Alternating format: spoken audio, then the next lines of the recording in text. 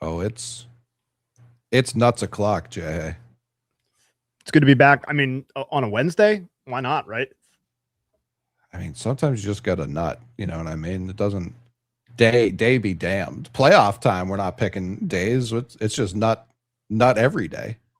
Well, I mean, you pulled the emergency cord last night, and you said, "What about a Wednesday 8 p start?" And I said, "Oh, let's do it." So we're here. Rocket's gonna be here for those interested. Yeah, he'll be here. This is great. I mean, it's good to be here. I was thinking about it while I was sitting here by myself for a second. I don't think I've been this mentally and physically ready for a nutting in maybe all season. I mean, I'm so in the zone. I'm so ready to nut. They're calling me Bob Nutting. Mm-hmm. Mm-hmm. They're calling me Pittsburgh Pirates owner Bob Nutting. I've seen that a lot in the chat. There's a lot of nutting references going on. What is it about tonight that gets you in that you think has it completely dialed in? Okay, so from an individual standpoint, I got a workout in today. I got a good run in, and the temperature outside's like perfect for a good run. So I got one of those in. Had a good, solid, but not overwhelmingly heavy dinner. So I feel I've had, I think, just the right amount of caffeine. I'm still drinking some. I got a nice latte right here. I'm ready to go. And then got a blog out. So I'm pretty happy about that. I feel like it was a productive day. I feel good about my day. Above and beyond, of course, the podcast and all of that. And then I've got, I'm looking at this slate here, namely the slate that we're going to be, I don't know. I guess I don't know when we're going to stop, but that we're going to be in the heart for. And we've got a lot of people that I want to spend some time watching. And I know we're going to focus on Sox, and Jake Bennett's one of those guys. But that's not all. I mean, Walbert's going, Urania, Dallas's boy, Kyle Harrison, who I know we don't talk about as much anymore, but still somebody I'm trying to tune in and watch. Chase Burns is obviously appointment. Probably should start there. Is appointment television or damn near. Garrett Cole, Shane McClanahan might not be as electric as it was a few years ago, but still some appeal there. And I from a like, let's actually see what he looks like and whether we can take some steps forward perspective. I'm very much dialed in on Jared Jones tonight. Sure. Because, obviously the answer so far is yes, because he has not allowed a hit or a walk. But like, that was my mindset in general going in, was like, the stuff still feels like it's still pretty electric, but the results haven't been like outstanding. And from a selfish perspective, he's on my keeper fantasy league. So sure. Yeah, I'm just ready to go, man. I'm ready to talk ball, ready to be here with the fellas and the ladies. Do you think, and I like this is coming from a bit of a neutral place with you, being a guards guy, do you think Sox should be more of a rivalry? I mean, there is stuff that lends it to it, right? Above and beyond. Like, I don't know, man. Like, it's tough. Both teams have so much history, being such old franchises, that you would like to think that there was more kind of juice there. But like, I don't know, is there really any juice to the Chicago-Boston dynamic at this point? None. In any sport? Like, I'm trying to think. I don't know hockey, so I'll defer on that one, but they're in separate conferences, aren't they? Aren't the Blackhawks in the West? They played in the 14 Stanley Cup. Oh, we got a run on the board. It's Duran. We got a splash. Oh, maybe tagged on the foot. We'll find out. They're calling it a run. May got him on the foot though. They beat us in the cup, and I think it was 14. I may have my year wrong because I'm not a hockey guy, but feels correct. But like, when they gear up to play every year, I don't see a lot of people being like, let's get them. Bulls, Celtics, really sick for. Oh no, you didn't catch the ball. That doesn't help. Bulls, Celtics had like an electric first round 8 years ago. I don't know what That that does doesn't for sound great. anyone. Yeah, no, That's not good enough. and then like there's a potential, but to what you even just said, there's like a potential Drake May, Caleb Williams thing that could happen since they were 1-3 in their respective drafts, but they're going to play once every 4 years. Maybe they meet the World Series at one point. Yeah. Not close. What was not close?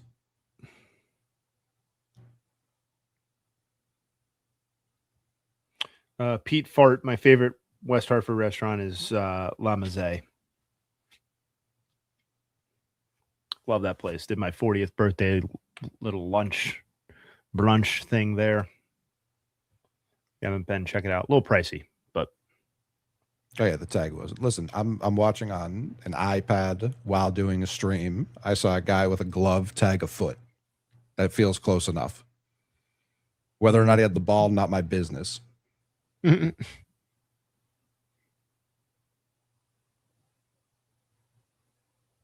Are the Sox back? What do you mean it's West Hartford? I don't get. What do you mean? Are the Sox back? I don't know, man. I mean, they're not. I mean, they're not back, right? Like, sure.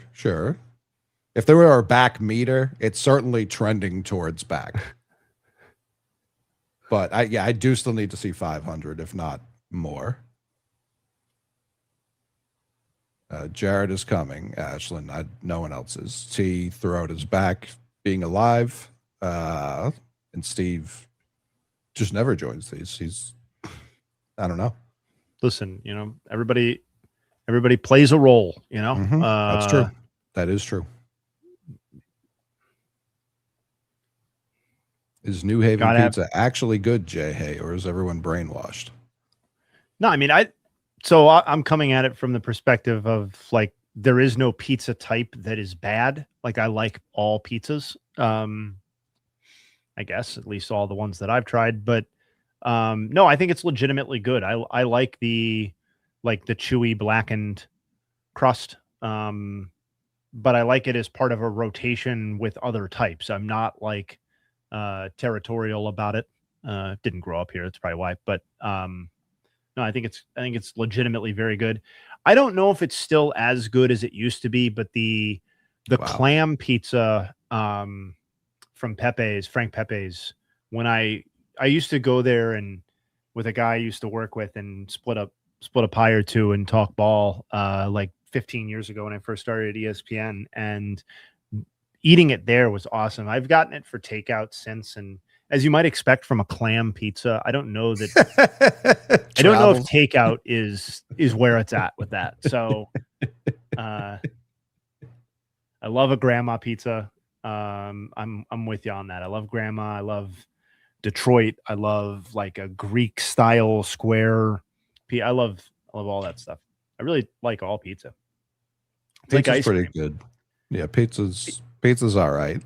I mean, pizza and ice cream. It's like, are there bad? Like, there are the worst versions of those things, but you really have to try to be like not enjoyable as a pizza or an ice cream. I feel like I even like Little Caesars. Like, you throw some of that stuff, you stuff some of that crust. I am a sucker for stuffed crust, dude. I could never get that as a kid for whatever reason. We just never got it into the house. And so stuffed crust was like that foreign, like, it was like delicacy. Delicacy is the word I was looking for sure. I was gonna spit out delicatessen, and I was like, that's obviously not correct.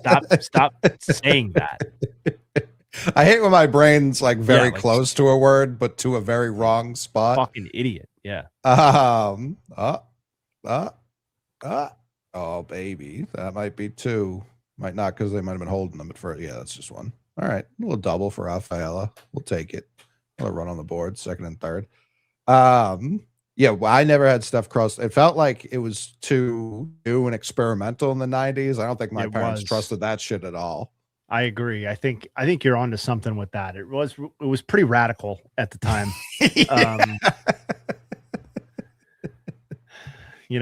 Obviously those bars have been smashed. There are no rules anymore, but Am I cooking up a good feud? Yeah, I am. But I'm also waiting to hear back from guest option 1 and 2. So if they're both no's, I'm gonna have to do a late pivot, but we'll see. They're both very good guests, so I hope that they come through. Not that any of our guests have been poor. Obviously, we've had a stellar lineup so far with RDT, Coley, and Clem. But yeah, this would be a little bit outside of basically just calling our friends. Okay. But we'll see. Oh boy, they might cancel the All-Star game if Wilson Contreras is hurt.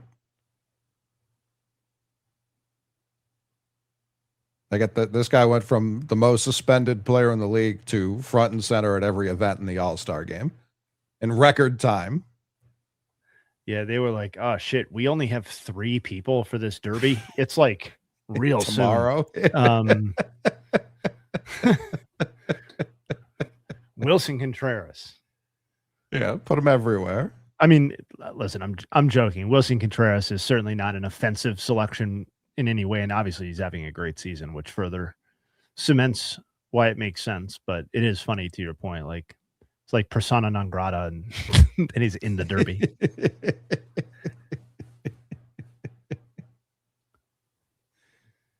It seems to be a great way to it's the Pete Alonso way of making the All-Star team, just being like, I'll do that thing everyone else is dropping out of. You're like, oh, you need somebody for that? All right. It's like the opposite of this fucking thing that keeps happening to the Phillies best pitchers, apparently, where their schedules are. I got to be honest with you. Like, I turned it into a whole column because the Zach Wheeler stuff has fascinated me, and I've been looking into that and tweeting about it for a long time. But like, specifically the idea that, and I just don't feel like this used to be a thing. Maybe it was, and I wasn't paying attention, or just never landed on a guy where it really mattered as a snub. But like this idea that their schedules are preventing Major League Baseball from selecting like brutally obvious all-star guys as options, and then moving on to less qualified people just because they don't seemingly want to go through the bureaucracy, the red tape of naming Zach Wheeler an all-star while knowing that he quote unquote can't pitch, and then going immediately to the next guy. But like if you're not going to do that, then you are devaluing your own recognition, right? Like big time. I think you and I are probably on the same page that all-star appearances are not super high on the list of things that we're considering when like it's like how great was this player's career. But if I'm putting together, like when I was at ESPN, if I was putting together a full screen graphic for some guys, like an obit or just he was in the news or whatever, like 14 all-star appearances, 11, like whatever, that was an item line. You know what I mean? Like that is a thing that matters, or it was supposed to matter. And like now I'm kind of curious how many examples of this there are, but like what are we doing? Like Zach Wheeler is not an all-star. And like, I think they pointed out that it happened to Sanchez last year. Like that was kind of part of the deal with Christopher Sanchez's omission. I don't get that process, I guess.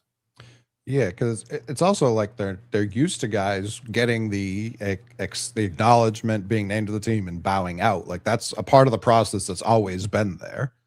So they can't be like, yeah, they can't be preemptively being like, well, clearly you won't be there. It's in Philadelphia. It's not even like he's traveling. Like it's in his ballpark. Crazy, man. Yeah, like I don't get it. And like there is still, I know baseball is not entirely antiquated, and this doesn't apply here in this situation, but we hear from teams all the time. That Wilson warning track power all series. Like we don't know what gets said in these arbitration hearings year to year, but the teams will try anything to save $200,000. And if a guy not making an all-star team because the league thinks he wouldn't show up because he pitched too recently, now they're in an arbitration hearing being like, well, you weren't even an all-star, so why are we paying you like an all? Like, I'm sure that gets brought up. These teams are bringing up everything and throwing it in these players' faces. So I have some bad news. Oh boy. Jared Jones was perfect through 6 innings and was removed from the game, not apparently due to injury, just because that's his day. So, okay.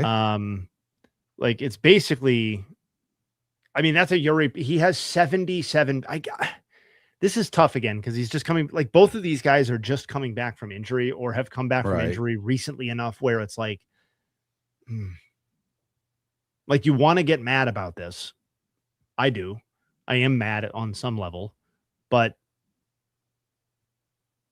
like, it's also not at all surprising that Jared Jones would not be pushed to 100 pitches, you know, a month or so or whatever. It's probably been more like 2 months since he came off the IL, but you know, point remains the same. I don't know. Just kind of disappointing that the pursuit of the perfect game is kind of not what it once was. You have to be extra perfect now. Like, you can't be wasting your time on strikeouts because you need to bank those pitches. Like, you need more first, second pitch swinging outs. So your team is like, well, he's only got 60 pitches through 7. So like, yeah, we can push him a little bit, but that's just not how this goes. Nope. It's not how this goes at all.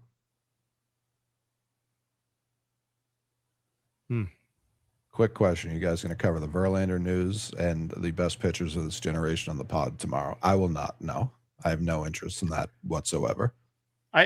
So today's podcast was a little experimental and like envelope pushing in terms of the pace we were trying to move at, and for reasons that were related to interviewing Matt Olson, which is obviously a worthwhile thing to shift things around for. So Verlander was, I think it broke I think Jared said it broke in the middle of the pod. I will throw it on the rundown for tomorrow, and we will give it a little bit more attention than we otherwise would have. There is an element of it, though, and this is how I felt when Kershaw's retirement was announced in the middle of, or at whatever point in the season that was announced. I don't remember. It's like, yeah, obviously. Like, I don't know, man. Like, I just sort of felt like the writing was on the wall for Justin Verlander. It feels on the wall for Max. Like, I would anticipate that Scherzer will be hanging it up after this season. I'm not telling him he needs to, or that I'm not telling the man how to live his life. I'm just saying, I think they both seem a little bit out of gas, and they are struggling to stay on the field.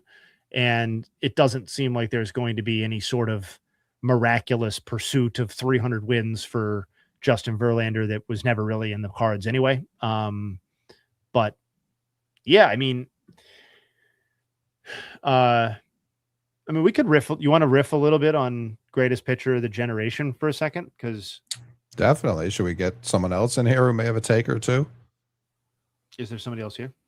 That's what the texts are saying. Yep, there he is. There he is. Wow, man. Wow. Corner Jerry. Did they just pull Wilson? They pulled Wilson from the game. So he's out of the All-Star game. That's good. That's good. Well. Yeah, no, he's done. Nice. So is Jared. Yeah. Best pitchers of the generation. I feel like we've talked about this a little. I don't know if it was ever been on a recorded line or in front of an audience. Where do you stand? Because what are there 3 legitimate?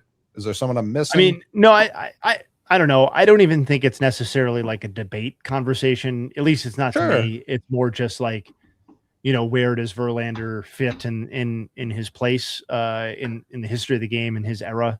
Like, I think it is pretty. I've settled on the answer being pretty definitively Kershaw in this era, and I think that's probably the consensus opinion. When I was looking at the Zach Wheeler stuff, for the premise being like pitchers who led baseball over 9 in F4 over 9 season stretches in baseball history. And I went back all the way to 1900 and looked at every 9 season stretch to present day. And, you know, Zach Wheeler is the 2017 to 25 and 2018 to 26 answer to that question. Sure. And Clayton Kershaw has a run on that spans, I don't know, 8 or 9 different runs consecutively. Justin Verlander has 0. He's mentioned 0 times over that stretch, and part of that is being the contemporary of an inner circle all-time great, and you yourself probably still being classified as that type of pitcher. But it's very hard for me to make the case that Justin Verlander was ever qualitatively better than Clayton Kershaw for any sustained period of time, and I don't think whatever advantage he ends up having, and I have to look what it is, his bulk advantage to me does not in any way outweigh Kershaw's overwhelming peak advantage. Where does Scherzer fall into? I think Scherzer's the clear third. I think wow. Scherzer is definitively third after Verlander. And I do think somebody just brought it up, and it's a good point. Jeb brought it up. To me, Greinke is a guy who is not on the level of these three, but is more often should be mentioned as more of a contemporary of these guys, because I think Zach Greinke deserves to cruise into the Hall of Fame, and there shouldn't be much debate about his candidacy. But I think it's closer to a big four than people would want to appreciate. But I do think there's a pretty clear hierarchy to the 4 pitchers at this point. What the fuck happened to Wilson? Is that a cramp? What's wrong with your mic? Yeah, that mic's not plugged into anything.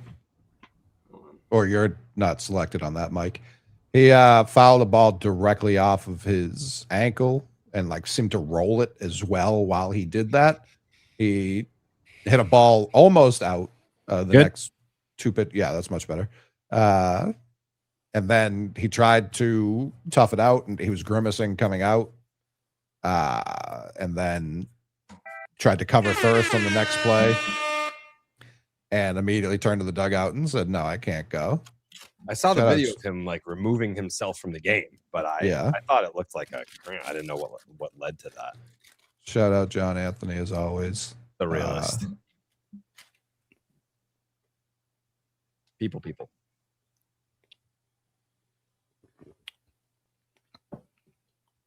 That score bug is fucking awesome. I love the background too.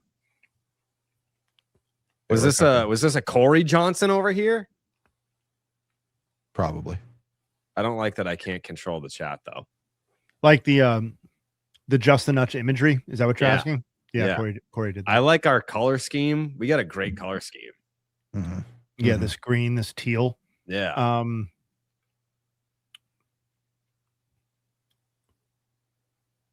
Where do we think Jose Fernandez would have ended up?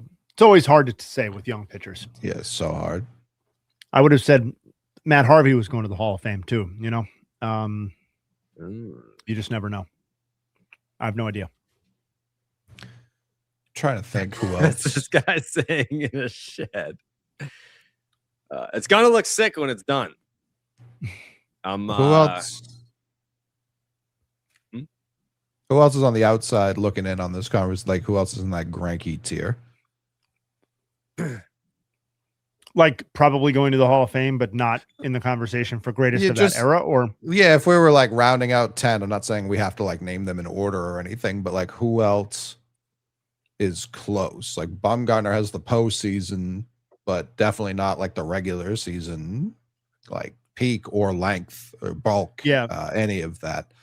But the showmanship in the playoffs, like I already see people mentioning him, like people for sure. Like Sale is a little too late. He's the guy I actually think is the one to add to the conversation if I have to, because it's like obviously defining eras is difficult. Like, where do you draw the line between one era and another? Right. Like, in what era does Roy Halladay belong? I would say that these guys are, I mean,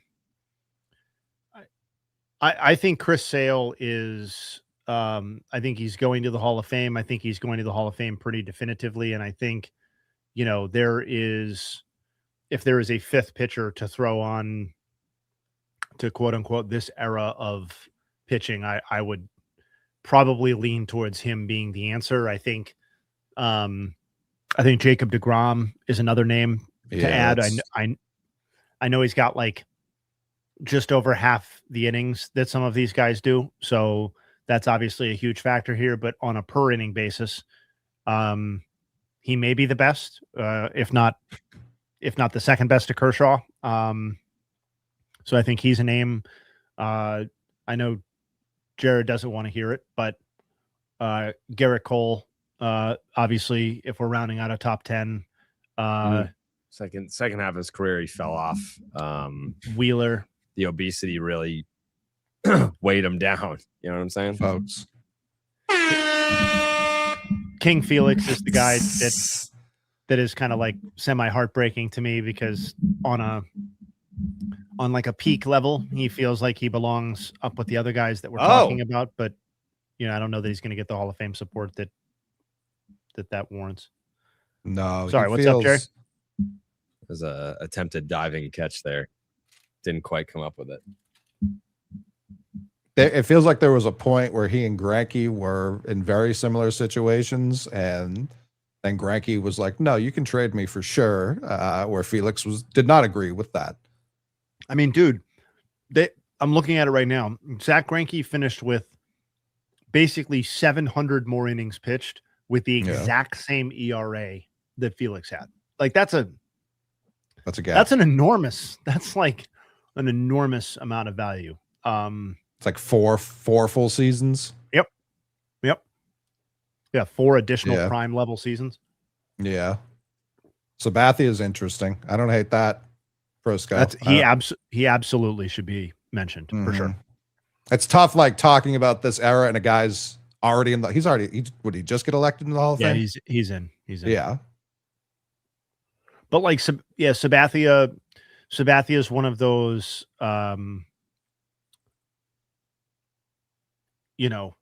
Is he like? I think of him more as part of Halliday's era. Yeah, agreed. And in that case, I would say that Roy Halladay is the better pitcher there, or had the greater peak. Better, I would say he just had a better career. He's better than CC Sabathia in pretty much every way that you could describe a pitcher, I guess, now that I'm really thinking about it. Sure. But, I mean, he had more career value, better peak. As I'm talking it out, that guy was all right.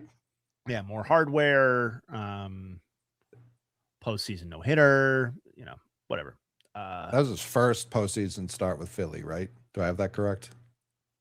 The no-hitter? Yeah. Or was that I think it was his first playoff start, and I think it was like the first game of that playoff run. Right. This is definitely, it's post big unit, not pre. It's post. Super post. Obviously, I mean, I could talk quite literally all night about the Randy Johnson, Greg Maddux, Pedro Clemens era of pitching, and have actually. There's whole videos on for it sure. If you want to go check it out, although that might be defunct now. I'm not sure. No, that's real debating right there. Yeah, that is probably an impossible debate, and that's what makes it such a fun barroom one, is that I've thought about it and twisted it around in my head so many times, and I'm still not convinced that there is a definitive right answer to who is the best between those 4 pitchers. Really depends on what you're looking for, I think. And even then, it's not clear, because it's like, I'm looking for peak value. It's like, okay, well, are you looking for 1 season peak value? Are you looking for 2 season peak value? Are you looking for 5 season peak value? You know what I mean? Because how you answer that question matters to who the response is. Big time. Yeah, it's one I struggle with a lot because I'm a Pedro guy, obviously. And I'll argue he had the highest 3-year peak over anyone that's ever picked up a baseball. Yeah, sure. If you're going full career, it's hard to have right. Clemens or Randy not be the answer. And then Greg's just kind of I fit in all of these debates. And honestly, if you expand it, like I was saying, if you expand it beyond 2 or 3 years, even to just 4 years, your answer basically flips to unit. You know what I mean? And it's like, oh Sure. God, like so that's the margin that we're talking about. And even then it's like, oh, so I'm probably flipping to unit, but like, why am I not more compelled by Greg Maddux winning 4 straight Cy Youngs and posting a sub-2 ERA over that stretch? It's like, I should be, I am, but it's like, and then like Clemens has like the best. I think he's maybe got the best season of any of them by wins above replacement, if I'm remembering correctly. Maybe the best 2 seasons. One of the Toronto one. Yeah, I want to say he's got a Red Sox and a Toronto one that rank above anything those other guys did, which is kind of crazy. But doesn't he have like a 12-7 in like 85 or 86? Yeah, he's got like a stupid one that makes you wonder. He was doing something. No, well, so he's got per BREF at least. He's got 1997 with the Blue Jays was 11-9, and 1990 with the Red Sox was 10-4. See what Randy did. Randy had 2 10s, but Clemens did have the best. I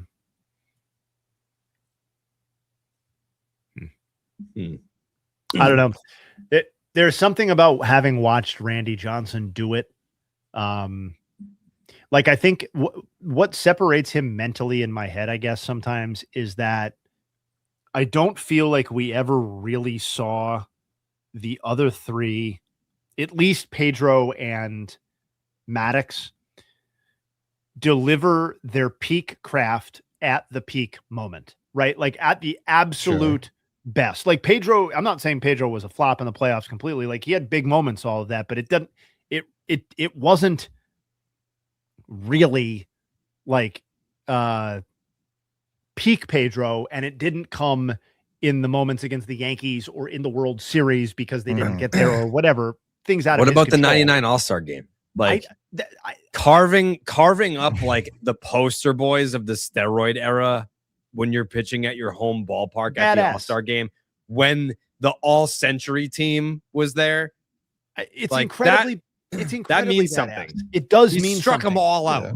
It absolutely means something, and that's why people bring it up all the time. I personally just can't put as much stock in that. It's not the as what 01 World Series. It's not the 01 World Series, and for that matter, it's not the 01 postseason, like as a whole. And it's like, I don't know, and that's like the I get what you're saying, but like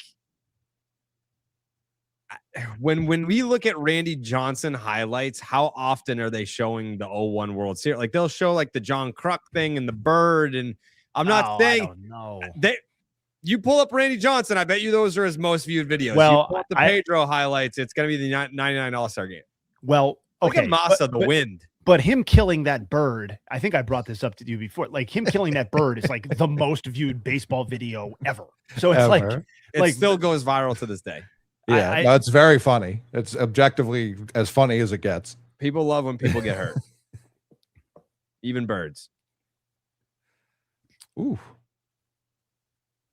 But needless to say, it's not impressive, obviously. Like 99 All-Star game Pedro is unbelievable. Randy Johnson came back in relief to seal the World Series. Yes. After like moments earlier, like delivering one of the best World Series starts.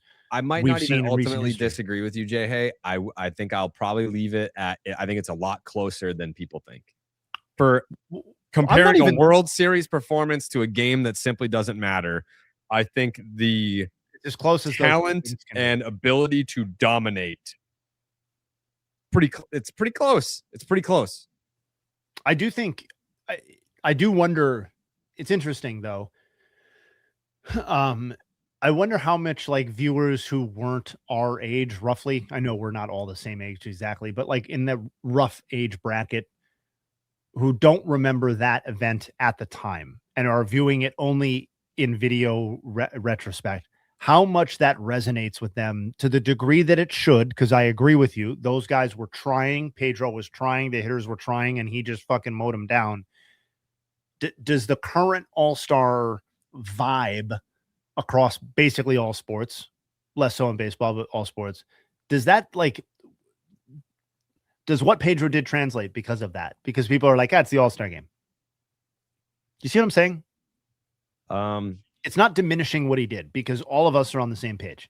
I'm saying for somebody 15, 20 years younger than us, if they're watching Pedro carve up dudes and they know it's the All-Star game, are they being like, are they walking away as impressed as you think they probably should be? I mean, if you are a baseball fan who gets that time period and you're looking at it as like, these are comic book superheroes, the who's who of the era, and he's making them look like they never played past JV baseball. I don't know. I mean,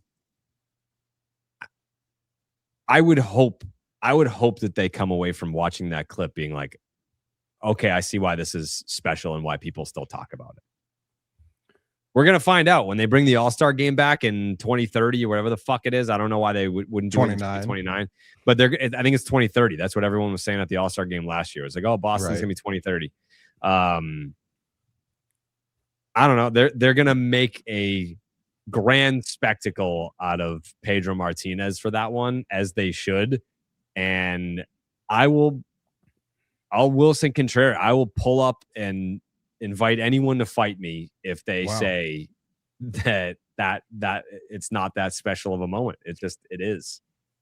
Just is. All right. Like, there's definitely been, like, what's the most memorable All-Star game moment that you can recall since then? Off the top, Mariano's last one. I just remember that it was a thing. Like, the only thing I remember about that was that Papelbon was like, I should close the game. That's not what I remember. He was right, by the way. He was not. Although, all due respect, of course, to Paps. The Bud Selig tie. Yep, that's a good call. Yeah, I mean, having attended some of these over the years, like it's largely been excited for the Derby. There's a come down to the All-Star game. I do remember the Mariano one because there was a specific thing to hang your hat on, and there was an anticipation of when will they use him, and will there be an opportunity to use him in a semi-dramatic moment or a moment that's fitting for Mariano. And it was in New York. So those were all things that, I mean, granted it was at City, or City. But that's one. I think that's something, but that's also like a manufactured thing to a degree. So I'm trying to think if there are other ones. The Elias Diaz MVP. Everyone remembers where they were. The JD Drew MVP. People haven't shut up about that one. I'm trying to think.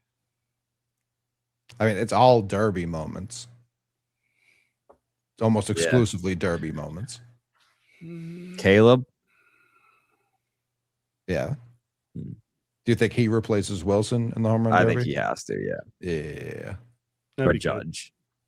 Yeah, Clemens's B-ref is preposterous. Honestly, 04, the 04 All-Star game in Houston, Manny and Poppy taking Clemens deep was pretty funny. I mean, that's not that was when the All-Star game determined home field advantage in the World Series, and you had Manny and Ortiz taking Roger Clemens deep to set themselves up for a home field advantage in the most historic World Series championship of all time. Pretty cool. Not on the same caliber as the Pedro moment, but like, no, if we're talking memorable All-Star moments.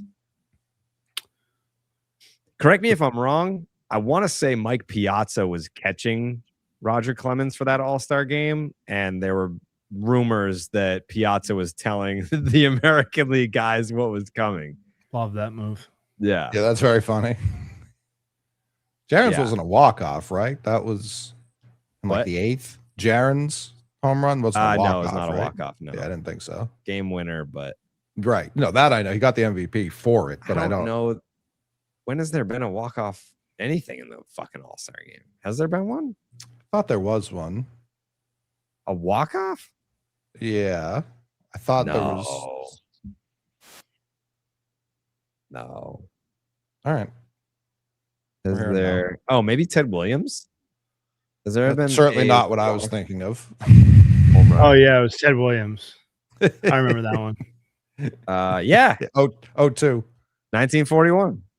Yes, there have been exactly 3 walk-off home runs in the MLB All-Star game in history. 1941, Ted Williams. The first and most famous occurred on July 8th, which is today. Wow. 1941 in Detroit. Tony Perez in 1967 and Johnny Callison in 1964. I mean, back in the 60s, they were like, oh, the All-Star game's boring. All they do is hit fucking walk-off home runs every year. But Ted Williams, I remember that one.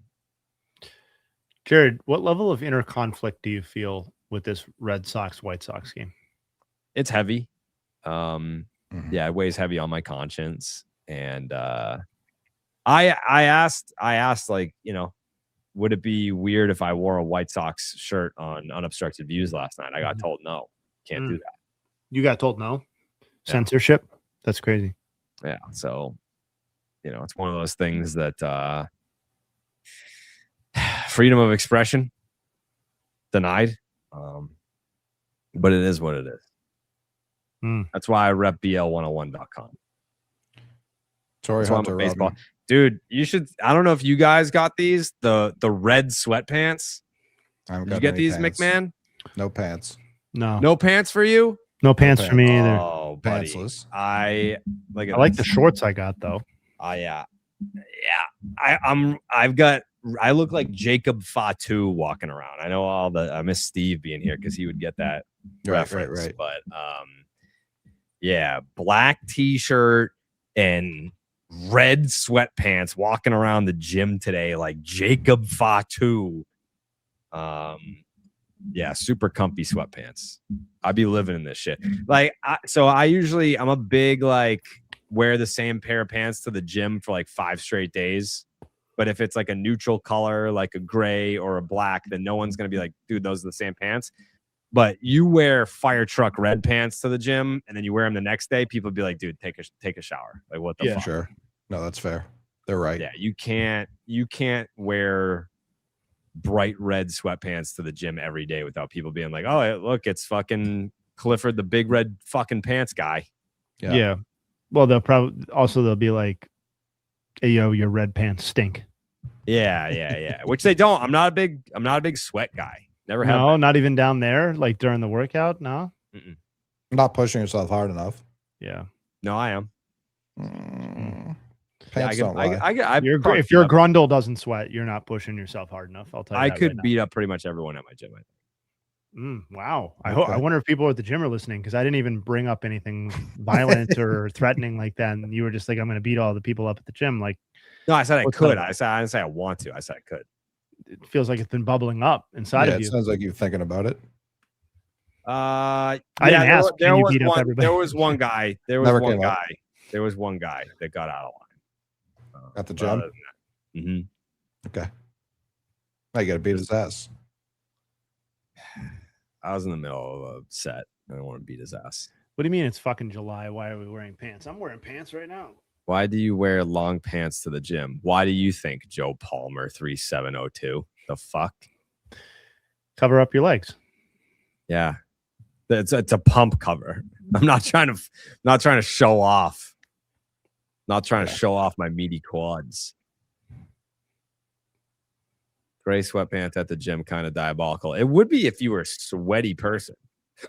I'm not, though. Yeah. Adam goes to the gym naked. That was one of the funniest videos of the entire season, was Adam being in, I think it was Colorado.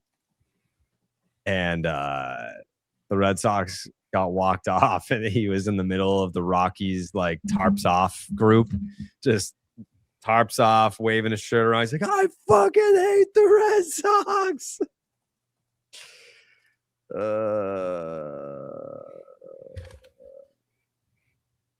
Yeah.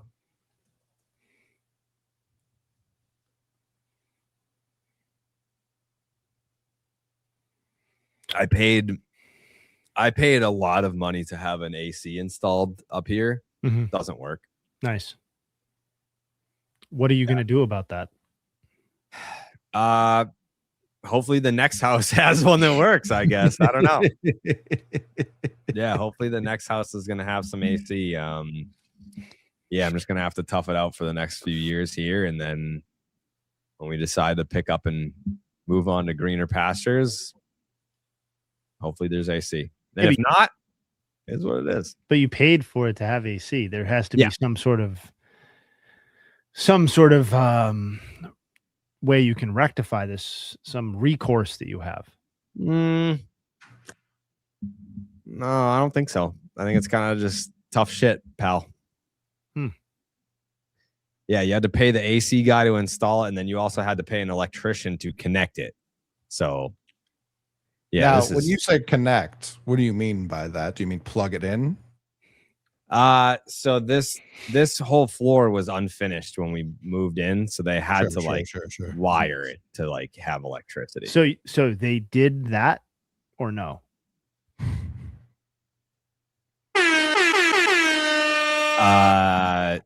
It turns on, but it just ever so lightly blows like room temperature air. Okay. Yeah. So your air is conditioned. No, it sounds I would unconditioned. not describe it as conditioned. No, I wouldn't say it's conditioned air. I would say it's just standard air. Like this is the same air. That's more like, air. Just it's additional air. Yeah. Can I ask a question? Sure. Is it on the right setting? Have you? I've tried them all. Okay, I've tried them all. Listen, fair question. Hey, totally. You must ask it. Yeah. Was not offended it would be at all. fair to ask me as well. Yeah. Yep. Was not offended by the question. Happy to answer it. Tried all the settings. It's currently Just on the one with the snowflake on it. Yeah. This is the snowflake setting, and it's just pretty standard air that's coming out. Okay. Yeah. All right. Market value air. Yeah. So we don't know whether to blame the maker of the AC or the electrician for setting it up. Is that where we're at? I would probably say it's the HVAC guy, because I mean the electrician. I don't know that there's not like a different kind of electricity that makes the air cold, as far as I know. It feels like you're getting electricity up there based off of all the details I have being able to look at you right now. Feels like you are. Yeah. Came through. My understanding is that it is one size fits all when it comes to electricity. Yeah. So it's probably not true. Somebody's probably going to tell us that that's not true, but you might need a bigger AC unit. If you go directly up to it, it's blowing just air. It's not like it's just for this floor. It's just for this floor. I can see it from here. It's on the far wall over there, and it's just like if Coley were just if we cut a hole in the window. And Coley was just like, that's what air we're talking about.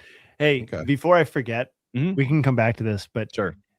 Jared, on tomorrow's pod, I think we should do a bit where I come in real hot on Jake Bennett. And I'm like making him my guy. Your like, guy, yeah. Yeah. And it's like, listen, I've been scouting this guy. I've been deep on him for a while. No one wanted to give him credit. Nobody in the space, like certainly nobody in the Red Sox sphere was like talking about this guy.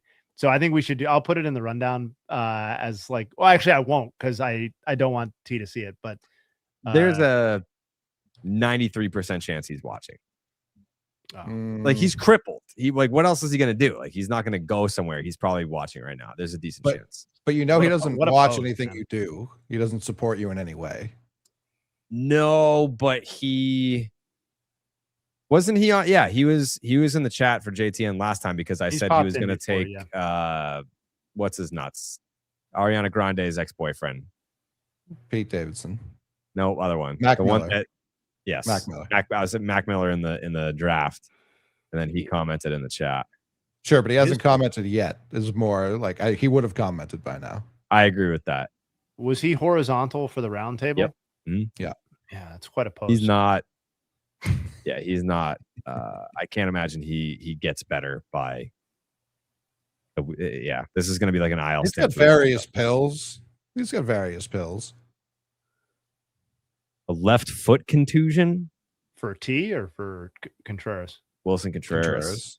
No, T's T. way more fucked than that. T got his back blown out. No, I know. I didn't know if he picked up another one. I didn't know if he texted you saying I got a right foot contusion now. I don't think he can move to contuse his foot. Yeah, there's to contuse. Yeah. No, he'll get really mad about that, Jay. So that's a good bit. Yeah. Genuinely upset. Yeah. I'm pretty excited for that one. Furious. I'm gonna go in and get all of the numbers off of Savant that he's already got, and I'm just gonna. It's gonna be funny. What the fuck? Oh, I thought I was hearing thoughts. I had another screen open that was playing sound. I was like, "What is going on, brother?" He's listening to a rival stream right now. That's what he's doing. That's a very team move.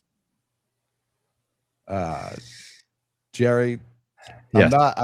I'm not ready to buy by any stretch of the imagination. I don't want it in the papers that I'm ready to buy. I'm ready to Jerry. buy. No, I'm not ready to buy. But there is someone. Put it down. I was listening to just one of the all-time guys, Mike Francesa. I'm probably the youngest person who listens to Mike Francesa as regularly as I do. I thought he retired.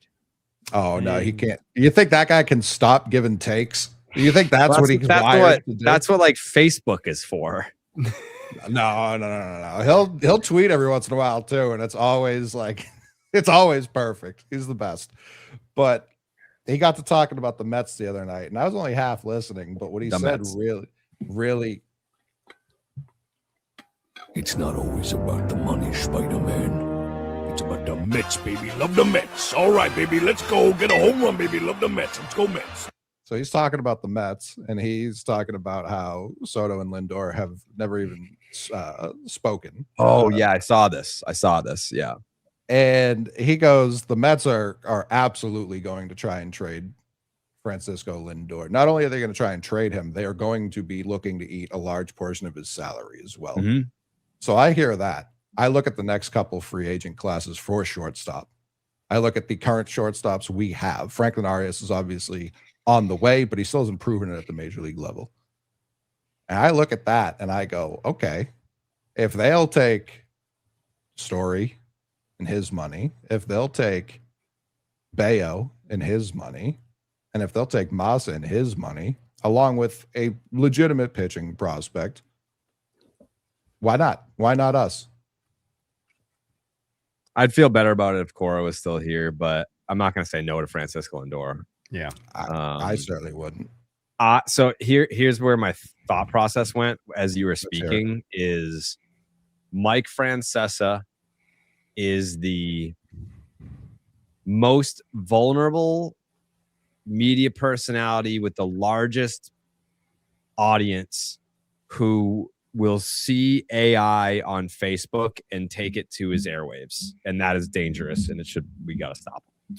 Sure. But he also still talks to people.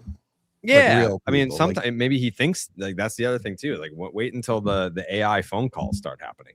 Text messages. No, he doesn't. He's completely cut off the audience, which I appreciate for him at this. Like he's only outgoing at this point of his career.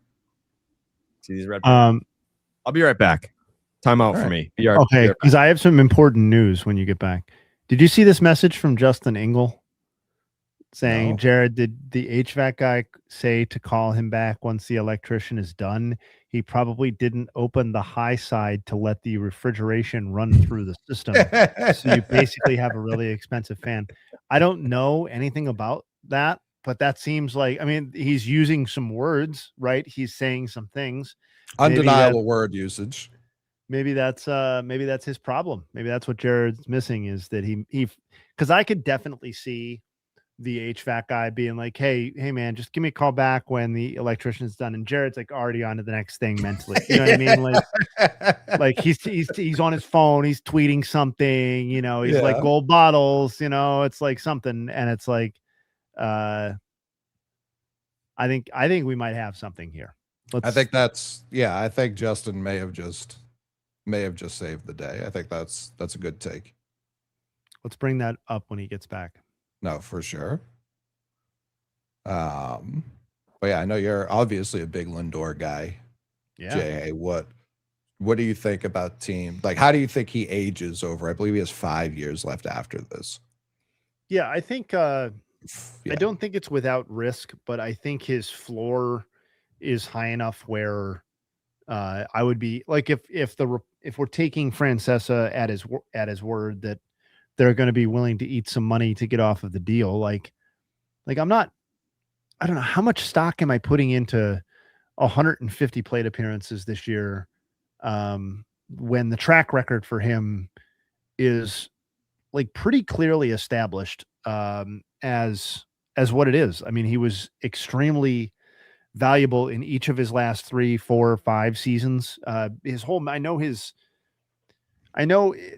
his first season with New York, I think, threw people off the scent a little bit in a way that has been not difficult for him to recover from because he's gotten MVP votes since then, but like, and including a second place finish. But like, I feel like sort of like Beltran kind of tainted some people's opinions of what his Mets tenure looked like compared to what he was doing before he showed up. And I think when you properly adjust for like offensive environment of the era and stuff like that, you know, OPS Plus says that he's been better offensively as a Met than he was with Cleveland. And the OPS, the raw OPS gap says the opposite. But again, adjusting for offensive environment, like, and even if you just want to call it equal, I think that would be relatively surprising for some people. But I just don't know. Like, I think he's going to age very well. And I think if your expectation is more along the lines of we're paying for a 3 to 4 win player, over per year, over the life of this contract, as opposed to a 5 to 7 win player, which is what he's been at points, then I don't think you're going to be disappointed. That was exactly where I had pegged him at too. It was 3 to 4. I was like, all right, if he's 3 and also potentially in 2 years' time sliding over to second, if Arias is as good as he's proven to show this year, then it's like, all right, if I'm paying my shortstop and second baseman $34.5 million combined, because Arias will be making nothing for the first few years, then yeah, I don't think that's a crazy amount. Yeah, and if they're getting him for 5 years, like I think, like just playing this out, like I think Red Sox fans would be like, to me, I would defer to people who have actually run the numbers or whatever when that, if and when that time comes, but 15 wins above replacement over a 5-year period feels to me like what you would be like satisfied with, happy with, if you're acquiring Francisco Lindor over that period, provided again that you're not paying full freight for the contract. And, I don't think it needs to be like, I don't view him as like a Devers sort of situation where I'm not, I need a huge portion of it paid down / I'm not interested to begin with. Like, obviously he's a middle of the order guy. His value is for his career on a completely different level than Rafael Devers. And yeah, I am a big Lindor guy. I get a little annoyed when we're on the pod and we go negative on Lindor and we start talking about that clubhouse stuff. And, when Dallas starts talking about Jason Kipnis or whatever, it's just like,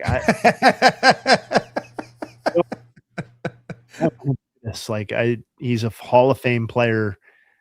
I don't like, if it comes out after his career that like, he's just a total fraud as a person and is like a complete dickhead jerk, then like, I'll eat it. That's fine. I don't know the man, so I'm not putting that much stock into it, but it does seem like he's like this.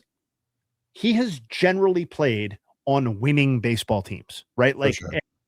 I don't know what his career winning percentage is, but the vast majority of the teams that he's been on have been various forms of winning teams. And I just don't feel like he should be saddled with last season's collapse. I don't think any individual player should be. And if he and Soto really don't get along, then I guess that is what it is. But I don't even think it's like they hate each other. I just don't think they're best friends, which I just don't. I guess that matters because it's New York and we have to talk about it. And they're two Latin guys, and everybody assumes that like they're all, people are lazy and they just assume Latin people are going to get along, even if they're from different places or have different backgrounds or whatever it may be. So, I don't know. There have been plenty of star level players who have not gotten along, and it just seems like this is such a persistent conversation. And I don't know. I'm not willing to put that much at the doors, that much of the Mets failure overall over the last season and a half at the doorstep of that, as opposed to the fact that their pitching staff fucking sucks ass. And the fact that, the offense outside of Juan Soto this season has been like really inconsistent. Like there have been individual bright spots. I know like Ewing has had his moments. I'm not saying they're all bad. I'm saying no, but it took Bichette 2.5 months to get going. correct. And, and Lindor wasn't there. Right. And so I don't know. If he needs to go to a different team for the conversation around Francisco Lindor to change, then I guess that's what it is. Cause then I would welcome that because I'm fucking annoyed by the conversation around Lindor over the last couple of years. There also seems to be confusion about whether or not he has a no trade clause. So that's where it's like, I don't know how much of that exists. If Boston looks that appealing to him, if that is true at this moment in time, it may not. Everything might look appealing compared to the Mets right now if he's living in it every day. So I don't know, but I looked at his age and then I compared it to Bregman, who Red Sox fans were fine paying this offseason, even though they didn't. I looked at Ketel Marte, who I believe is slightly older, like 3 months older than Lindor. That was a guy we were looking to trade for this winter.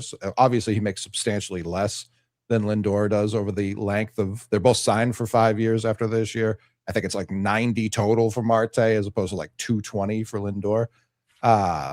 So I get all that, but at the end of the day, it's still the Red Sox. I know there's about to be a labor lockout, but I don't know if they're taking basically the same amount of money over the next 2 years off of our hands. I'm okay for that. I'm okay with that.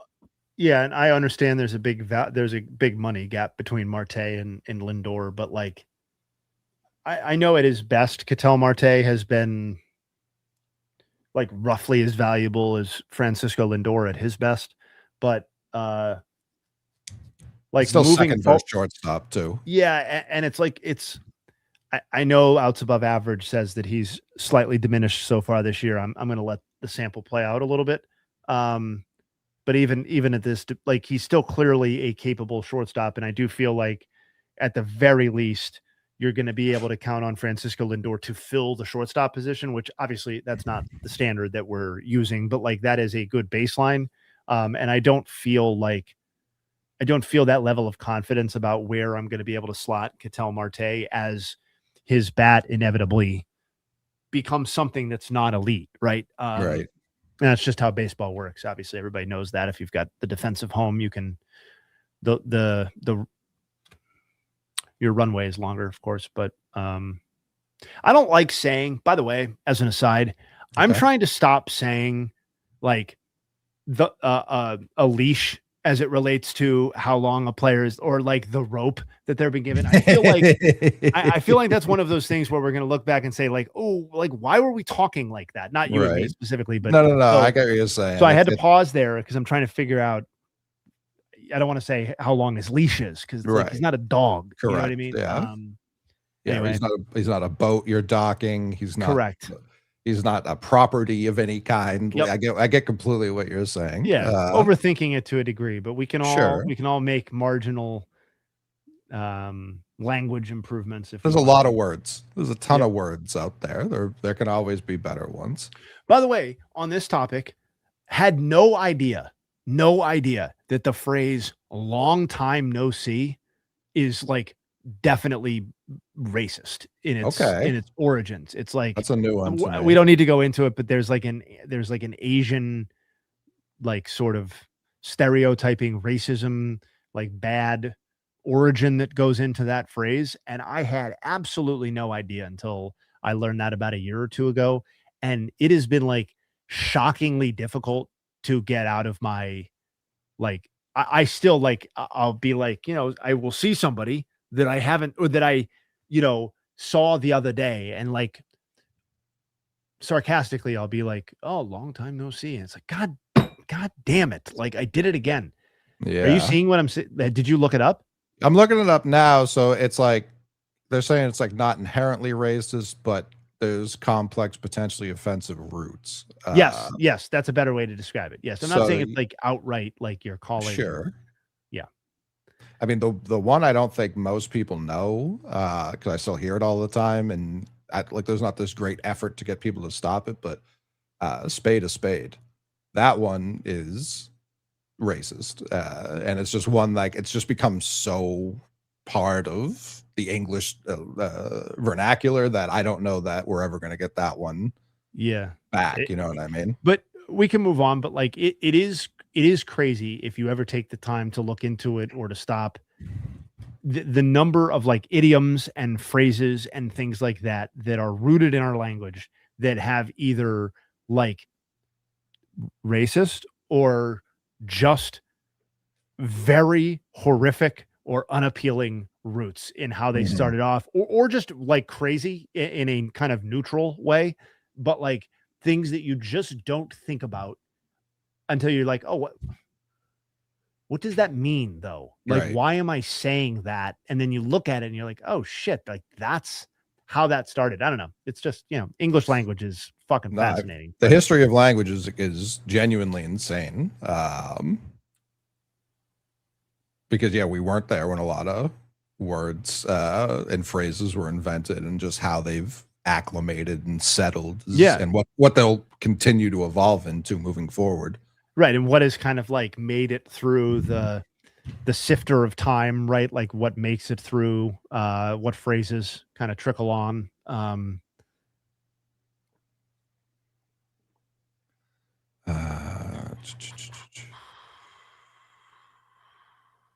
Owen said, "Is Jake Bennett 100%?" Everything is racist now. Everything is racist now. Shut the fuck up, Jesus Christ!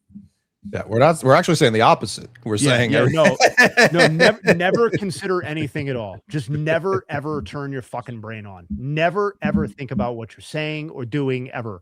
Never, because it might make you temporarily feel badly or make you just think it all. Jesus fucking Christ. Fucking whiny. God damn.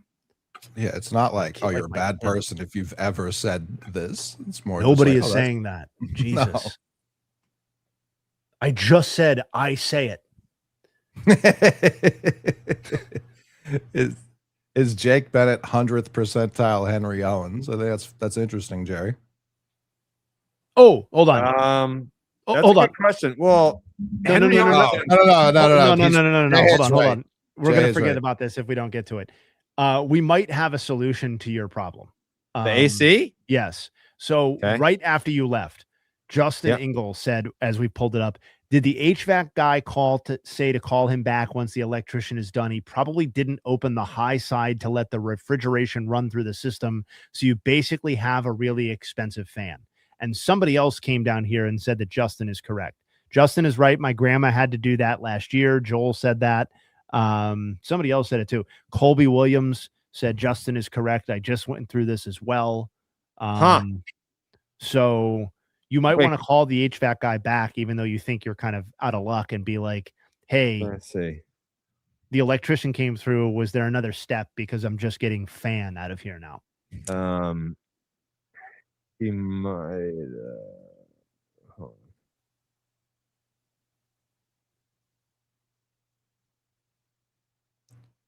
Someone said, pull that thing up. What is it again? Someone said the HVAC guy probably didn't open the high side to let the refrigeration run through the system after the electrician hooked it up. Dude, this would be so cool if we solved if the chat solved it. Yeah. I think you did. Yeah, man, I've just been up here every night sweating my dick and balls off, and that'd be great if I get some conditioning up here. Brian Giles' career 400 on base. It always goes back to Brian Giles. It does. Every We do stream. talk about him a lot here. Mhm. Somebody asked me a question. I was getting. What's that T-shirt behind you? Oh, just nightly shout out here on the Just the Nuts. It's my Oh, this whole thing. Yeah, it's my celebration of T-shirt. It's just my face celebrating me for my 40th. My brother made it. Shout out to Brandon. Yeah, it's a sick T-shirt. It also just works really well as the background behind me because it's like a bunch of my heads, so it looks funny. Catching up. I have a question. I have a question for Jay. Yo. Yes. At what point should I start making fun of you for not moving the sign behind your head? Oh, pretty soon. I mean, I'm going to get to it. I know we talked about that like a month ago, maybe even more than that. Pretty soon. Yep. Yeah. I think I said I'm going to have a baseball tonight thing back there too. I want to hang the jerseys. That's another thing. I mean, I don't know how much room to make because I feel like I have these 2 jerseys that are like pending, but I don't know, like, will I still live in this house when I get those? Will my, will you ever get those? Will I've moved into a retirement home? Oh man.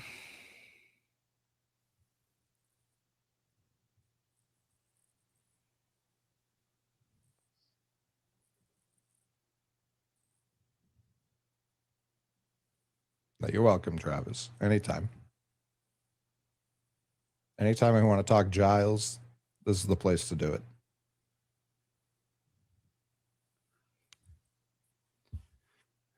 Yeah.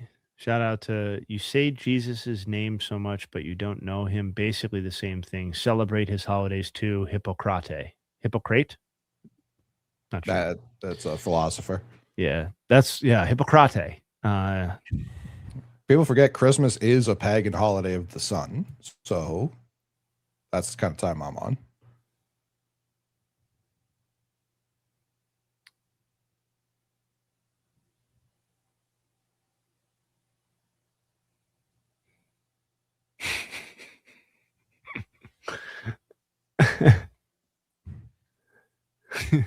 You have to open the high side. Common knowledge. Yeah, I don't know shit. I was just reading words. Yeah, July 8th is. Did we already cover this? July 8th is too late to be shooting off fireworks. I agree. It's like Dallas's it was like the Dallas and Jared conversation about New Year's. What would you say? It was like you get one day or something like that. Yeah. Like Happy New Year's, you get one day afterwards, and then you got to move on. Yeah, you can't or how's the new year treating you? Was that what it was? You got to wrap that up by like the second week. Just happy, yeah, any type of happy new year after July, January 2nd. Definitely after July. Yeah, like January 2nd, I'll give you during the day, but like that night, I'm like, shut the fuck up. What's like the salutations Happy New Year? Like there's another version of like Happy New Year. It's all too much. Oh, are you talking about old? No, I don't know. It's like a New Year phrase. The classic New Year phrase. That's right, Christopher Smith. That's exactly fucking right.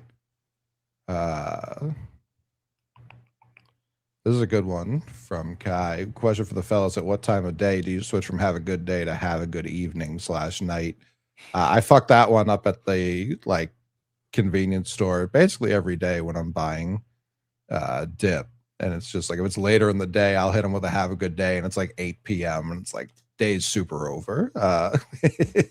You don't even want to know the origins of good evening. Super real dark, twisted shit going on there.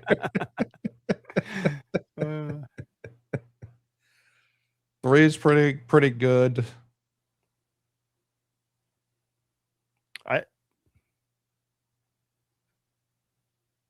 He got banged on the round table tonight.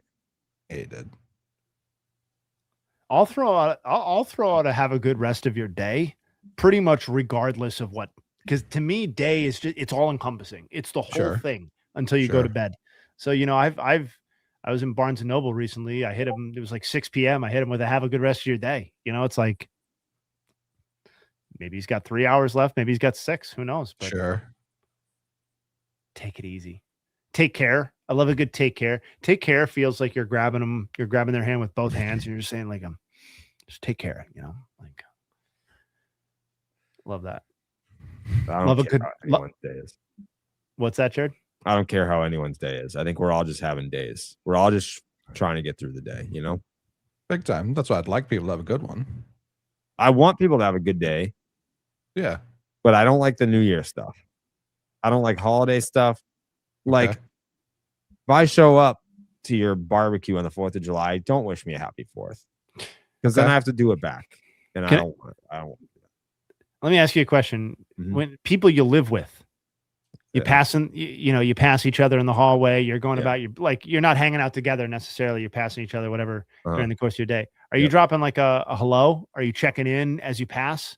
Because I can't really pass by somebody and not say like hello or whatever. The first time I see you, yeah. But like if they come downstairs in the morning and I'm making eggs, I'm like, hello, good morning. But anytime I see you after that, I've already said hello. I'd probably get so paranoid that you were like pissed at me if we lived together. Like Jared's walking past, like we don't even talk during the day. He just like walks past me. Like, but when I see you, I talk to you all the time. Yeah, no, in real life, you and I have a wonderful relationship. This is just a hypothetical. Like, sure. If you and I like live together, like roomies, you know? I think if we lived together, there would be like in the morning when we saw each other, be like, Jay, hey, what are we cooking up for nugs? And then I'd let you do your thing because I know that you've already been up for 5 or 6 hours. And then I go back to bed. Yeah. I'd go about my thing. Yeah. Sorry, but I gotta clarify something. My house is not that big. I was not clear. It's not that I go.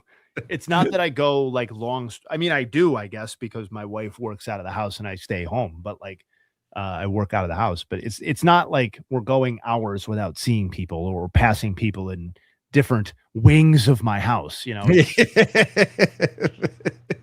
it's more like if I'm upstairs potting and I'm going, you know, up and down or whatever. Like, I don't know. We're spending too much time on it. But I can't walk past people and not just throw out greetings, even if it's just throwaway horseshit that nobody needs to respond to. I might hit you with a no thank you, you know? Yeah, like, you just never know. That's what I'm worried about now. Like I don't know if Coley even knows that story. Cold-blooded. Coley doesn't know the no thank you story? I don't think so, because it's not really a storyline on Section 10. It's more on BID. Got it. Okay. Yeah. Yeah. I met my neighbors across the street, and I was going. So there's a rule in my town that you have to have your mailbox on the street. Like you can't put it to your house. So I put it on the telephone pole, and I went out there to check my mail, and my neighbor across the street was like walking across his front lawn, like in my direction. I don't know if he was coming to me or not, but the only thing that I thought to say was no, thank you. And I turned around and walked back into the house. A no, thank you. Yeah. It was polite enough to say no, thank you, though. It's not. It's the opposite of that. That's exactly right. If I got hit by a no, thank you. No, we're good here. No, we're good.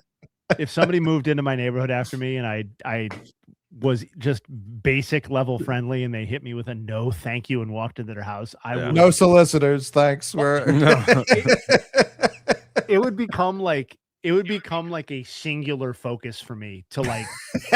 I don't know how I would get back at them because like I'm not gonna like obviously I'm not gonna fuck with the person on any real level, but like getting back at them in some satisfying way would like haunt me until I accomplished it. I mean, I hope that someone listens to the pod that can explain the situation to them. Be like, this man is traumatized. He's been hurt. He's been through some shit. So that's why he's like this. It is funny. It is funny though, because if I recall the sequence correctly, thank you to your one neighbor.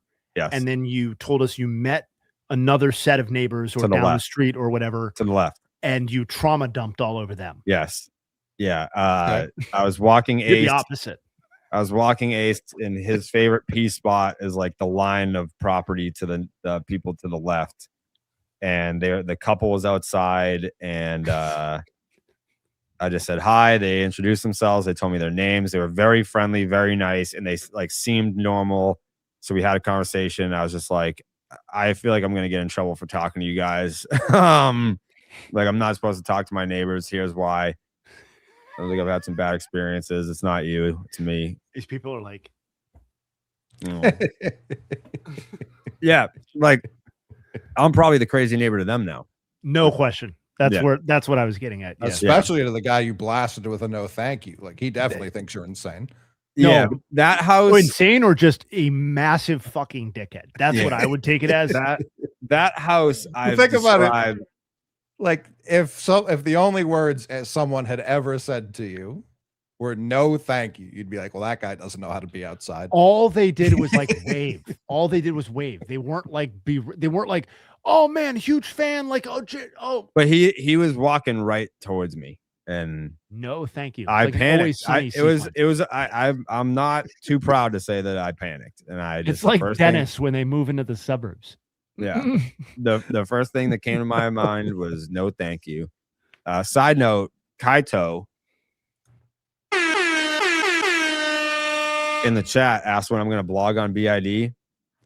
Here's my thought process.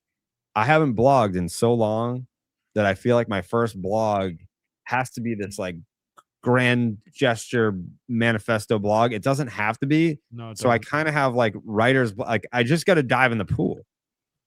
Like I could wake up tomorrow morning and blog about Justin Verlander's retirement and have it be, 800 words or whatever, and that would be just fine. But I feel like it's like, oh, finally blogging again. Here's something about Justin Verlander. People be like, what? Like I feel like the first blog has to be like, bang, like here it is. But no, just do it. So I'm gonna let Kaito pick my first blog topic for the BID blog. You pick a topic, and I will wake up tomorrow morning and blog it. He said why he loves boobs, so you may want to retract your offer. Oh, blog about boobs. I think we need more baseball focused. All right, five best boobs in baseball. Number 1, John Kruk. Wow, I've seen. Yeah, who would be better than him? Mo Vaughn. First blog is just Bartolo. Bartolo's boobies beats multiple families. Yeah, Bartolo's honking. Mm-hmm. Boob. Yeah, Nightingale. The biggest boob. I'm sure there's some like old 1930s player named like Boobs McKenzie or something. Yeah. Yeah. Best pair of boobs in Kansas City, Chris Bubich. That's a fact. Yeah, I'll admit it. I'm definitely gun shy right now. I've also been using my free time to learn how to edit video. I will say that. So I'm not just sitting here twiddling my thumbs, ignoring my neighbors. You are doing that. Mm-hmm. That's a huge part of what you're up to. Well, I don't know that this helps, but context that's important to me. That house, I haven't seen the same person once. Like there's like I've seen 7 different people come in and out of that house. Like I don't know what's going on over there. So I don't know if it's like a parents kid that has a girlfriend's mom lives. I don't know. There's a lot of people over there. I don't know about that.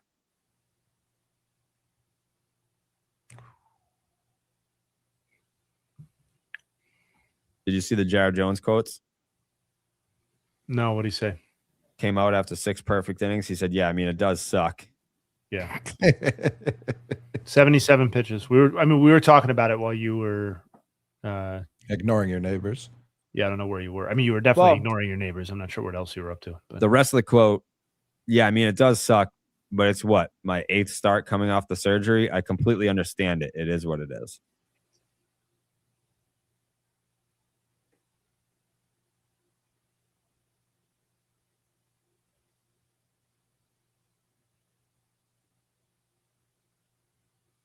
I thought he was out. Naked eye, I thought he was out.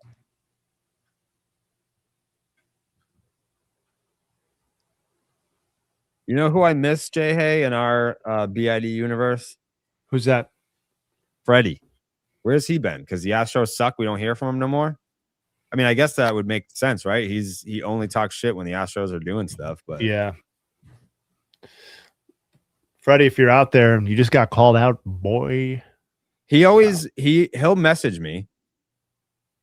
Yeah, he's in much more direct contact with you than he is with anybody else, I think.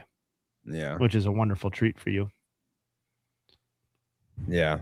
We have a lot of people that are just constants throughout. Oh, yeah.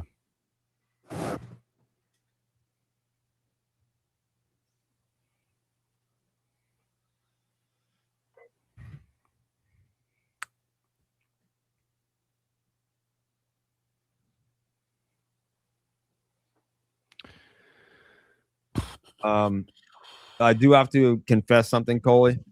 Okay. Made a Target run today. Wow. 3 bags of candy. What kind of candy? One was a party mix. Okay. Snickers, peanut M&Ms, Milky Way, a bag of cups. I think another bag was a party mix, had Skittles in there. Okay. Yeah, the only bag that was exclusively one brand was the Reese's peanut butter cups, which like are very hard to find, by the way. I don't know if that's how I would label it. Oh, it's true. Like, go on DoorDash and try and get a bag of Reese's peanut butter. Well, the first thing I would do is not that. I would just go to the store, a Target, a Walmart, a grocer of any kind. Walmart don't have it. They do. Or no, Walgreens didn't have it. CVS didn't have it. Not everyone's got a Walmart. I would argue most, if not everyone, has a Walmart. That's kind of their whole thing. No thanks. Go into the Reese's aisle.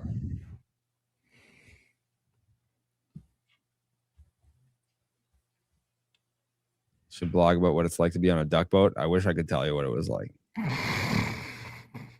What you see in the video is what. Oh God, Sadon, come on, man. I've never been this ahead of you.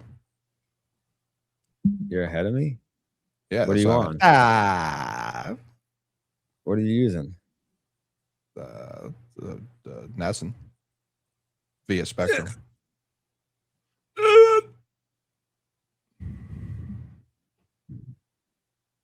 All right, City. Who's your favorite non-Sox position player and pitcher in baseball right now? I love Skeens. Kyle Harrison and Rafael Devers.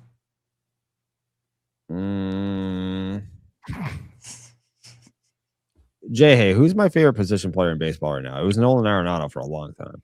Who is your favorite now? That's a good I feel like question. you do love Bobby Witt. I love Bobby Witt. I love Vinny P. Yeah. I'm trying to think of who I love watching just because I love watching them.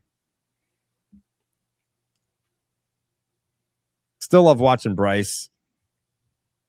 It's a good year to like watching him. Yep. Bryce Terang. That's a good pick. I don't know that he'd be my favorite, but no, he's not a good pick. No, not from my favorite. What are we doing? I like after the WBC, I was really into Bryce Terang.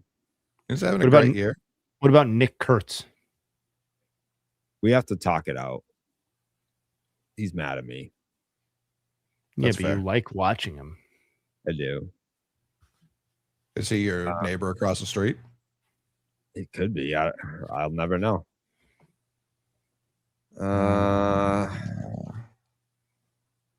JJ Weatherholt, Oh wow. not PCA. So like Coley has like a claim in on James Wood. I don't know that I could go James Wood. I mean, I don't have a claim it on him. I was just as right as anyone's ever been about a thing. That's all. Honestly, you know what my answer is and why I took so long to think of it? It's because he's been hurt. But Murakami's been my guy this year. Yeah. It's a good pick. Fun, new, all that kind of stuff. Yeah, his home runs are majestic. He's fun. He's got a great personality. Jordan, very fun. Jared, how many cheesesteaks are you going to eat? I mean, Is I that eat a lot here. No. Cheesesteaks. Philly cheesesteaks. Yeah, you don't eat them where you're at. Are we really going to say that Philly is like the only place that makes a real cheesesteak? No, I can make them in my house, but the you ever heard of Santoro's in Saugus? Closed in 2020, but it was fantastic. Yeah, I mean, people do steak and cheeses and stuff like that. It's not exactly the same thing as a cheesesteak. I mean, you could say you want the steak and cheese, and that's better. But I'm saying, are you going to try some Philly cheesesteaks while you're down there? I am. Also, Okay. I've been to Philly a couple of times, and I've never, like, you could say this about 80% of the cities that I've been to. I've only seen the ballpark in the hotel room. I know how you do. I'm preemptively encouraging you to either get out to some cheesesteak places or have them brought to you. I was going to say, those places are going to be mob scenes during All-Star break. Yeah, but I told you about my trip to Chicago. You don't have to right? go to You don't have to go to Pat's or Gino's. We can avoid the worst tourist traps. You don't even have to film it. Although I think that would be that'd be funny. I think you eating food is funny. But just as an aside, as us talking, I think do you like steak and cheese? Do you like that concept? Yeah. So I think you should try a few different kinds. You should try some with whiz. Are you open to that? What the fuck is whiz? Cheese whiz. Oh no. Okay. No. Not at all. That's like whipped cream cheese. No, no. It's cheese in a can, is it not? It's more like nacho cheese. Yeah. I've never had nacho cheese. I find that impossible to believe. I've never had nachos. No, I don't do nachos. It's crazy. Think I'm lying? No, you have the palate of a negative 3-year-old. So come on. Steak and cheese from Malden House of Pizza. I love Liberty Bell. I'm sure it's. I bet you fucking can beat it. I bet you can. I guarantee you that is a 7.8 out of 10 steak and cheese. House of Pizzas in Massachusetts typically deliver on the steak and cheese. Yeah. Did I tell you my Chicago story? The one time that I went out when I was in a city, massive brawl in the middle of the restaurant. That's pretty funny. 2022. Went to Chicago. Massive brawl broke out in the middle of the dinner, right next to us. That's pretty cool. Mm-hmm. McDougal does bring up what I was going to talk about. Jay, have you tried the Denick's roast pork sandwich? Yes. Very good. I love roast pork. Yeah, that's my father-in-law's favorite sandwich. He talks about it all the time. The Denick's one? Yes. It's so perfect. Like I don't know. I think the only time I had it was like 16 years ago, and it definitely leaves the remembrance on your tongue. Yeah. Brian Volant said go to Reading Terminal Market, Jared. I emailed Jared exactly that yesterday, actually. I told him you should go to Reading Terminal Market. So that's a suggestion. Awesome. It is awesome. Yeah, I suggested Reading Terminal Market. I suggested eat some cheesesteaks. And then I suggested he go to Valley Forge Park, which I know he's not going to do and probably isn't a good use of time. But it would be funny given that you took George Washington in the Greatest Americans draft. And he stayed there with his troops over winter, and the log cabins are there. And it's also where I grew up. Not in the log cabin. My house was so big that I went days without seeing anybody. Just kidding. I have to tweet about Jake Bennett. All right. I mean, we could do all of these streams just naming foods to see if Jared had tried it, and he would say no, I think every time.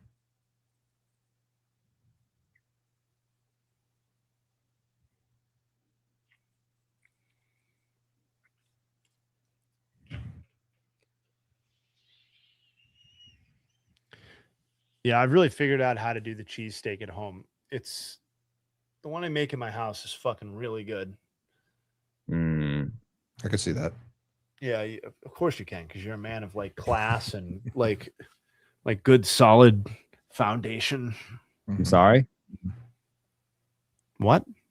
That you were tweeting. Yeah, I was tweeting. I was talking to Coley. I didn't say anything bad about you. No, I'm sorry. Never came up. J. Gatsby. An official chicken sandwich ranking. I don't know if I'm the perfect person to do that. I'd be at my best ranking buffalo chicken calzones. That's the type of chicken I'd be ranking better than anyone on the planet. Ooh, a steak and cheese quesadilla would go really good right now. Yeah, because I had like a fruit-based dinner, and steak and cheese quesadilla sounds so good right now. How do you have a fruit-based dinner? Can you walk me through that? I had an acai bowl. Okay. That's stupid. I'm sorry. I said it's stupid. I had tacos. I mean, those are delicious. I'm not gonna absolute last thing I would ever talk shit on would be tacos. But you got lots of fruit in there. You got the granola. You got some almond butter. I like almond butter.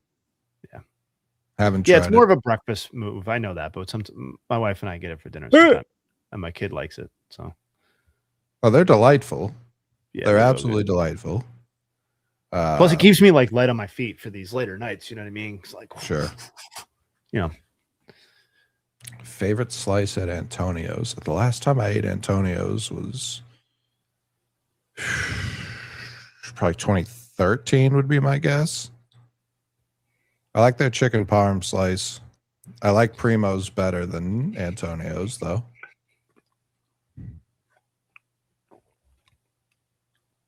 I was on the gas in 2013. That's when I was a beard dye guy.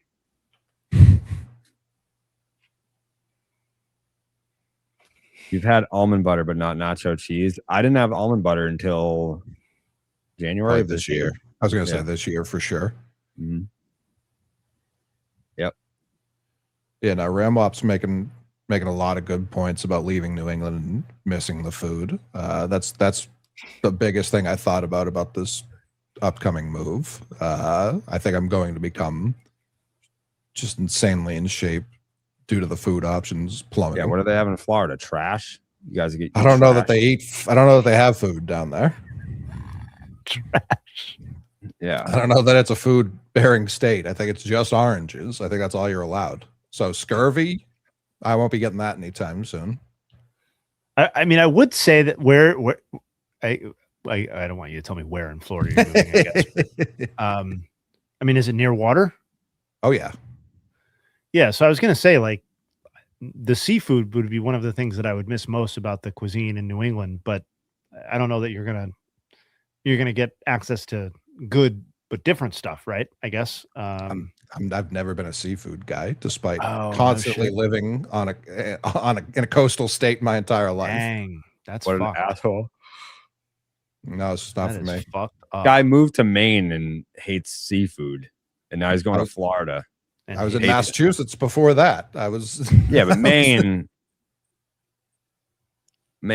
come on, man. Yeah, known for lobster, no doubt. Lobster, people forget, was prison food. Yeah, it's for peasants on this planet. because I eat poop on the bottom of the ocean. You're not allowed to talk about what things used to be or what they used to be. What was I going to say? Oh, depending on where in Florida you're going, you might have access to Wawa, which is. I do like Wawa. Jared should leverage that when he's in Philly next week. Actually, are you going to hit up Wawa? No. Okay. Why not? What is that? Convenience store. Yeah, it's the official convenience store of Philadelphia. Yeah, I love it, man. I was just down there for 4th of July, and I literally was down there we left at 5:30 in the morning to drive down, and I drove back at 7:45 at night, and I visited Wawa 3 times while I was there. Is that like the Dwayne Reed of Philadelphia? I think of Dwayne Reed more as like a pharmacy. Doesn't it have a pharmacy element to it? It's literally like a CVS. I believe it's literally the same company as Walgreens. Yeah. So this is more like a 7-Eleven.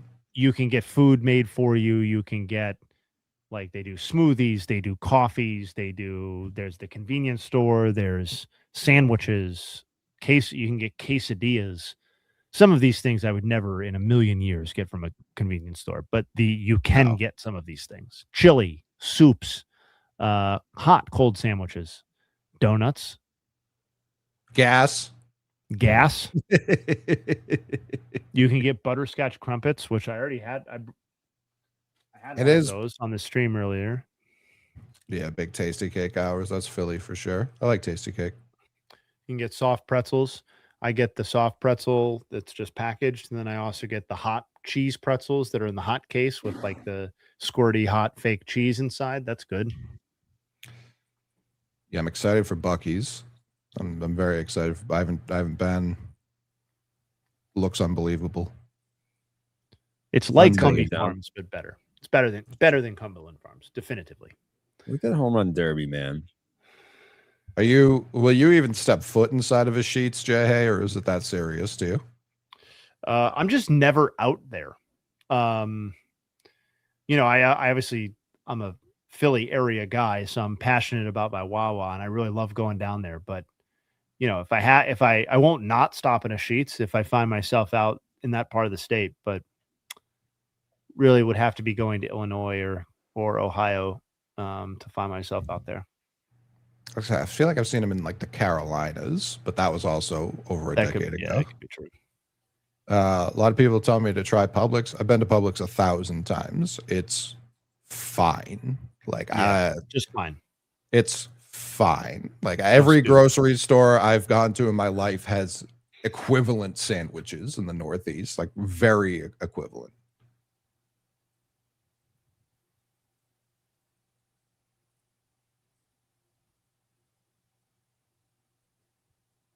Hurricanes are no good for sure. I agree. Yeah, I'm never going to eat Chinese food again. I'm never going to have pizza down there. Those are just things I've come to accept. I'm going to find this Sphinx you guys are talking about, and I will try this biscuit. Kyle Harrison sucks now, dude. Jesus. What a bum. I haven't seen Backrooms yet. I just watched Obsession on Monday night, and it was great. It's big. Yeah, Curry Barker is the man. I'm very excited to see what he ends up doing with his career. I hope he doesn't. I don't think he will. But like sometimes those young filmmakers, they have like a big hit, and then the rest is trash. For sure. I'd say that's most of them.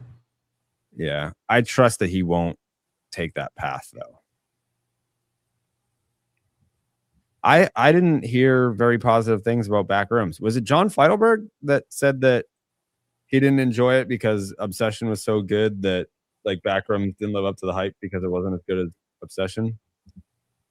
I feel like that's an unfair comparison. Yeah. There's a music. You guys did a music draft? Tomorrow. It's albums that you would take to a deserted island draft. Wow. Yeah. That's one of those I've tossed around in my life a lot in my own head. Thankfully, I haven't gotten stuck on one, but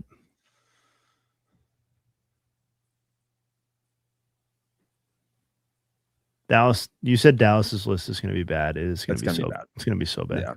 Yeah. I guarantee to you that he takes Revolution. Yeah. In this Yeah. draft. Yeah, for sure. He's going to take like a bunch of albums where people are like, all right, dude, take it. I think 40 Ounces to Freedom is absolutely on his board. The over-under on anyone having any album on their board taken from them is 0.5. Like there might not be one crossover example here. Like it's a deep class. It's so deep, and I know you. Now that's what I call music volume 3. I really like Pink Floyd. Like I like a lot of their songs. I like a lot of their albums. Like they're not even going to sniff my conversation for album I would take to a deserted island. Like, so that's like one example of where you and I would cross over. That's not even in the realm of possibility for being an actual point of conflict. How many rounds are we going? I thought we said 4. You got to push it to 5. But maybe we just push it to 5. You just do a nice 5. Yeah. I'm hearing standard 5. draft. Yeah, it's a standard draft length. Yeah. So that'll be 20 albums. Yeah, that 5th round could make or break the entire draft for somebody. Big time. Dookie, I'm not going to give away my list, but Dookie is absolutely going to get consideration for me. That's got a special time and place element to it for me. So I used to listen to that every day going to summer camp. Yeah, Jared. Question for Jay Hay, I guess. Our greatest hits albums off the table? I would want to say yes. Like I feel like it should be it should be like real albums that they put out. Like I want you to have to make a decision. Like I don't want you to be able to take the Beatles one. That's exactly what I was thinking of. Yeah. I nailed it. That album was on the charts. Like that charted. I bet it was. And I was excited to purchase it, but I don't. It's ultimately whatever we want to do, but it's much more interesting to me if I hear you make a decision between which Beatles album you're going to have represent the Beatles for you on that deserted island than it is hearing you, a known Beatles fan, say, I'm going to take all of their number 1 hits.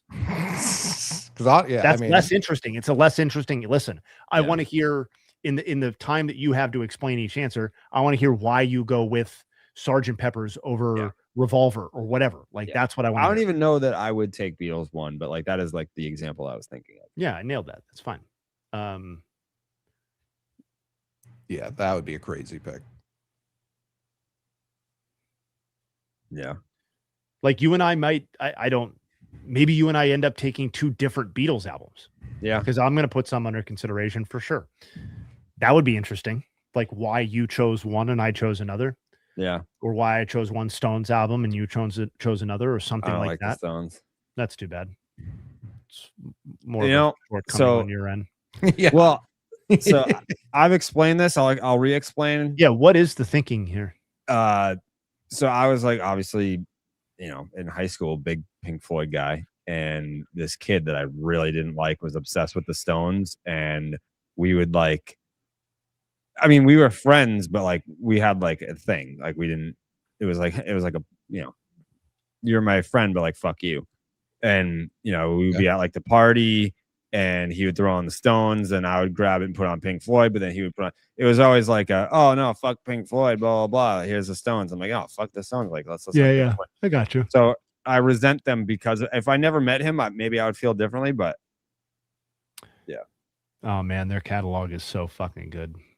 I'm like, I don't live albums. That's a good question.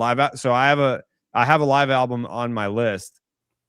It's not, I guess it count. It's not like, it's not a greatest hits, but it's not one album, but it is it's an album.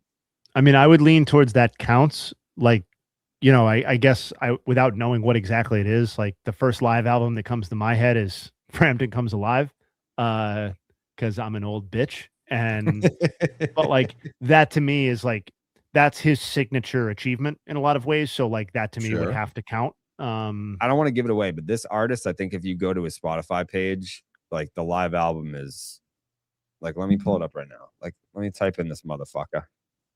I didn't say Stone Temple Pilots, by the way, for the person typing STP. I meant the Rolling Stones. No, someone else had brought up Stone Temple Pilots. Okay. Yeah. Okay, yeah. So on his like popular songs in the top 10, there's only one from the live album, but it's definitely something that I'm going to strongly consider taking. Ben said, do movie soundtracks count? I think if all the music was made for the movie, if it were like Guardians of the Galaxy, where they're taking like the 15 best songs in the 1970s, no, I would not. If somebody comes with the Guardians of the Galaxy soundtrack, I'm booing them off the Patreon. That's how. Yeah, that'd be crazy. Yeah. I'm very excited.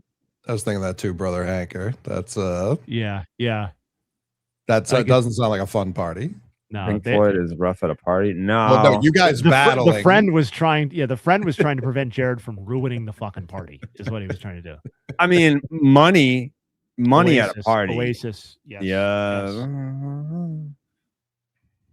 Oasis is going to for sure get consideration here.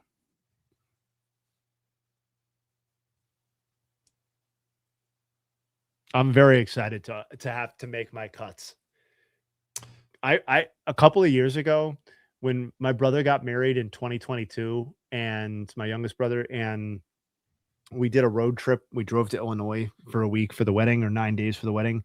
And mostly because I was bored, I in advance of that, I put together my 25, it was either 25 or 30 favorite songs of all time. Like I really stopped and took the time to rank my own favorite songs, and then I played them on the drive to entertain myself. That was an enormous amount of fun. And this is like that. Like I feel like the stakes are high. Like I have to make the right decisions for which albums I'm going to take to this deserted island. It's eternal. It is eternal. In Rainbows would not be my Radiohead pick, but Kid A? No. Wow. No. So the other one. Yeah.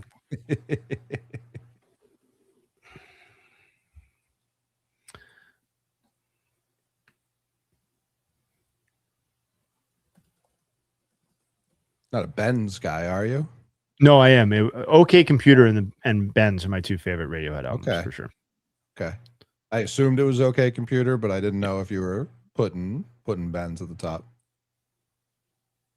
I might listen to Radiohead after this, actually. Oasis doesn't suck, actually. No, they don't. I mean, they are kind of, so they're just 90s Beatles. Okay.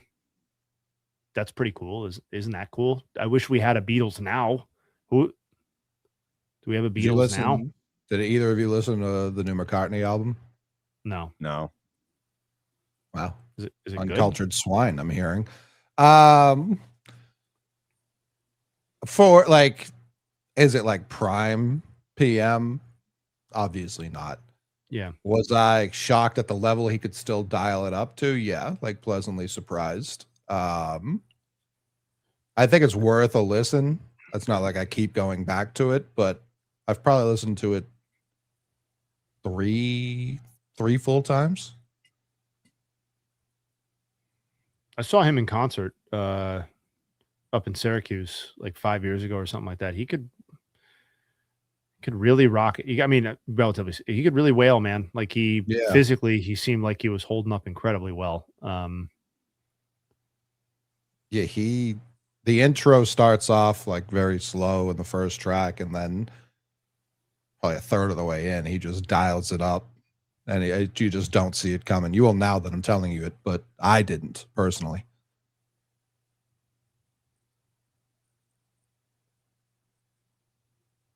I don't know what Beatles album I'm going to take at this point in time. I know. Okay. And I love that you got to squirm on it a little bit. That's what's fun. I'm going to take Beatles Anthology.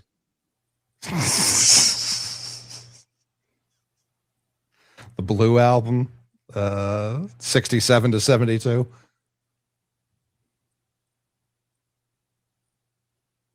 Yeah, that's gonna be tough. Do you think you're going to repeat any artists, or are you going to spread it around? No, I can't. Hey, Like, could. if I was gonna repeat You an get the artist, it statement. would be Pink Floyd, but I don't. That's gonna be tough too. 3 Floyd, 2 Beatles, call it a day. Well, there's one artist that you're leaving out that Kid Rock. yeah, Limp Bizkit. Mm-hmm. I don't think 5 rounds is enough. I think we got to go 8. Okay. Part of the point is making tough cuts. Well, I mean, we did 8 rounds for the first draft. So, like, if 8 is the standard, shout out Chris Hatfield. Shout him out. And no greatest hits, Chris. Jared wanted to take the Beatles The one. Beatles anthology. Yeah, this is. We need to communicate how many rounds it is to the other 2 guys. Fuck them. They should be watching. Uh, How many Yeah, they don't- drafters they- are there? 4? yeah. Ugh. 8 feels like a lot. I think it's a lot. It feels like you're not having to make enough decisions. Well, yeah, because there's one artist where, like, I love this artist, but his I'm gonna best push back. songs are like So take them all I'm gonna 5 push back. rounds. I think you Yeah. need. I think you need 5. I think it's 5. I think it's a good number. 5. Yeah, I do feel that way. Yes. Ah,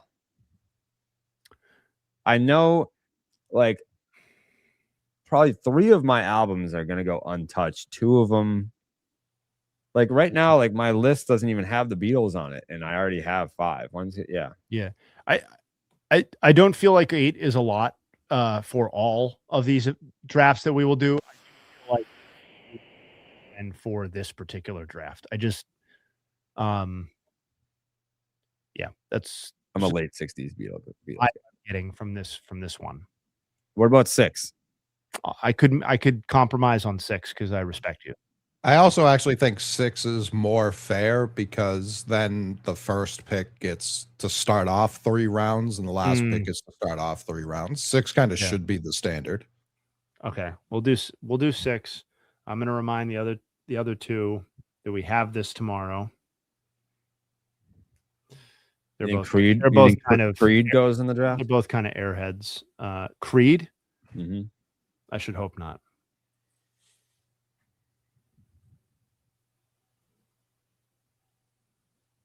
I got another album that I know is not going to get picked, but it's kind of Tom McDonald. Isopod Tom made a funny quip. One that you won't get. Jared, I have a question. Are we doing this until the end of the Red Sox game, or are we including the 2 10 o'clock games? I think it goes on vibes. Okay. All right. Usually when I start to receive angry text messages, but I don't think I've ever not done the full slate. But I mean, it's not. Nobody's going to be mad if we don't.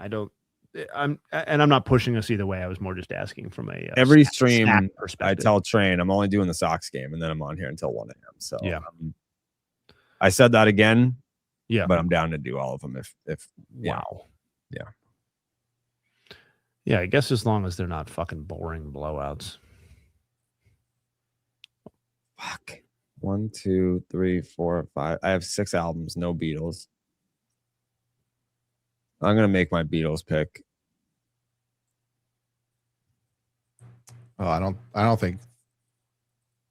know that Thriller's going to get drafted in this Thriller? draft. Yeah, I don't know. I don't know who would, if anyone would take Thriller, it'd be me, but I'm not gonna take it. I'm not going to. Yeah, I don't see Thriller getting taken in this draft. I've been listening to Thriller a lot lately. It was playing when Jared came to Baby Kane's birthday. Thriller was on. Yeah. Well, I was in the chat for mixtape when you guys were talking MJ albums. We were talking Thriller for sure. Yeah, I opined that one of the best MJ songs of all time, no one ever talks about it, the song Privacy. Mm-hmm. Hell of a beat. Hell of a beat. Is that 90s MJ? No, that's like towards the very end. So 90s MJ? He died in 09. Sure, but he wasn't putting out music until he was gone. Yeah, he was. Let's see. What year did... I'm hesitant to give picks right now because I don't want to ruin anyone's board. 2001. That was on Invincible. Okay. So, she recorded it in the 90s? It was a pre 9/11 record.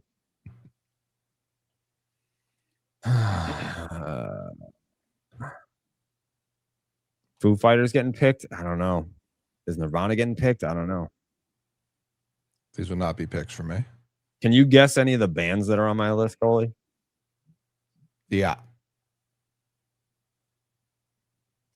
Besides Pink Floyd and the Beatles. I know you've been in a big Alice in Chains kick like this year. So Alice in Chains could be involved. Metallica could be involved. The Knot could be involved. Yeah, the Knot is safely not getting picked, so I can probably save that for the fifth round, or sixth round, yeah. Some Stained, probably. No Stained. That's before the 100. Corn. Corn's interesting. Corn's interesting. Corn, I don't think is going to make the cut. I know it wasn't someone who I was going to guess naturally, but once I saw it, I was like, maybe. Trying to think if there are any other bands like that I'm forgetting. I feel like there's at least one big one. For that genre, I think you got it. Yeah. Oh, Ashanti. Yeah, I got Ashanti on there. Yeah. Oh, baby. No, I don't think Jerry's a Sleep Token guy. I've never heard him bring him up. No.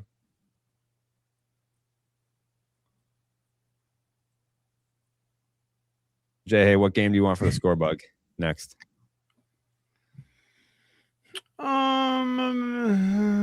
Dodgers, right?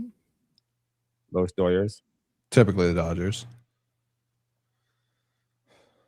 I don't think you're not a big Zeppelin guy, right, Jerry? They're on the list. I'm a huge Zeppelin. Okay. All right. When I discovered them last year, I don't remember you. Oh yeah, I was into it. I was saying how back in the day, on AOL, they had like AOL Music. Like you would go in there was no ads, and it was like, I don't think you could like select which songs you wanted, but like on Pandora, you put on like the Led Zeppelin channel, and it's basically just like classic rock. But on AOL, you would put on the Led Zeppelin channel, and it was only Led Zeppelin. So that's how I learned every single song.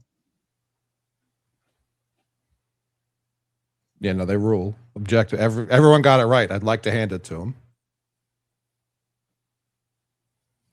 I hate Plant's voice so much. Wow. Nickelback. I get it.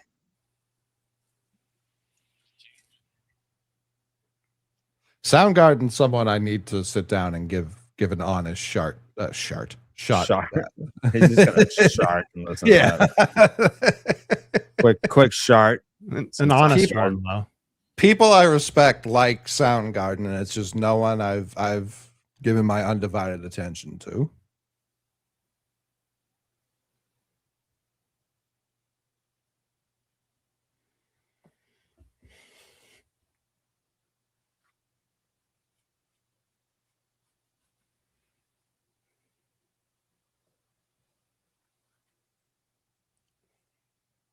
I might need to devote some real time after we get off here to listening through some albums to make my decisions.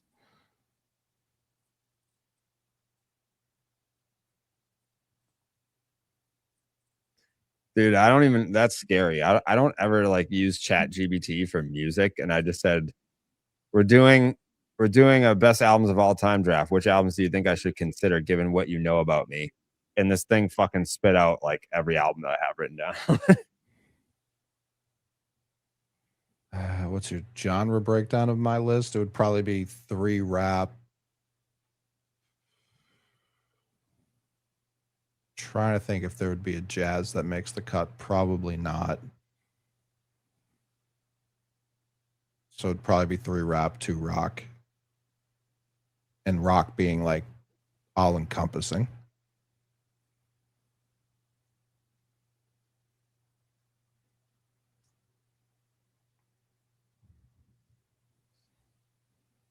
Rumors is all time. Shout out Fleetwood Mac.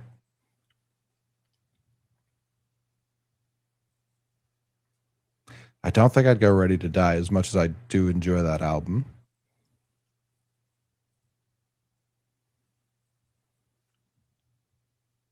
Japanese city pop? Maybe. I do love everything I've heard so far out of that genre. Be right back. Ooh, Rage Against the Machine, Battle for Los Angeles. Rage is good. Now that Jay Hay's not here, I do have Alice in Chains. I have Led Zeppelin. I have Slipknot. Sleeper, they're not going to take this. I have Ocean Avenue on my list. Oh, wow. Yellow card? Mm-hmm. Wow. Yeah.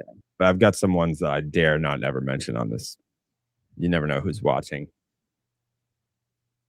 Cassiopeia I have listened to, ISO, and they are unbelievable. Great album covers, too. Really for all city pop that I've seen.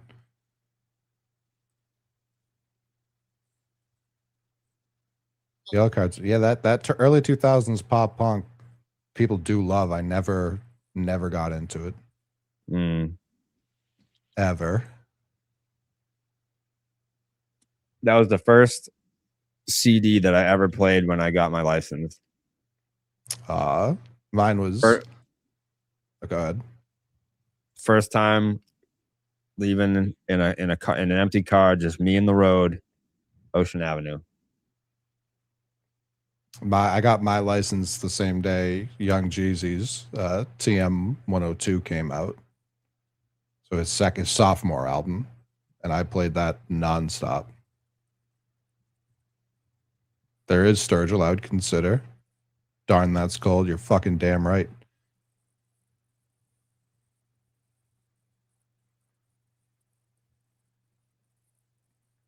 There's one band people kept mentioning. The fuck was it?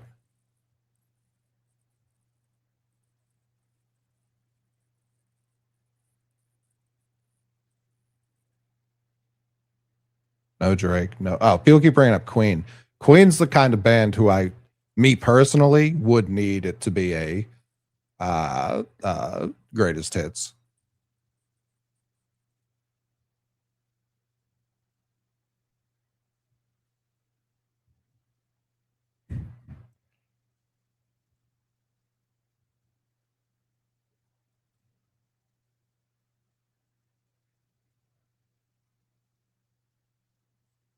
No, Future would be for sure taken. I could take 5 Future albums directly to a desert island and be completely fine. But I wouldn't do that due to the nature of the draft. There'd be no boy band albums. I promise you that. I don't think anyone's going to take the live album that I want to take is John Mayer. Oh, that's interesting. That's not who I would have. When you said it was a single guy, I wasn't sure. I thought you were maybe talking like Nirvana Unplugged before you said it was a single guy, but I don't. Yeah. And then the guy that I got stuck in between 2 different albums couldn't make a choice was Hendrix. Sure. That's the thing with Santana would be a guy I'd want to take despite how much of a piece of shit he's become in his latest years. Jewels? No. He stays a good guy. But yeah, I like even most of his stuff's better Like when they started making CDs and tapes, they would just be like, here's a couple from every album. And now we've made an album, but it's all old songs. Yeah, if I was gonna take a greatest hits album, it would probably be the Hendrix one. Sure. You should be allowed one greatest hits album. Do you take a Christmas album for the 1 month a year I'm on this island?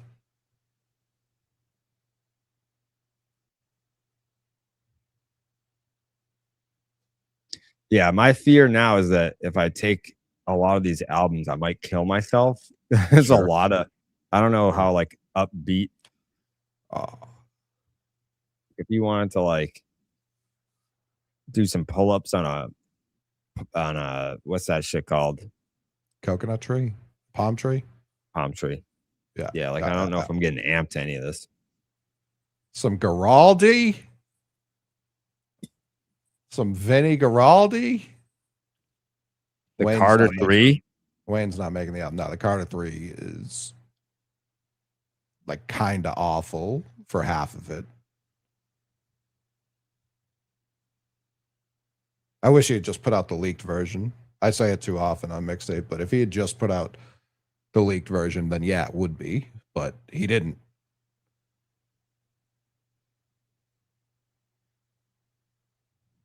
Charlie Brown Christmas, it just doesn't feel like fit the vibe of the deserted island. but it is heaters only on there. I do have to agree. Gorillas would be tough. Like I like the Gorillas now and then, not enough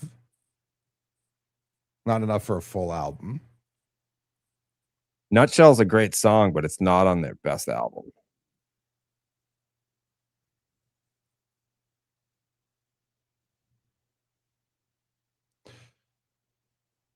Bob Marley probably would be a good pick for the island, but Beach Boys might get picked. Pat Sounds might be coming home with me. Question for Jerry Turnbuckles. Mm-hmm. How much of a consideration has WWE Reckless Intent, aka just an album of WWE intros, been in consideration for you? Yeah, so WWF The Music Volume 3 and 4 are the really good ones. A lot of heaters. Like I don't think that I could be straight, but like they don't do those albums anymore. And like the new Roman Reigns theme, like that's not on an album. So it's like, yeah, that's tough. Yeah, like I would love to be stranded on an island with just WWE theme music. I would just come back shredded. You'd pull the island physically back to the mainland. Yeah. So I don't think those are greatest hits. I do think that is different. Yeah, it's an album. They're songs. Yeah, I get what you mean, Ben, but it is different. That's not like taking the 35 best #1 Beatles songs and putting them together. Like that is an era defining. Yeah, shout out Jim Johnson, the GOAT. I'm being told the Red Sox already won this game. Yeah. Giovanni Moran shuts the door, slams it shut.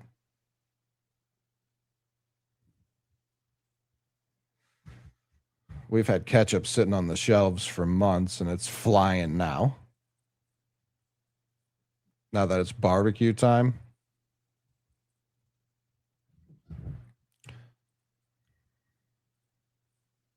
So, yeah, but like going back to what I'd said earlier, if they were to acquire Lindor, I'd still be pushing to trade Sonny and Chappie.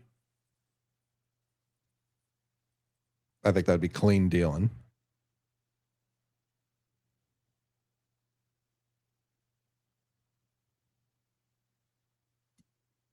The Guppies are lurking. We haven't had Guppies all year. No, we've been waiting. I actually think it'd be right to hold off one more series because Guppies going into the break would be all time. That'd be salacious. That'd be sexual in nature.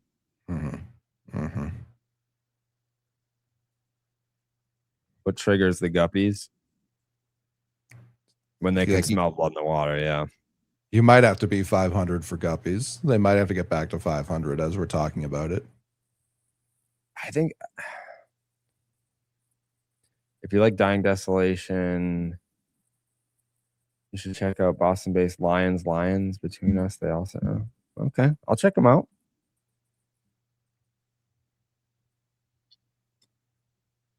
I believe tonight is the night Mookie Betts officially plays more games with the Dodgers than he did with the Red Sox.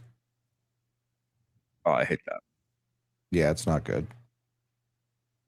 Good night, Real J.A. J.A. Always a pleasure, pal. I think like there's no like rhyme or reason to what triggers the guppies. It's the most vibes-based thing that we have by far. I think the guppies have to come back, and I feel like I know what you're waiting for to bring back the all caps gold bottles tweets. It's 500. I feel like those go hand in hand. I don't know that we can be bringing back guppies, but still lowercase gold bottles tweets. I just don't know. Take. It's a fair take. Listen, I'm not happy about that stat either.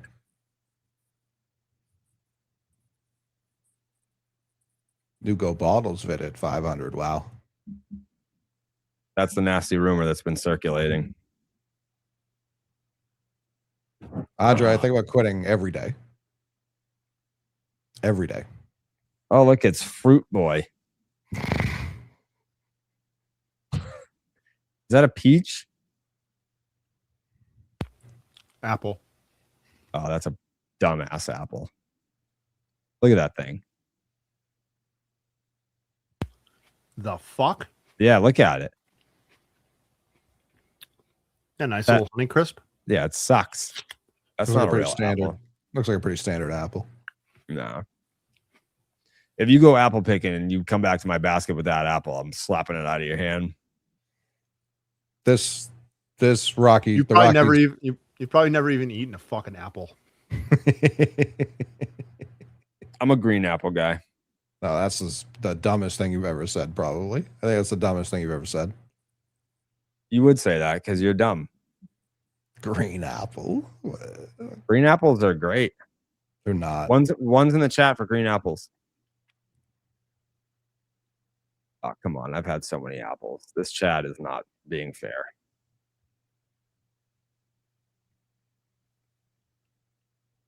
Green apples are for like dunking in a vat of caramel. Like that's what they're for. I'm seeing a lot of twos in the chat. We didn't even I said one. I said one. Why was the person saying I'm eating an apple so you know I'm an asshole? I agree. I mean, I was on mute. I just feel like I'm forgetting someone from my draft board.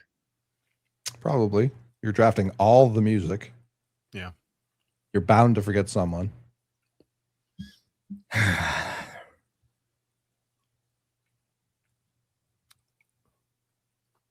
Let me go through my liked songs. This list sucks. Green apple is such a bad take, dude. That's an insane take. I don't like green apples. Green apples are like the 11th ranked apple. It might be generous. I know. I feel like the last 5 years they've unleashed a bunch of new apples that didn't used to exist growing up. Yes. And they're all great. Like that. Every single one I try, I'm like, yeah, that's good too.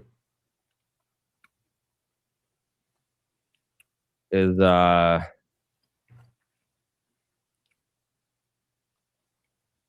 Mudvayne probably not making the cut? Mudvayne? No, that's not making the cut, dude. You have Pearl Jam on your list? Yes, 10 is going to be on my list. Yep. Wow.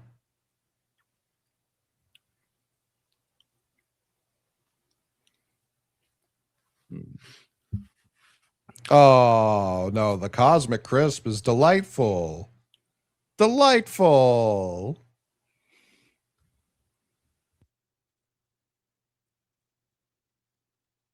Do you, I do think I've seen people who like don't like, excuse me, like Diet Coke or stuff like that. They think the Cosmic Crisp tastes like soap. I have seen that, but I'm a big DC guy.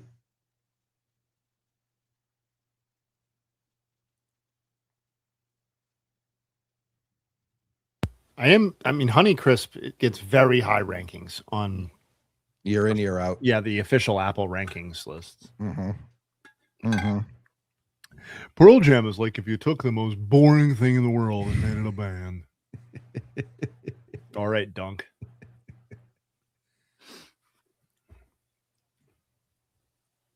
Oh, I like a zero too. Don't get me wrong.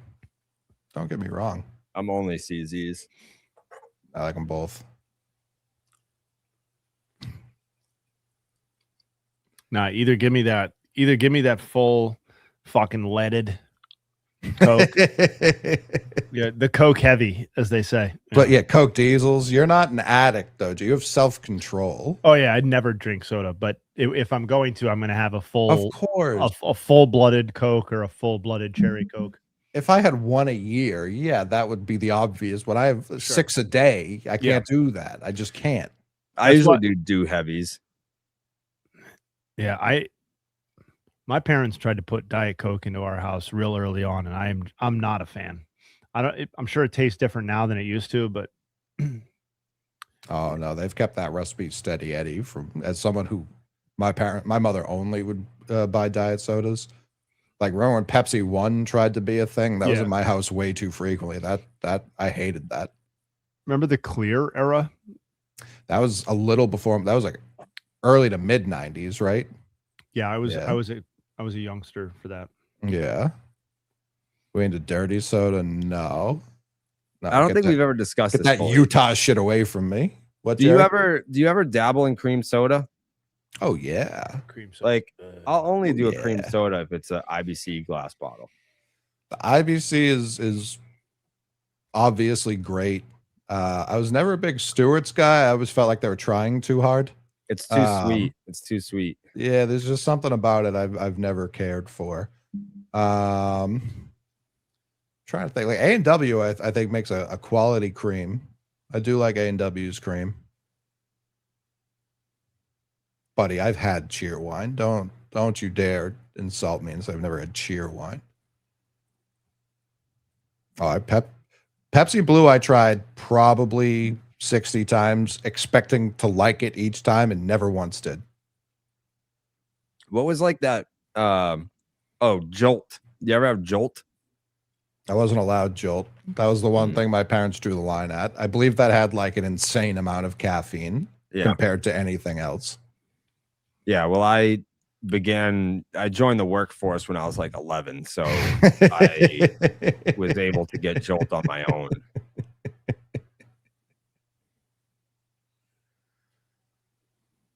I remember I worked at a furniture store and they gave me a box cutter and they were like, go out back where the dumpster is and cut the weeds one by one. And I was like, all right.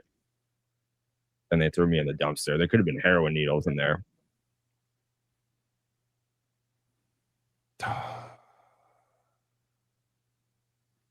Now that I think of it, that was extremely dangerous. Yeah. It was in Revere, of all places. Oh, there were definitely needles in there. Glass, needles, the whole nine.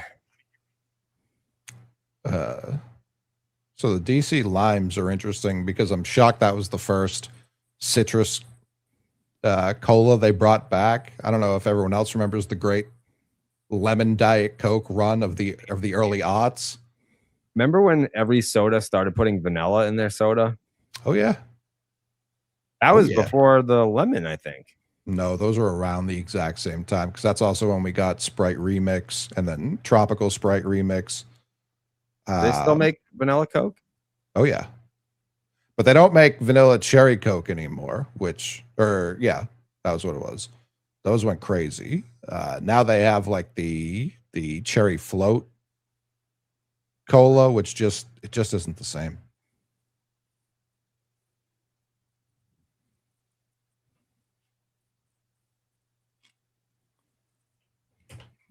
Oh, that was Pepsi Twist, friend. But yeah, Pepsi came in heavy with the lemon. What else? I mean, Diet Coke with lemon was unbelievable.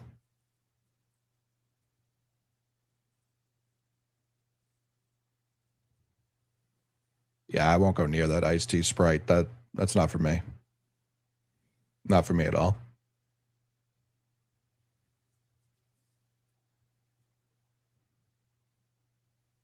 Mike Trout, home run. Shout him out. Welcome back. Yeah, Code Red, Live Wire. Anytime Dew brings a new product to the table, usually goes crazy. Nah, those original Jolts had something different in the recipe.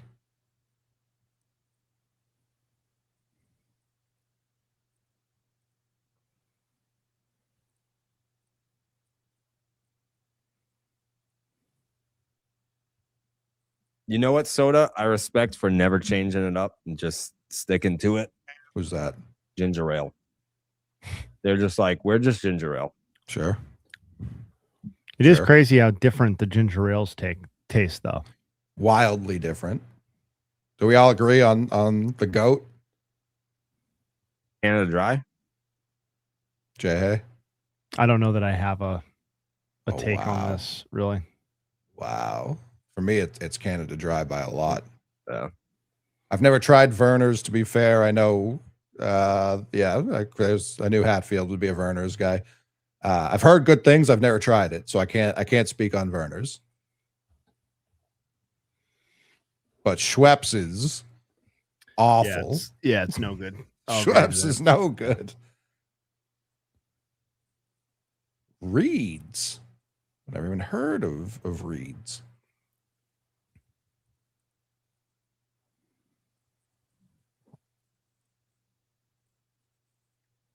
Yeah, Canada Dry. Anytime I see a Canada Dry, like a purple Canada Dry, the red Canada Dry, oh baby, it's more ginger beer than ale. Interesting.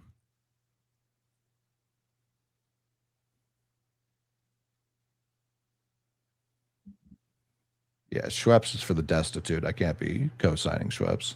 You know, I feel like ginger ale, because of when we were kids, it's like, oh, you're throwing up, drink ginger ale. So it's like you don't check into ginger ale as much as an adult because of that. And I think it's unfair because it's the bubbles that they try to tell you helps. And it's like, I think it's the ginger. I thought it was the bubbles. I mean, the bubbles are delightful for sure, but you could just do Sprite for the bubbles. The ginger. That's what I'm saying. Like any soda has bubbles. Why did they isolate ginger ale? Because of the ginger. Like the ginger does have actual like medical benefits to it, especially when it comes to like an upset, a stomach ache, as it were. How come kids get stomach aches more than adults? I think their whole body, everything is new. Everything's new to the gut biome down there. It's like a new AC. Yeah, just blowing air. Nothing fancy about it. Everyone in unison. No, it's the ginger. Does all ginger ale have ginger in it? I would have to hope so. Yeah. Someone asked if I'd give up Ianson or Arias to get Lindor. No. The Mets are trying to get that money off the books. I'm trying to get his bat and glove. Yeah, that's a Zach Kelly trade, brother. Yeah, here are shit contracts and like Bennett, like a pitcher of some sort. I'm not trying to. He's just the first guy to come to mind, but not. That would be crazy. Totally not. Really, just totally. Anyone else I'd be fine with. Crazy. Would you rather trade Ianson or Bennett? Neither. Just not in this trade, and anywhere. Without knowing what I'm getting back, probably Ianson, just because I'm looking at what Bennett is.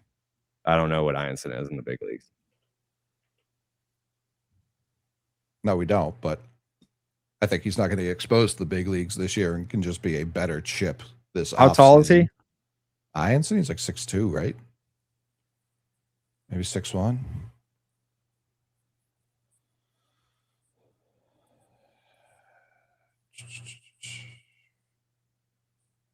They've got him at 6'2".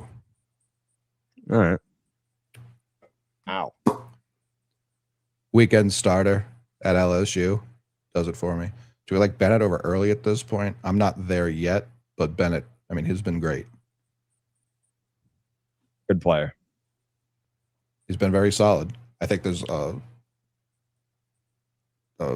case to be made. It's the perfect time to sell him.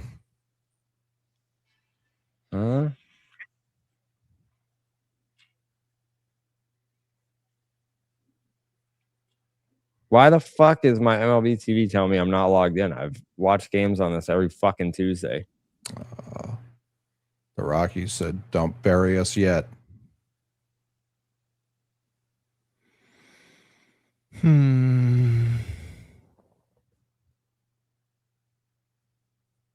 Yeah, it was a shame that T hates Jake Bennett. Just that guy just sticks to a take and just can't drop it. Nope. Stubborn as fuck. Mm-hmm. Mm-hmm.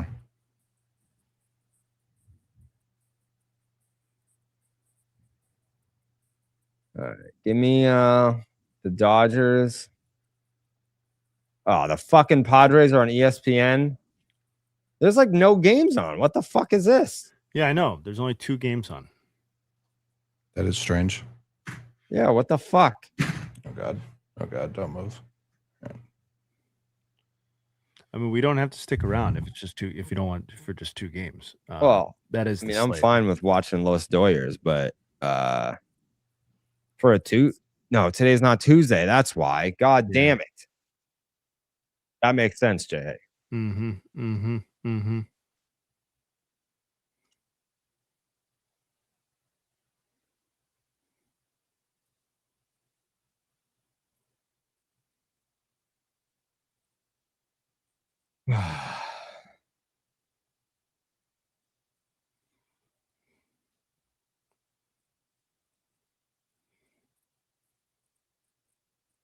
I really got to think twice about what I make my my MLB TV passwords, because anytime I name it after a player, they suck.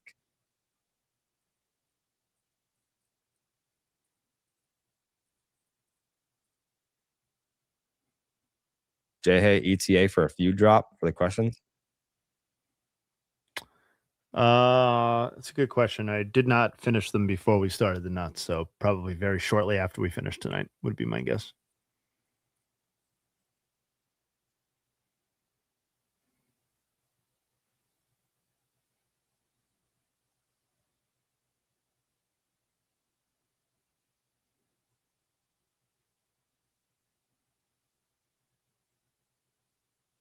Jared, you know who's next for the AMA?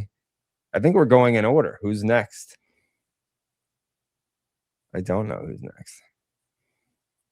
Oh,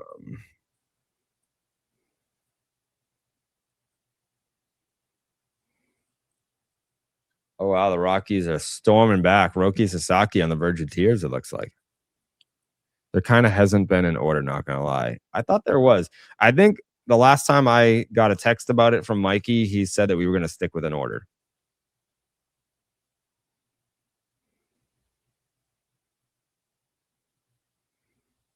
All caps for 500 guaranteed.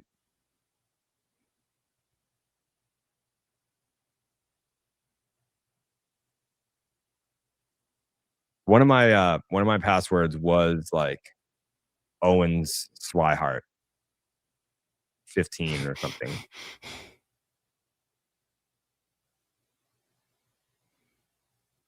Yeah, that was a bad year, 2015.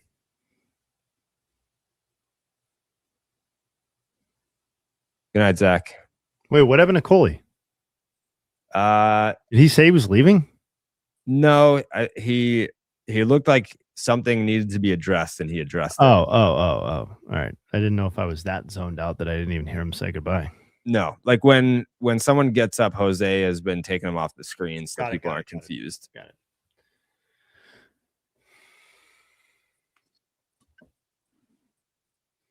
Do I have any favorites of people that I met at the combine? I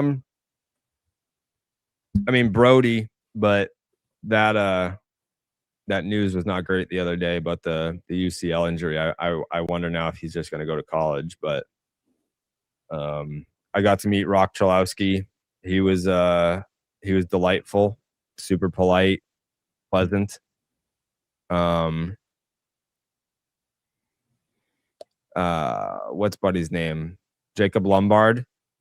He was cool. We were talking, he showed up super early for the interview. So we talked for like 45 minutes before we actually did the interview. And then he hung around for a little bit after. So I really got to talk to him for a while. He was cool.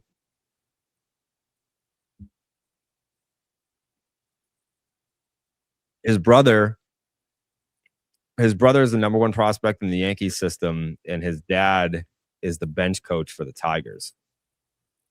So he's got that pedigree. I think he's going to have a nice career. Coley having a stand?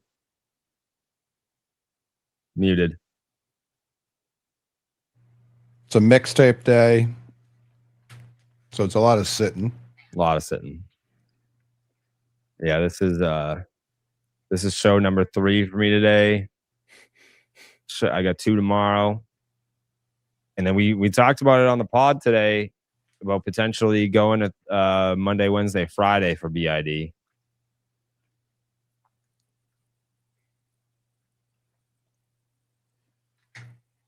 Live.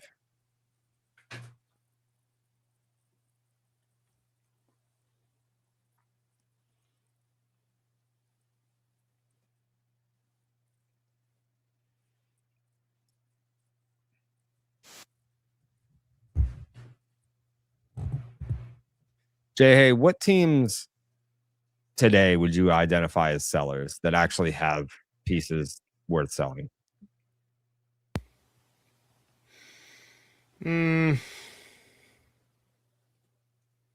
Like that I think are like in my opinion, or that have like your opinion. What teams should be like, all right, we're selling? I mean, in the American League, I think American League's tough. I mean, I think the Angels should definitively be sellers. Obviously, I think the Royals should be sellers to the degree that they have pieces that they're going to part with. I think we're very, very, very close on 2/3 of the BID podcast being in that boat. No, we're not selling. We're buying. The should A's, do both. Yeah, the A's being included in that. I feel like some of these and teams, the Orioles, though, it's like, the Orioles, what are they selling? Well, that's fair. That's fair. Like the Royals, like, would they trade Michael Wacha, do you think? I mean, so the Royals, so to answer the Angels question first, I think they should be trading the guys that we have previously discussed. Detmers, I think Jose Soriano should be on the table. I know he is not pitching at the level that he did to start the season. I think overall he still has value, and I think teams could look at him and say, we actually know how to unlock the consistent version of Jose Soriano, and we're going to give that a try.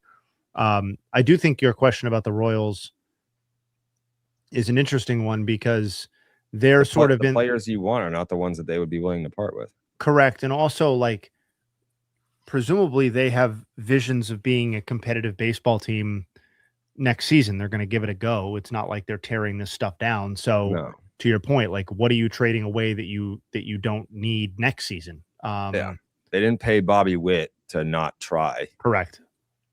So, and really they need to be adding, Reagan's is now like done. Damaged goods. Yeah, I mean, he's worse than damaged goods. He's just done. Like he had UCL surgery, so or is scheduled to. I think he actually had it. So how many years of control does he have left? Honestly, I don't even know. I mean, like but that's a guy that I think teams would trade for just to have him. Like, it's like, all right, like if you're good here, then like we'll gamble on it. Yeah, but he's going to miss the rest of this season for sure. He's going to miss almost certainly all of 2027. He's going to miss. Well, if he comes back in like August, September of next year, then it's like that's when baseball is going to start again. Yeah, I mean that assumes that he's able to return at the same pace if baseball's not operating, because I would imagine that he's probably like, I don't even know how that would work exactly. Like, what level of like care and attention is he receiving if the players are locked out or whatever that is? So I don't know. Like, some of these teams are, I mean, this is the AL, so like we could go over to the NL, but I think your point Well, about who these teams are trading is a totally fair question. What about Detroit? Like beyond Scooble, who do you think is on the table for them? Well, I would think that they're anticipating something of a quick bounce back, or at least an attempt to be competitive next year with the core that they're building out and having signed McGonagall long term and all that sort of stuff. I don't like. Is anybody trading? Nobody's giving you anything for Jack Flaherty, right? There's no trade value there. I know T was talking Casey Mize earlier. I think that's. You think anyone would take on Framber's contract if they were like, this isn't what we had hoped?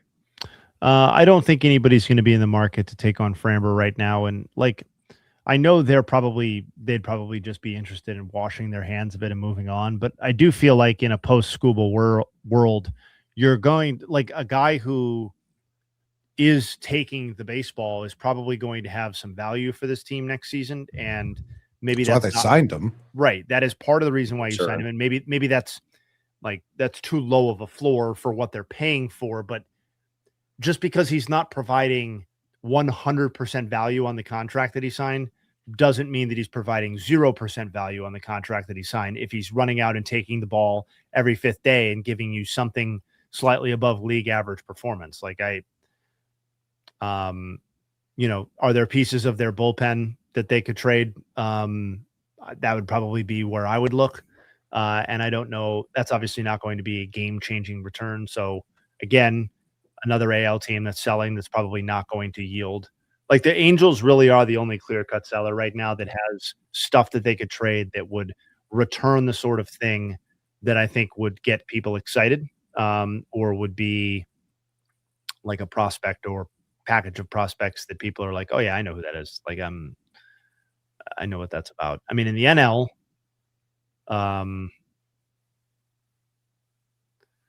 it's not always about the money, Spider-Man. Yeah, it's about the Mets, baby.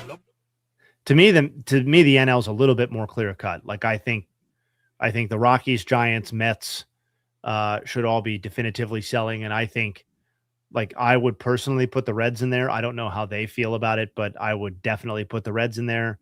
And I know it's very difficult to sell 2 games up, or 2 games over 500. I mean, but if I'm the Nationals, I'm looking to continue to build on the promise that we've shown this season, as opposed to over investing or over leveraging in the present day. And they just need so much help from a pitching perspective that, I'd be looking to, if there are assets that other teams are come calling about that I feel like I can part with, I would be willing to do that. I know that some of their questions are big time questions. Like, do we consider CJ Abrams a core piece of our team moving forward, or is that somebody that we're willing to trade? Like, that's a big deal. But in general, I think they should be leaning towards selling. You know who I like on the Angels? Who? Wade Meckler. He's 26 years old. Outfielder. He's only played 39 games this year. Did not play. He played 20 games in 2023. He missed or did not play in the big leagues until this year. 357 on base. He's not going to hit you a bunch of homers, but he's going to get on base.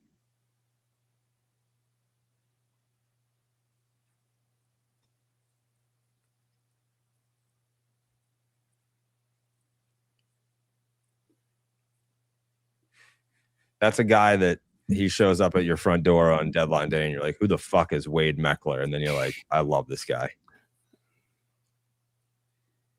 Learn to love Wade Meckler.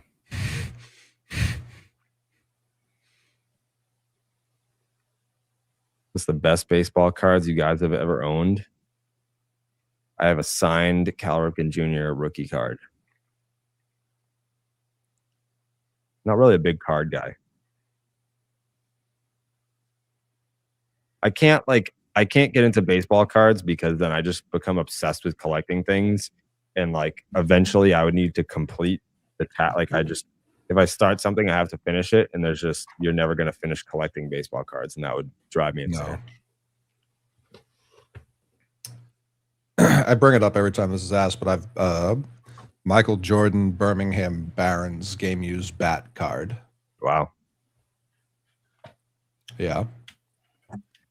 You were talking to Trig, but your daughter asked me how we met or how we became connected, and I said it all goes back to a Michael Jordan Birmingham Barons jersey. That's true. I was like, I saw this guy wearing this jersey, didn't realize that he was the guy from the video, didn't put two and two together. He became a really big fan of mine, and you followed me first. He paid me for an experience to go to a game and learn from me. I obliged, and you said, "Will my career be over if I sign with this mean man?" I said, "Oh yeah." Big mistake. Favorite Pokemon? Such a tough question. I don't want to get called slurs for not caring outside of the top 151.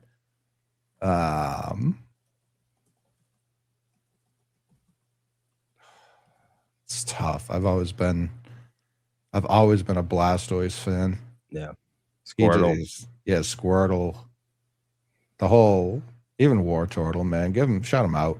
Onyx has always looked cool, but like he's so easy to beat with the aforementioned Blastoise. Even Squirtle could take him out pretty easy. Favorite NASCAR driver of all time? Fucking Brad Keselowski. You gotta raise hell. You gotta praise Dale.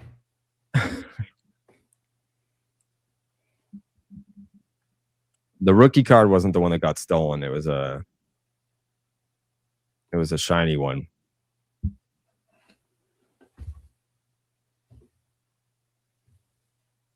Bulbasaur. World what Cup about Haunting? Haunter? Isn't it Haunting? No. Haunter. You can go to the tape. It's Ghastly, it's Haunter, and it's Gengar, friend. Original 150 Pokemon. I used to have this poster on my wall. Yeah, we all did.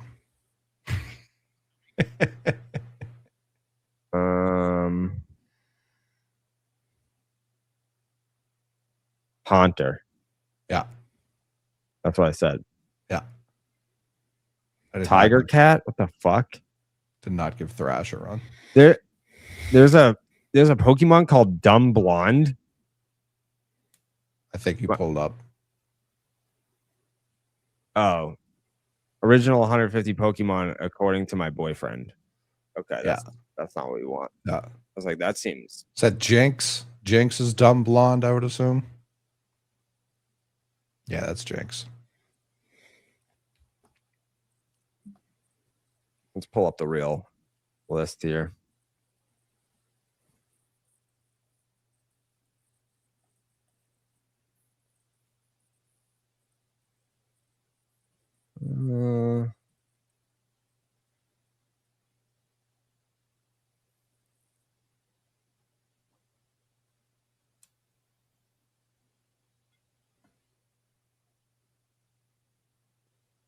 Why? It's not letting me fucking zoom in on it unless I have a Pinterest account.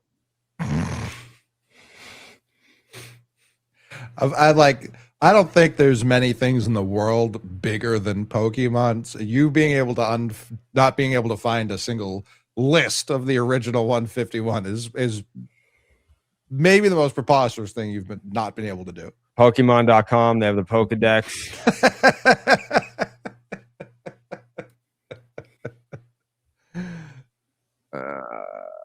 Just an abundance of Pokemon on the web.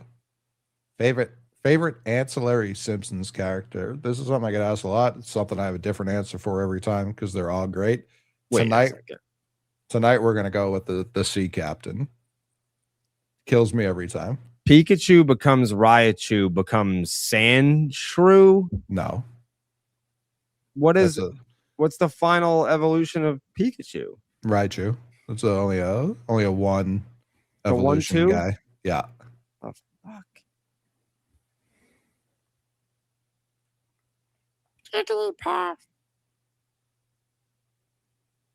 Yeah, Hans Moman always delivers.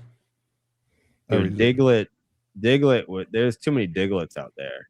You play that game, it's like, oh, a wild Diglett. So yeah, no shit. Listen, Pichu came so far later. I'm not counting Pichu as part of it. He's like a cousin. Alakazam. He's like Scrappy Doo. Sandshrew to Sandslash, that's right. Golem, yeah. Wasn't Magnemite was a bad guy? Yeah, I always felt like he was radicalized. Yeah, he had some ideas. He definitely had some ideas. He was always hanging around with coughing and wheezing. Coughing. Yeah. Bumblebee Man always delivers. Haunter kind of looks more nefarious than Gengar. Much. I've always thought that. I used to not evolve Haunter, but Gengar is a monster himself. Yeah. I was never a Dragonite guy growing up because it just felt like they got lazy with Charizard and made like a rounder Charizard.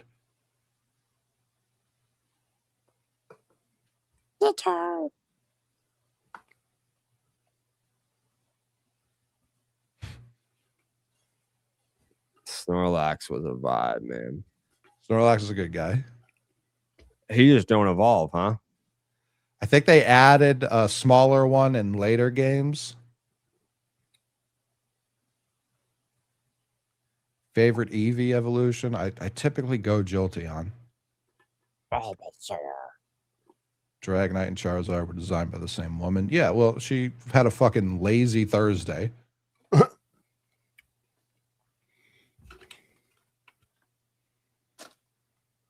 Listen, Snorlax was...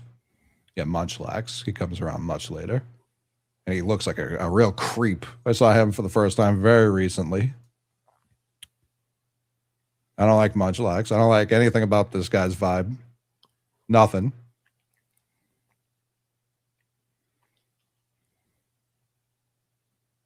Golem to Smeagol. No, that guy's fucking with you.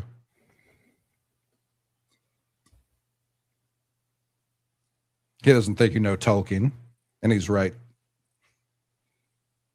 Excuse me? The great literary artist. I only know the originals.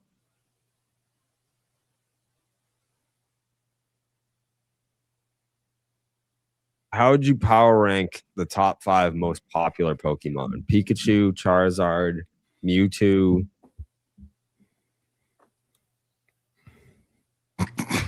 Snorlax. Snorlax is not one of the top 5. Disagree. People know Snorlax that don't know Pokemon. I saw it recently. Someone was like, when Pokemon first launched, they didn't really know who was going to be the big smash hit. So if you look at like early merchandise, those like random like poly whirls, they were like, maybe kids are gonna fuck with the whirl. We don't know. But they would like feature just like random people who were like obviously part of the original 151. So that's an honor unto itself. But like Diglett would pop up a bunch. Oh, Snorlax is definitely beloved.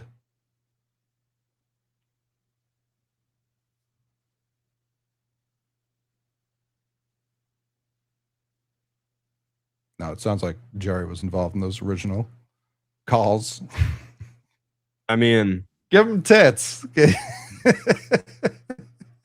I had the merch. I watched the show. What if Charizard had huge tits? Then would kids like that? Oh yeah, there's Moslax too. Have you seen Moslax, Jerry? I don't venture outside the 151. So it's just a Snorlax that's been asleep for so long that he has grown moss over himself. That's how long he's been laying there. So isn't he still Snorlax then? Like you don't evolve because you were asleep. Just more with the earth. Never been more out of my depth in a combo here. You've never been I think I was a little too old. Yeah. Just slightly. Because I definitely remember it. I remember it was everywhere. Yeah, I collected. I think I had like some of the cards for a second, but like I just heart wasn't in it. Yeah, my heart wasn't in it. Yeah, that guy. There's Moslax. Look at him. Look at him, Jerry.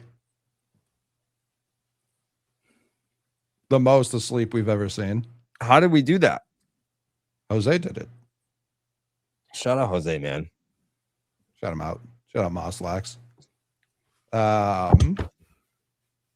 Yeah, no, it hit it just the perfect time for me. But I once they brought new Balance games in the chat. We're talking Pokemon, dude. We're talking card collecting, DB. I don't know, D. I don't have anything. I've been like quiet for the last 15 minutes. I got nothing to say about Pokemon. Look at this guy. Look at how fat this guy is. Unbelievable. Is that like an actual Pikachu or that's like a fat Pikachu? So like part of the original artwork when they did the cards was they were like, why did they make Pikachu so goddamn chunky?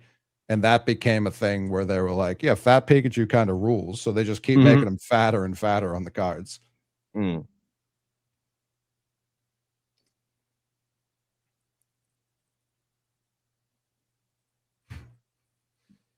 Dallas, you doing some of your research for deserted albums? I think he's comfortably going to finish in last place. Wow. I mean, T could put some real bad shit out there.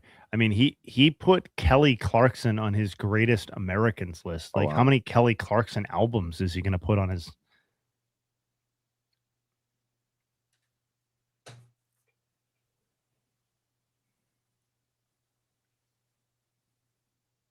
I think Pikachu's a second baseman.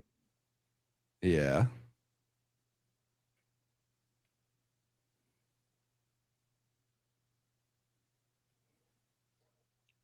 I got my first text message. Not staying on, he said. Okay.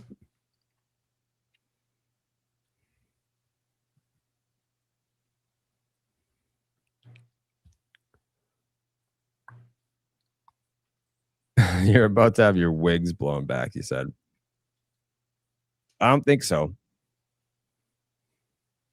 Dallas is going to have like fucking Elvis on the list. What's the fucking problem there, bud? Thank you. Oh, thank you very much. Look at that. Yeah, so even by this, like they had Jigglypuff and Gengar going at it. They're like, we don't know. My dreams come true right now.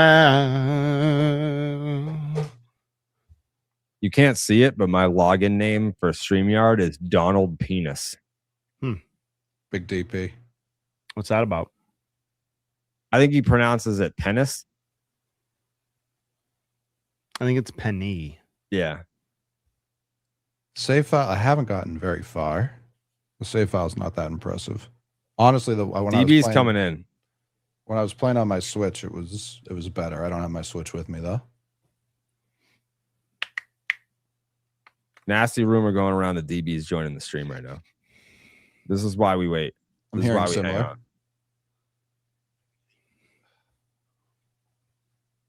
People are saying the T's going to be in last place. I don't know. He's going to throw some like Drake on there and people are going to be like, yeah, Drake. No, we're in a post Drake world now. That's my read on it. I heard people don't like him anymore. No. Speaking of Drake, welcome in Dallas Braden. Hey. Bang! Bang! He was the best guy around. It's not always about the money, Spider-Man. What up? Well, this You know? this angle makes my setup look pretty janky. Brother, what? You was the fucking scared they caught fucking Ted Kaczynski in? What are you doing? Mind your business. Looks asshole. much worse. Now we see the step stool there. Yeah, it's The unfinished paneling. Listen, we're working on it. It's a work in progress. We're working. Yeah. yeah. That tight shot was necessary. Yeah, it's Oh, not my. done yet. wait till you check this shit out. That was Dallas. great. Dallas, his upstairs was supposed to be air conditioned, but Yeah, oh, I'm sure that's working. You got a well- fucking outlet duct taped to the wall right now. What is that? well, we learned it's just blowing air, not Okay. conditioned air. It's You just ever like got a the step fan. ladder so it can reach the fucking light switch or what? It's Man. we're working on it. It'll be done soon. Are you building pipe bombs in the woods? Yeah, I'm telling you. Right now, your neighbor's like, thank God that guy told me no thank you. This is Yeah. Yeah. I don't know. That's not my step stool. I don't own that. I don't know whose that is. That's Yeah. not mine. came with the house. It's a load-bearing step stool. Yeah, that's not mine. Well, if that's the case, his fat ass can't step on that. Yeah, the chat's being really mean right now. That's not mine. I swear to God. Man. No, Yeah. no. Just wait till it's done, jerks. By the way, the shots we got at T's room today are T's room is. I could have painted T's room from memory, having never even been in there. I know exactly what that man's room looked like. I'll be honest, I expected there to be many more like big gulp stray cups laying around, but that wasn't the case. Give it time. He's going to be bedridden for a couple of weeks now. It sounds like. Talking about, if I can drag myself. He's talking about dragging himself to the gym. Drag yourself to the toilet first, brother. Like realistically, if he makes it to the gym, what the fuck is he gonna do? There? What is he doing there? Not arriving, and that's it. There's nothing else you can physically do there. My Hello. my gym is on the 3rd floor. Like, there's no way he's getting there. No. Big gulp, huh? Well, see you later. They're gonna have to wheel him into the sauna. Yeah, I didn't want to bring up core strength in the moment. Felt like that was going to be a low blow. Yeah, he was talking about having Jared come over there and rub up on him. It's like, you got a girl, man. Like, what are we doing? Nah, it's Yeah. gonna be Jerry. I'll give him a rub. Just a quick rub amongst the fellas. Just remember him coming to Texas when he went for the All-Star game and just jumping in the pool, then just being immediately ill. Just being too sick to leave his room all of a sudden. I'm like, what the fuck? And he was in a shared space. So like, Yeah, brutal. there was like 3 dudes in there that were just like, I guess I'm getting sick on this trip. I was real grateful for my open air couch living room setup, because there was no way I was getting in a room with sick T and going back home to my kids. That was never fucking happening. Who was in there? It was probably Eamon. It was Eamon and Jeremy, I think. Right? They all survived. Yeah. But I also wouldn't have put myself in that position. No, fuck that. Is he sharing a bed with Martha? Is that what's going on? I think he still sleeps in a twin bed, so I can't. Wait, do they live together? No. Oh, okay. They don't live particularly close. Come to think of it. No. Got it. Okay. She's real, right? Yes. I've met her. Nice. Yeah. Cool. Let me see. That's legit. He goes to her house more than she goes to his. Okay, cool. That's how it goes, man. That's being a dude, you know. It's a 49-minute drive. Oof, Good Lord. that's rough. Yeah. I'm sure she has a book club or something. Yeah. No, I can't tonight. Emergency book club meeting. We're rehashing the last chapter. 8:30 on a Saturday? Yeah, it's It's a good. You know chat. who has been jarringly absent tonight, J.A.? Who? Ben. Yes, Ben L. Yeah, I shouldn't have even said who. It's been refreshing. Too much time was spent, especially towards the end of the last nut. Too much time was spent on Ben L. Ben. Maybe he finally got a job or something. Yeah. It was funny when we just asked him, what is it you do? Just kind of generally curious. And he just ran away. He was like, ah. Yep. Yeah. That was it. That was Love you too, Nick. Dallas, did you catch any of the Pokemon conversation? Do you have a favorite Pokemon? I did not. As a collector, I feel like that's up your alley though, to like collect Pokemon cards. No. So like that's been my stance. And like I'll just say this. I had a very extensive conversation about this with a very, very famous baseball player who earlier in the year we had talked about this, and he was like, nah, I don't really be fucking with it. You know, I'm not really into it, but I feel like it's something I'm going to have to get into at some point in time. And then we were just at his place, and he came over to me. He was like, hey, you remember that conversation we had? I was like, yeah. He was like, I got a problem. I'm balls deep. And I'm like, ah. And I'm like, brother, I can't do it. I can't do it because I don't love it. You know what I mean? Like, I don't love it. And so it's tough for me to. You could love it because I want to know everything about it. I want to have context to it. You're on a lot of planes, brother. I want to develop a like for it, you know, and like I'm just not I don't know. Quick pivot. We have a lot to catch up on. We've been talking a lot tonight. Did you see the text message that the album draft tomorrow is now 6 rounds? Okay. 6 rounds. Do you have a board going right now? Are you prepared right now? Yeah. I've started to dabble for sure. Do you think that your first round pick is in jeopardy of being taken if you're the last pick? No. No, Then you're going to get every album that you want. I set the over-under on total albums that are taken off of somebody else's big board during the entire draft at 0.5. Well, yeah, I mean, but see, you said this about the Greatest American Draft, and I had 3 people that I drafted that were on your board. I didn't set it at 0.5. I said it would be low, and I think it was low. This is going to be, dude, we're choosing from. Yeah, I know. It's all subjective. So it's not like the idea that there could be I don't know. Maybe I'm wrong. Jay, the only people that are going to be in competition for picks are you and I. Yeah, that's what I'm saying. No one's going to take any of T's. No one's going to take any of Dallas's. We might take each other's. How can you be so sure about that? Because your taste in music is hot trash, and T is going to draft fucking Mac Miller and Kelly Clarkson. I mean, it doesn't like Ruben Studdard. I'm going to say this: if everyone's got Ruben. If T doesn't draft Kelly Clarkson, I'm throwing a flag. He drafted. How can she be one of the greatest Americans of all time and not be one of your favorite albums? Exactly. That's what I'm saying. And he talked this big game about there would be no Tyler Milliken without Mac Miller, and then we don't even get him on his team for the Greatest Americans. Like, and there's a couple ways to play this, right? It's playing into the hand of the draftee, or excuse me, playing in the hand of the voters, of the discourse of the page. I'm not trying to do that. I'm trying to take the albums I want. I don't care. Well, that's how I've tried to play this thing. Everything that we do, that's how I'm trying to play it.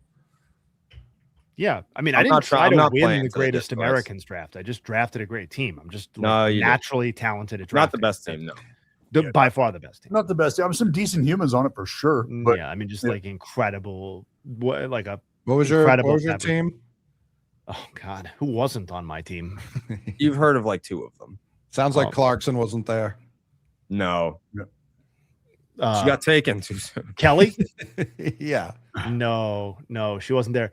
My team was in order of selection: Abraham Lincoln, heard of him, Jackie Robinson, Heard of him. Harriet Tubman, Heard of her. Thomas Paine, Albert Einstein, German, Benjamin, German, American citizen, German. Benjamin Franklin, Yeah. Norman Borlaug, and Elizabeth Cady Stanton.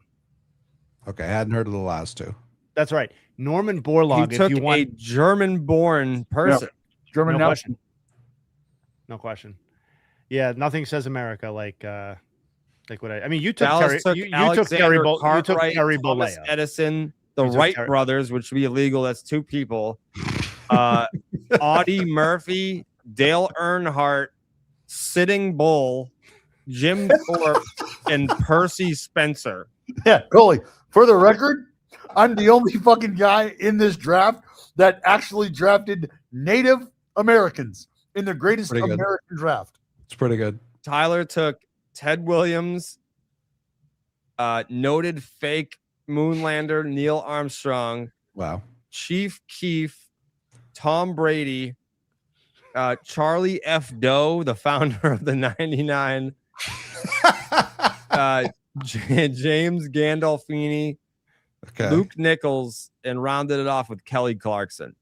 I don't know who Luke Nichols is. Some nature YouTube channel guy. Yeah. I mean, Oh, is that the Alaska guy? yeah. Okay, no, that guy rules. That's a fact. I kind of like T's team a lot. If we're You haven't being even honest. heard my team. Here's I Jared's didn't team. say it was the best. I just said I liked his team. Here's Jared's team, and I'll read it because I just want to make sure that it's accurately conveyed. George Washington, Mhm. Michael Jordan, Muhammad Ali, Terry Bollea, Hulk Hogan, Frank Sinatra, Stone Cold, John F. Kennedy's the one side of his head, and the Marlboro Man. Okay. I mean, great draft. I think you're the single worst. Like, I think Hulk Hogan. No, is worse no, no, than no. Kelly No, Clarkson. no. I think it's a worse pick. A bad pick. Wait, which one was the worst? Hulk, Terry. The Hulk. No, Yeah. Terry Bollea is a racist. I didn't take Terry Nah. Bollea. I took Hulk Hogan. That's not. No. No, I took Hulk Hogan. That's They a tough- booed him at Mania, brother. Yeah. They booed Terry Bollea. No. Yeah, they did. They booed Terry. So good. Yeah. So Just good. for context, Coley, I have the guy who invented baseball, who's responsible for the way we see baseball. I have the individuals responsible for flight. Okay. What they And- do? Well, If you- that's Go highly get your debated. fucking room service, you fat fuck. What That's time highly, is it? highly. What time is it, debated, fatty? I do just want to just Hello.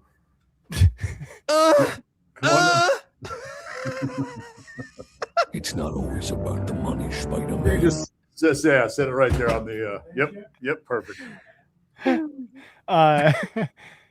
I do want Coley to know though the results of the poll of the draft. Thank you, sir. Tyler got 6%. Oh, this is interesting actually.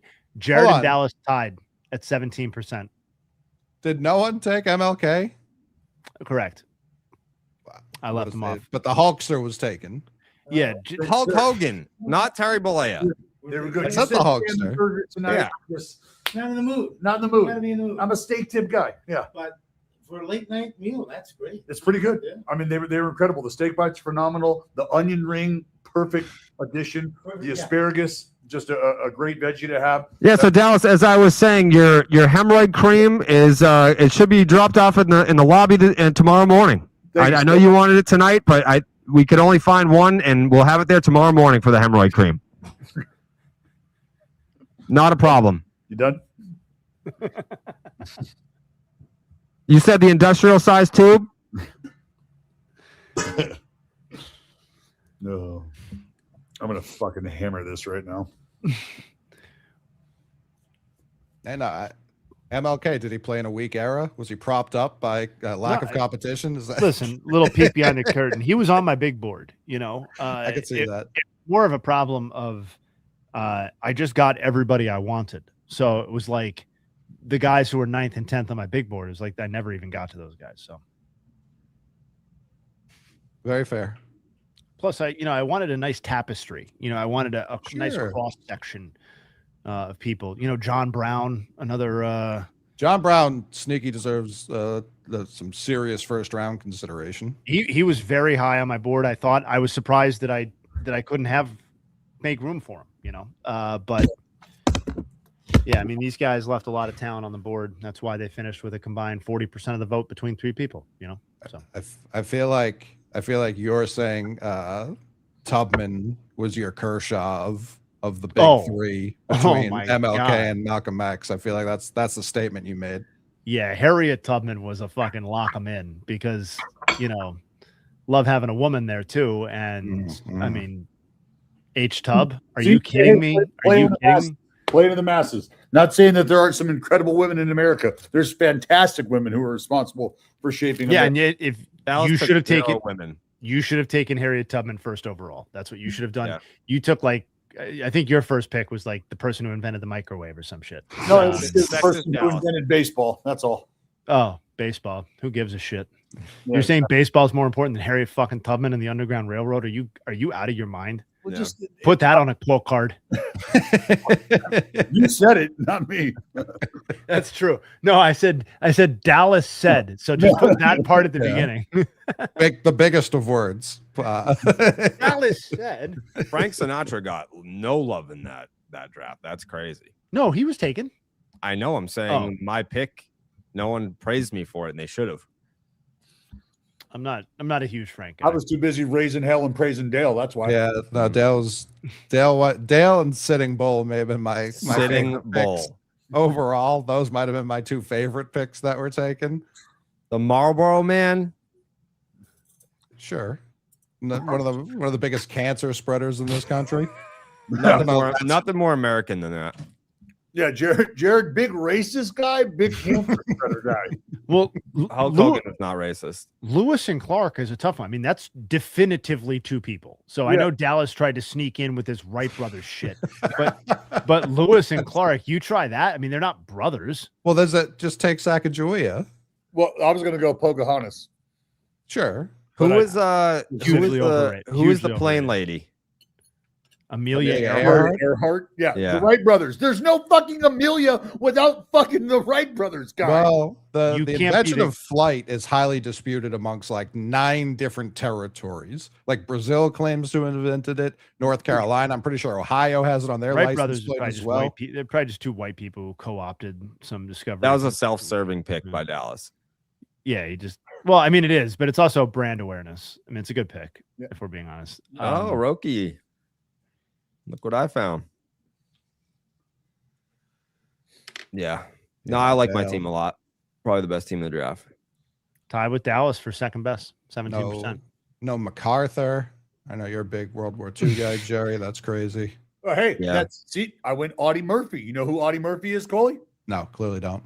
The most decorated soldier in United States warfare history. Okay. All right. Somebody on some social platform loved that pick for you. I lose track of where I saw that, but somebody was giving you a lot of love for the Audie Murphy pick. Rumble. What's True Social? Yeah.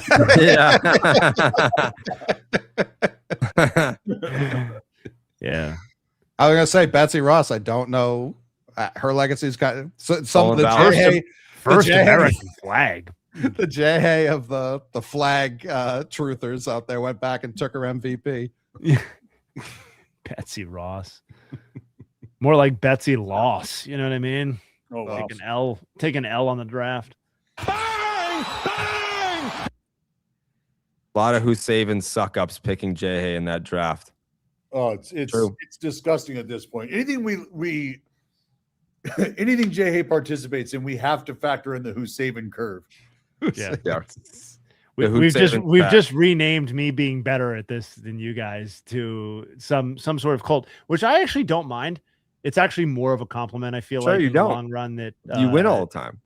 That you guys say I have this power over these people. Does it mean anything to you when you win, when you already know you're going to win based on the power that you hold over these people? Dude, winning the first Patreon draft meant as much to me as almost anything possibly could. I need to be involved in these drafts moving forward. Especially something like the Greatest American. Like this next one, I want to win, but ultimately it's just the albums that I like. Like Greatest American, in a lot of ways, I feel like the voters are calling me one of the greatest Americans by saying I won the draft. So that obviously means a lot. It shouldn't. Coley, if you want to join the drafts, come on by. No, I think it's a need. Well, we're recording it tomorrow after like attached to the pod, right? Yeah, we'll do the pod for an hour, feud for a half hour, draft for a half hour. Yeah. So if you log on tomorrow, dude, and you're ready with your albums. What time is this? Probably 1:30. No, not around at 1:30 tomorrow. Nice. But What's your moving availability forward- between the hours of noon and 2? No, it couldn't be less available tomorrow specifically. Sounds good. But this draft you guys had already figured out, and I had been giving away a lot of picks throughout the course is of true. the night. That is true. I don't But- think I would take any of your picks anyway. No, you definitely wouldn't. I don't think anyone would. But yeah, moving forward. Should we determine the subject of the next draft right now? I'm down. Basketball. No. That's a you and Jay Hay draft. Oh man, next draft. I'm I can do 90s Suns players. Okay. No. I take Kevin Johnson first. You're just like, fuck. Well, look, I go Ainge, I go Marley, I go Barkley. Like I assumed you would go Marley first, honestly. What about best sandwiches? Mm. That could get real. That talk about a draft where people's boards are getting picked apart. Yeah. Yeah, well, Not forcing it, just one option. That's option one. some asshole's going to drop hot dog, and we're going to have a problem. If that would be Tyler. It would be Tyler, exactly. A hot dog. I mean, how many fucking rounds would we have to have Sure, before I sure, get to this a is- hot dog? It's a salad. Once you mix one of these in your fucking dung hut that you're hanging out in, your fucking bomb shelter. There's tape on the wall, dude. Those are live wires. Holding that thing together. I can't. Risking his life for this. Hook Yeah, one I of those live wires up to the AC. You know what I mean? I mean, it's blowing air. No, we just got to flap. We got to flap the top or whatever it was. Yeah, it's blowing a crisp 78. Did we ever hear back from the HVAC guy? I don't. These aren't HVAC hours. You can't No. contact him now. God, Well, no. I'm sorry. I thought Jared was texting him, and that the guy was like, I figured he was like a Section 10 or BID listener, and he was like, No, I texted the contractor who employed the HVAC guy. oh, Okay. all right, so this could be a while, but. All right. I think Justin in the chat solved it, to be honest. So pretty excited to resolve that for you. Yeah. Yeah, agreed. For draft ideas, what about childhood toy draft? So certain things you should, because if this is going to be a regular thing, like Halloween should be candy drafts, Christmas toys and things like that. Yeah. What about mid-July? That's why I think sandwich draft comes in well mid-July. I can't.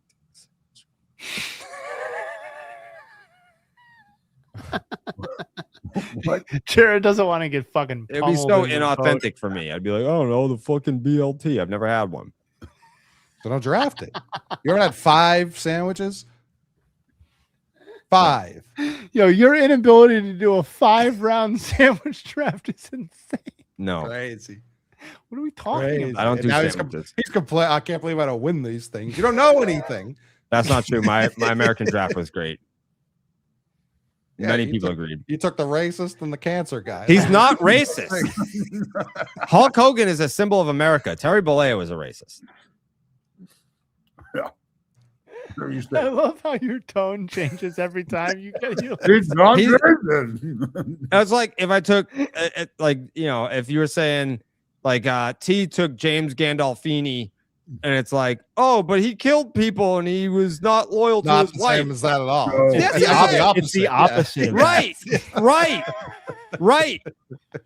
It's the opposite. So he picked the person, and then that would be me putting the character on his pick. Yeah, I he took took the a real character, and you're person. putting the person on my pick. No, That's not. but- There's only one of them's a real person. Yeah, and the real person is the racist. it's a real. Yeah, the real person was. Yeah, the real James Gandolfini was a delight by all yeah, accounts. but I'm not putting his character's acts on James. No, that'd be a crazy thing to do. This is so funny. It would be crazy to put the acts of the actor on the character as well. Shame on you guys. Sure. Yeah. Sure.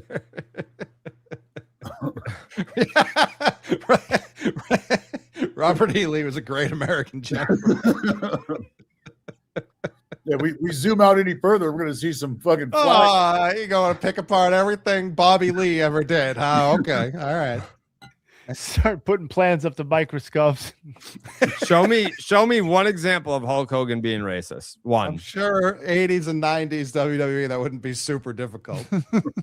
It would, because he was a great American. You guys love Tom Hanks and fail to notice he's a pedophile. Haven't mentioned Tom Hanks one time. Yep, actually. not on my board.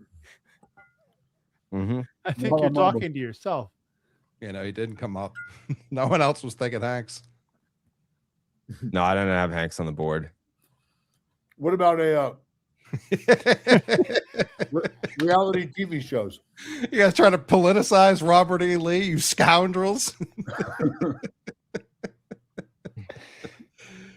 What about instead of movies? What about movie quotes? Quotes. A lot of quotes. All-time movie quotes. That could be kind of funny. There's a lot there. We want to skip right to quotes instead of just doing movies. Yeah. I think the quotes it's more thought-provoking. Because Summer there's movies summer with tons of quotes, but you blockbusters? got to narrow it down to one. Any movie. No. I'm saying a draft of summer blockbusters yeah. since we're literally like the Odyssey's about to come out. Yeah. Hanks I- just dropped I Toy was gonna Story say- 5. I was gonna say summertime activities, but I mean that's wide. You can do a lot of different shit. Tease in the chat talking about pizza toppings, obviously. On a perk 90, just Yeah. daydreaming about. Yeah. This dude is literally drooling, thinking about pizza, looking at his ceiling, listening to this conversation. Oh, I mean, if we wanted to keep July and August, like if the rest of the month was music for July and then all of movies for August, you know what I mean? Do themed months, because then you could do like for a draft, like build your dream festival. So it would be artists instead of artists in like given eras. You know what I mean? You're taking 5 people to build a festival. Build your Woodstock. Basically, yeah. And drafting it, obviously. That would change a lot. Like that, my albums wouldn't look like Jared's my got Woodstock. Corn headlining Agreed. Woodstock. Yeah. Yeah, like DMX is not getting mentioned in the albums, but he's definitely getting a pick in the Woodstock conversation. Yeah, that's what I mean. It's a Flesh of my different flesh, draft. blood of my blood. What are you talking about? Take it then. Fucking thing I won't. Yeah, you definitely won't. Quotes, summer blockbusters, sequels only draft, Ooh. just best sequels. Ooh. Toy Story 5. On the board for sure. Definitely one of the options. It's there. Yeah, It's there for the taking. Yeah, I saw it Oh, shit. Jaws 3D. on the board. Mm-hmm. The Meg 2. Best Barry Bonds home run. It's like, man, I think 529 was his best one. I just thought he really got all of that one. What about best characters in the movie Willow?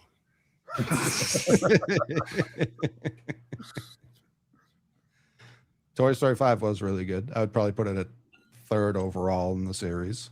3rd overall. I had it 2nd overall. So you're not either a 1 or a 3 respecter, I'm guessing. Yeah. One is 1 for me. Okay, I can see that. 3 and 5 flip flop. Interesting. I've got 3, 1, and then 1, 2, 5, 3. So it's on your board. Top 10 Maglio Ordonez moments against Dallas Brady. That's unnecessary. Go ahead and fucking see your way out, Jeb. Do We got people drafting Willow characters in the chat, by the way. That's got real legs, it looks like. Never seen it. I don't even know what that is. I had to tell Kuroda Grauer the story today. He was like, I was talking to him before the game. He's like, bro, I love this place. It's great.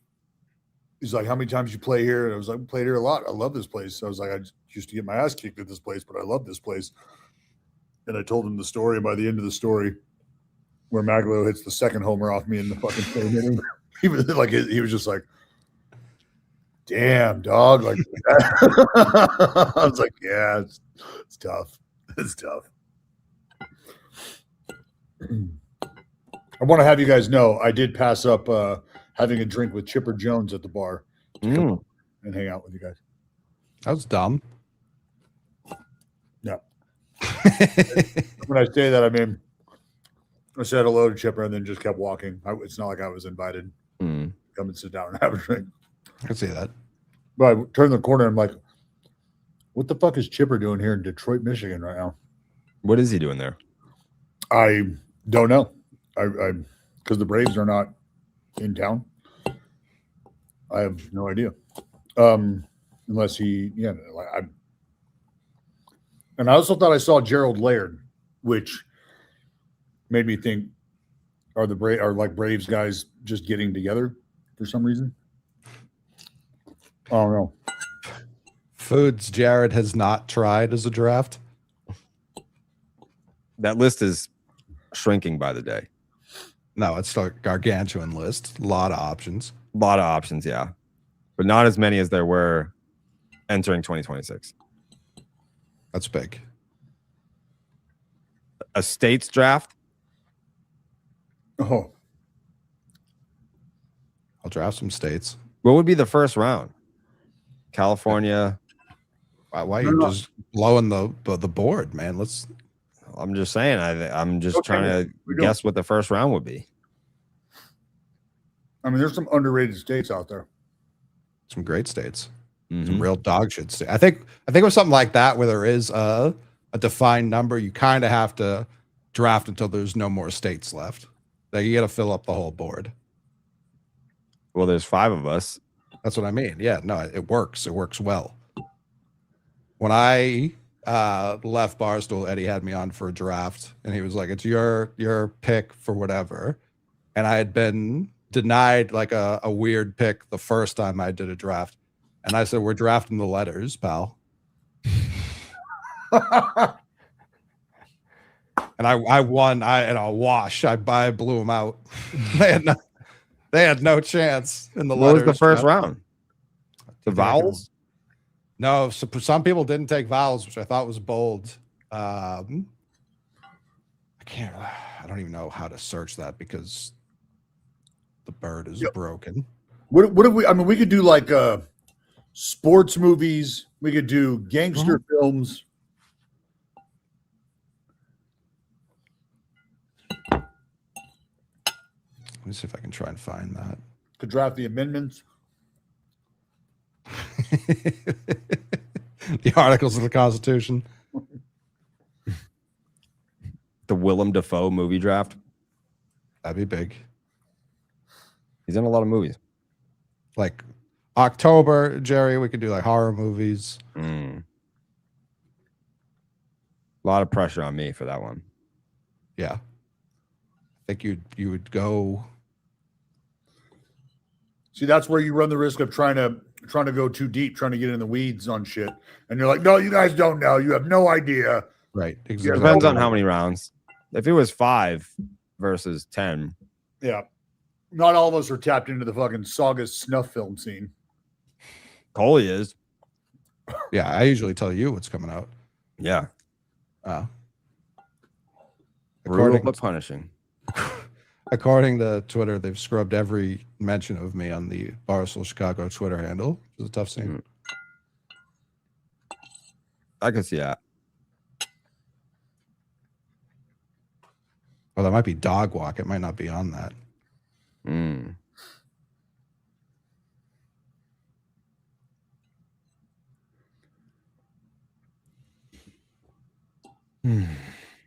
Bernardino getting hot in the pen. Oh yeah.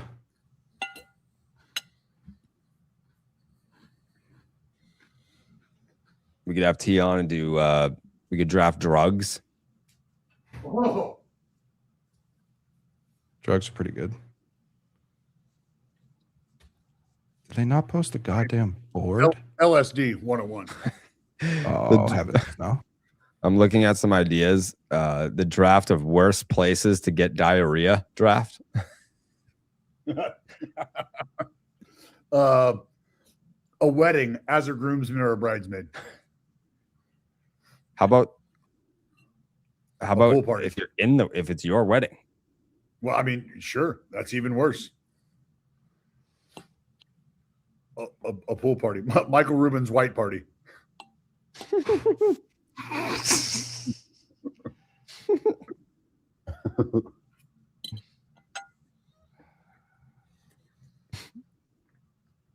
If you do the diarrhea draft, you got to get my buddy Sandy in on it.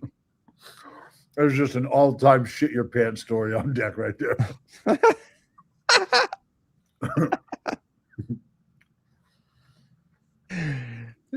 Well, what was the gist of it? I don't know. No, I'm saying I'm just reading a comment. That's that was in the chat. Yeah, that's in the chat. All time shit your pants story.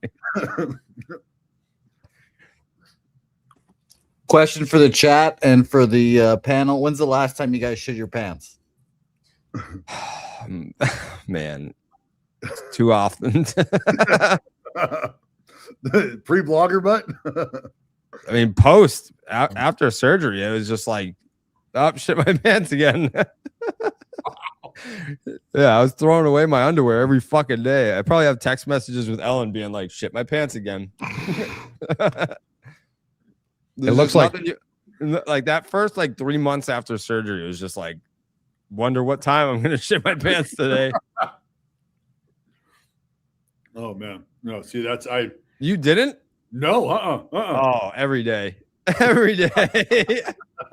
No, I was just on Amazon, just reordering underwear, just like fuck. We need another 12-pack. Need another 12-pack. This will last me a couple weeks.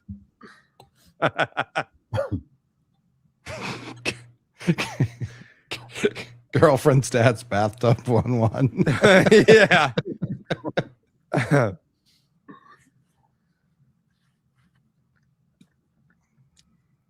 Man, yeah, stuck on a Ferris wheel. That'd be a bad place. Mm. An elevator, stuck on an elevator. Confessional.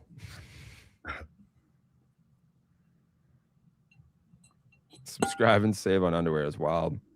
Yeah. Just for an update, it looks like Barstool Carl took T first overall in the letters draft. T. Good pick. Well, he didn't win the draft, so the people disagree with you. I mean, he could have started off hot and tailed off. A vowel was easily number one. Yeah, right? that was my thought going into the draft too, Dallas. There's just so many consonants floating around out there. I know, but that's why. I mean, you got to go rare. They're like the. That's right. I agree. Completely agree. What the fuck kind of surgery makes you shit your pants? Asshole reconstruction surgery?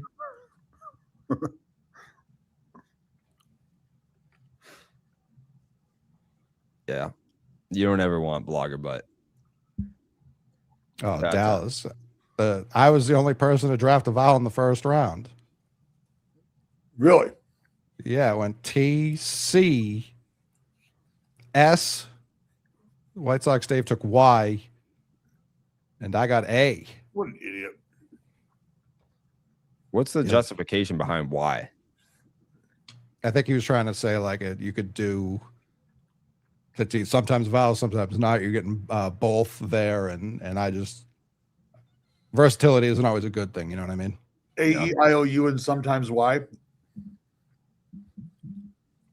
No. Dude, I'm having flashbacks to asshole surgery now. What a wild time.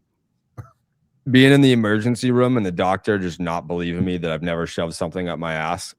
Like, but he was like, so Sure. he's like, so you've never put anything up there. I'm like, no, dude. He's like, okay. walks out of the room. This guy jams stuff up his ass. We got a liar in room 12. Yeah. Guy's full of shit, literally. Yeah.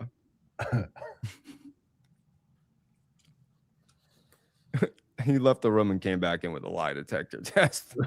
He's like, look, you lie to your friends, all right? I'm here. Yeah. He's like, little thing called HIPAA. You don't have to lie to me. I'm not going to tell anybody.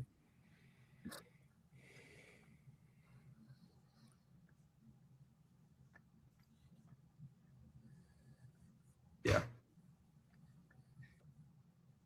What's the score of that Dodger game? 3-3. What inning? 7th? Top 7, yeah.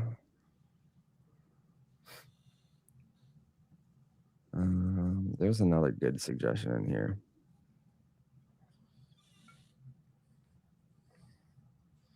Oh, the draft of things that you would steal if it was legal.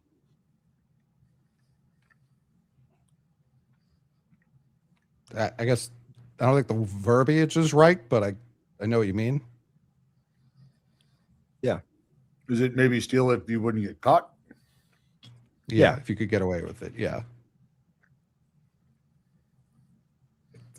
If you could Like steal, if stealing was legal, it wouldn't be stealing. Yeah. That's a good point. Is like taking over a government too much? Is that too strong? Like stealing an election? Wow. Wow. Jesus Christ, T.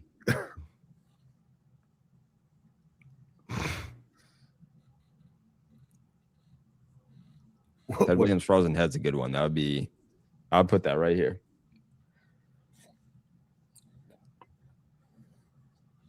Jesus. I mean, the act of stealing is still a thing, whether or not it's legal or not. It would still be stealing. Like it's a verb. Stealing quite literally implies, well, that's against the rules. No, taking something that's not yours doesn't necessarily make it illegal. What the fuck? Yes, it does. If I took like a fork from Coley's house, am I going to go to jail? No, but is it legal? Yeah. No.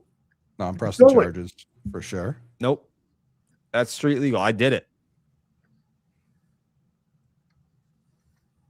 Well, A fork?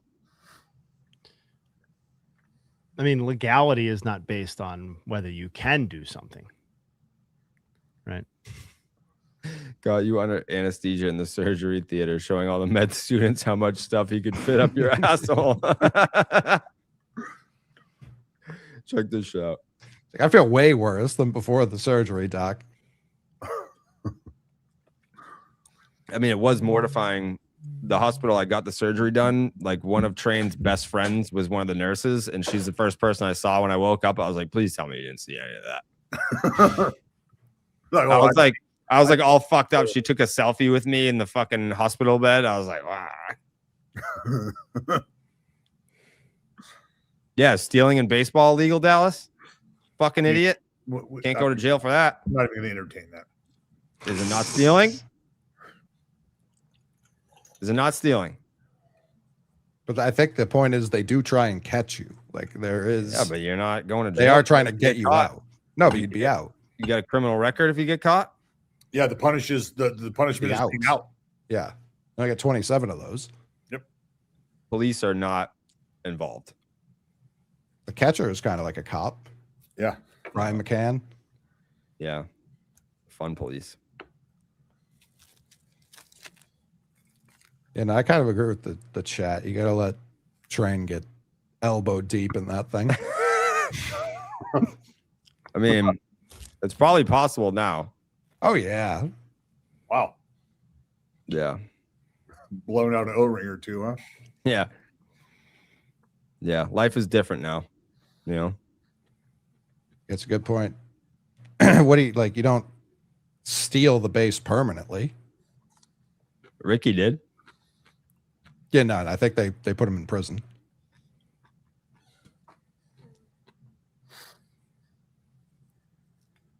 Get him banned.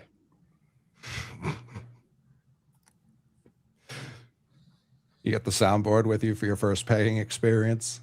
Mm-hmm.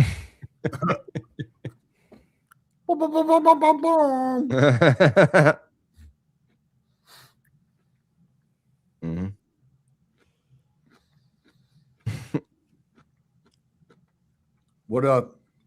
What's our next big holiday coming? Halloween, right? That's the next big holiday.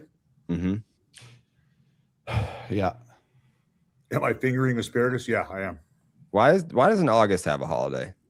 It does. My birthday. You're welcome. It's too hot. Too hot for holidays in August. Arbor Day. Yeah. Arbor Day. Celebrate the trees. Yeah, I don't celebrate Arbor Day. Wow. Labor Day. I've been blowing this guy's horn since he showed up. Where's Milky on the music? Who knows what he's going to say tomorrow? He said he's on Neptune right now with all the drugs that he's on.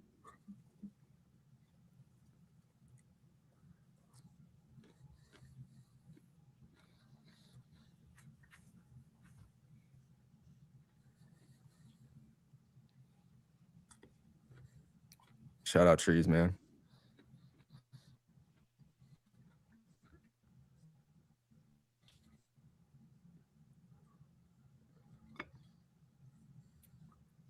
Gundy, I'd be happy to show you how Roadcaster works.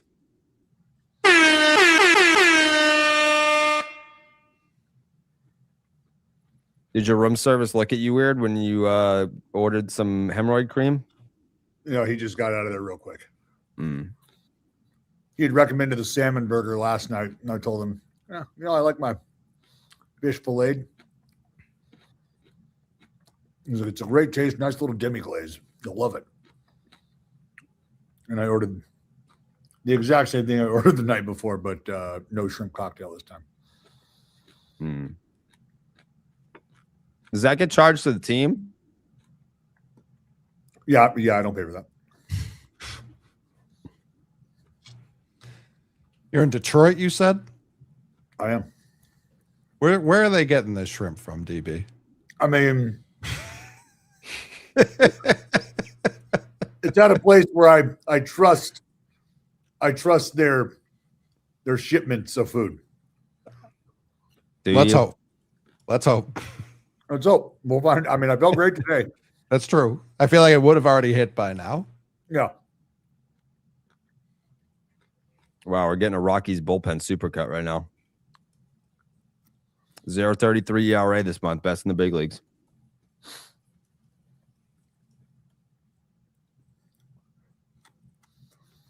Do I drop towel for the room service guy? Am I Louis C.K.? No, I gotta.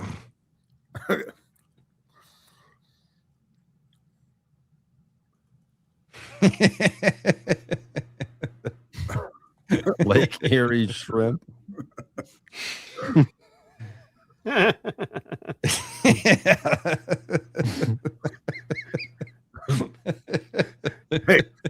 shout out one of the best sushi places I've ever had in Milwaukee, Wisconsin, though. Oh, heavens no. There's never been a Japanese person within 3 states of that place. I hope it was trout. I hope it was trout or walleye or something. Walleye. Dallas, what's your appetite this offseason for us going to a place that's haunted and staying the night? Done. I want to go to the Matt Rife place. Oh, the Conjuring place? Yeah. I thought he just has Annabelle. Does he have the Conjuring house? It's in Connecticut, right, Jay? Rhode Island, Yes. I thought. Rhode Island? Or is it Rhode Island? He's Somewhere in the Rhode New- Island. somewhere I in don't New know England. that the Conjuring house is there. But I don't think Annabelle's there. I don't think I don't even know what we're talking about now. the most famous places probably book out way in advance. So like we're gonna have to find like the Temu haunted house. There's the Winchester Mansion is out here. Yeah. If you know anything about that. Yeah, you know anything about it? Mm-mm. Is that the Milwaukee Hotel? No. No, that's the Pfister. That's right. Barely Yeah, do it. Mookie refuses to I was stay waiting there. for that. Mookie refuses to stay there and Named refuses to after acknowledge that he's Doug. scared of it. Mm-hmm. He's always just like, oh no, like I have a bunch of friends in Milwaukee. No, you don't. He's like, I Wow. get an Airbnb every time I go to Milwaukee because all my friends there. Are you calling Mookie Betts a bitch? I'm saying he's a little scared of the fister. Holy shit. I want to Sounds say like it sounds like you are based off the last segment we did. No, you said no. I'm gonna go. You said D Train could just go right up there. Oh. Right? Yeah. I think Bryce Harper has been on the record speaking about spooky happenings at the Fister. You know, that transcends sports. Probably just the raw milk. Wow, Jay.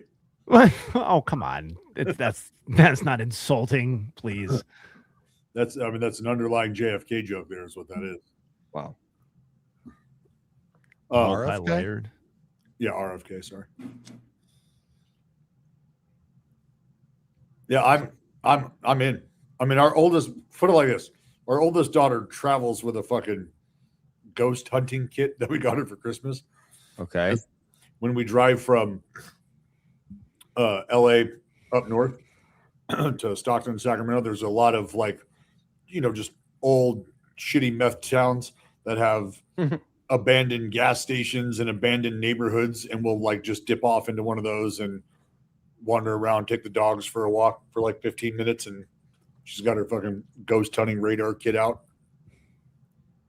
Yeah, That's pretty strong. I'm in. Well, The Bridgewater the- rectangle is a thing.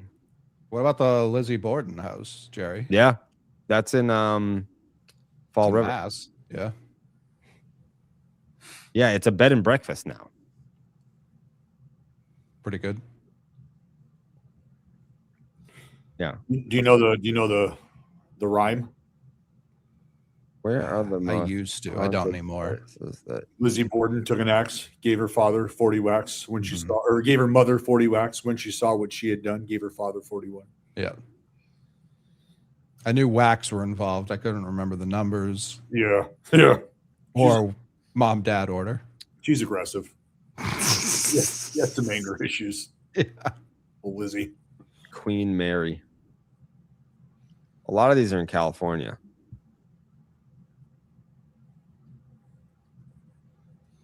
The Alamo is haunted? I don't believe that. If Jared is still into super racism,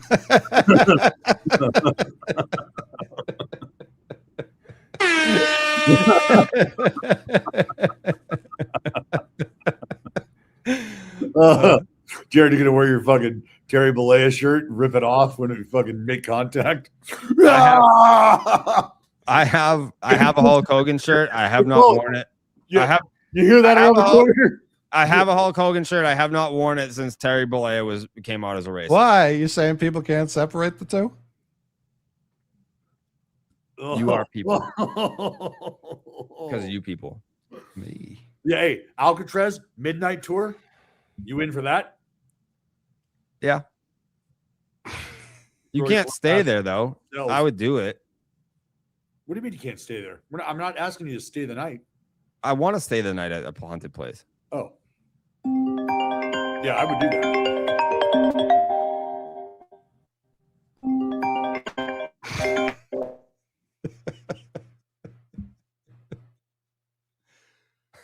Hello? I don't know. This is a call-in show. Yeah. That's Meg being like, what are you saying about your asshole?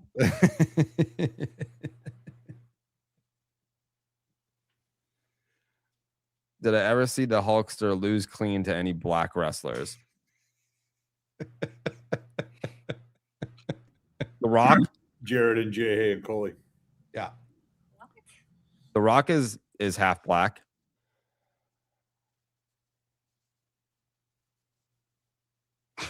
Room service calling himself back.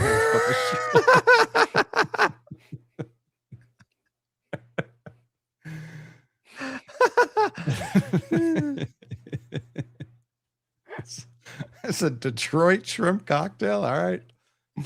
Braver man than I.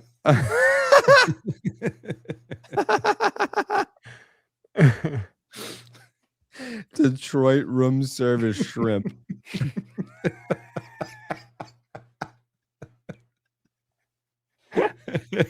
that Motor City shrimp. Top 5. What about top 5 Midwestern cities in which to order room service shrimp? For ordering a shrimp cocktail in Detroit, Michigan. Oh, give me that Des Moines, Iowa.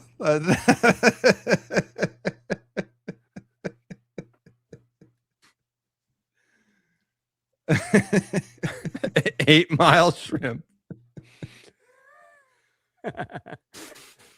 Oh man.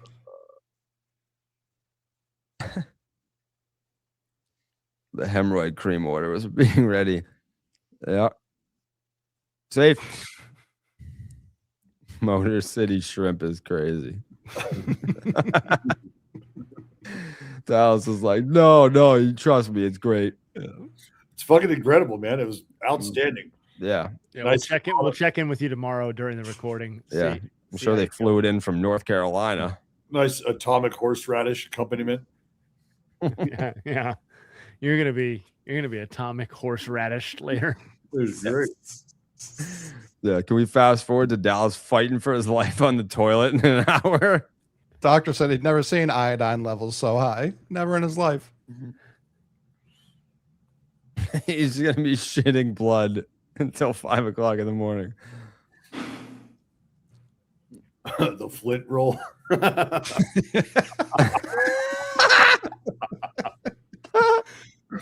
Oh man. Oh, you're in Gary, Indiana. You got to try the sush, kid. To die for. Oh man. I mean, there may have been sake involved, but I walked away very happy. That's all that matters. Nick Kurtz left the game with an illness, went out for shrimp when Dallas played the night before.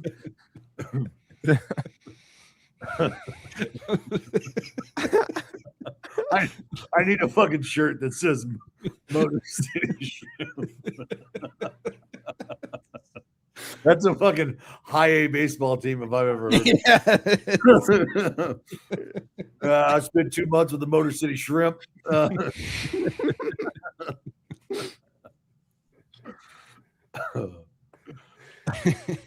Whatever. Whatever. Shit was good. Sure was. We should make a T-shirt: Detroit room service shrimp cocktail. Just fucking slap it on there. Just all of I'd green buy that shrimp. for sure. Little Just the Nuts logo in the corner. Oh God.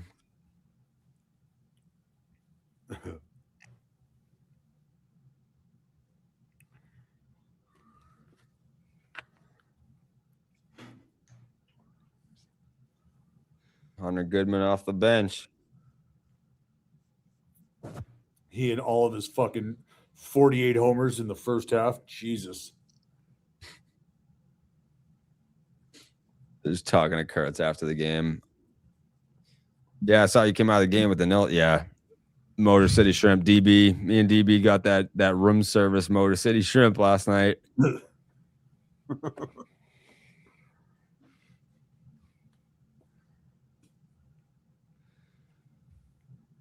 Brutal.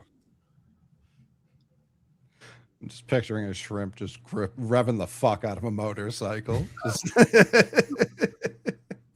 Just a fucking cut off leather vest. All patched. I'm into it. Ooh. Went for the downs, as they say. They did.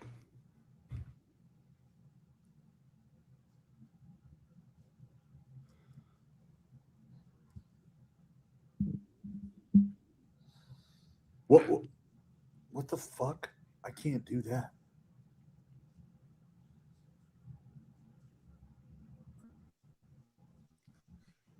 So you guys have the Clams Casino on the menu. I'll take 2 of those.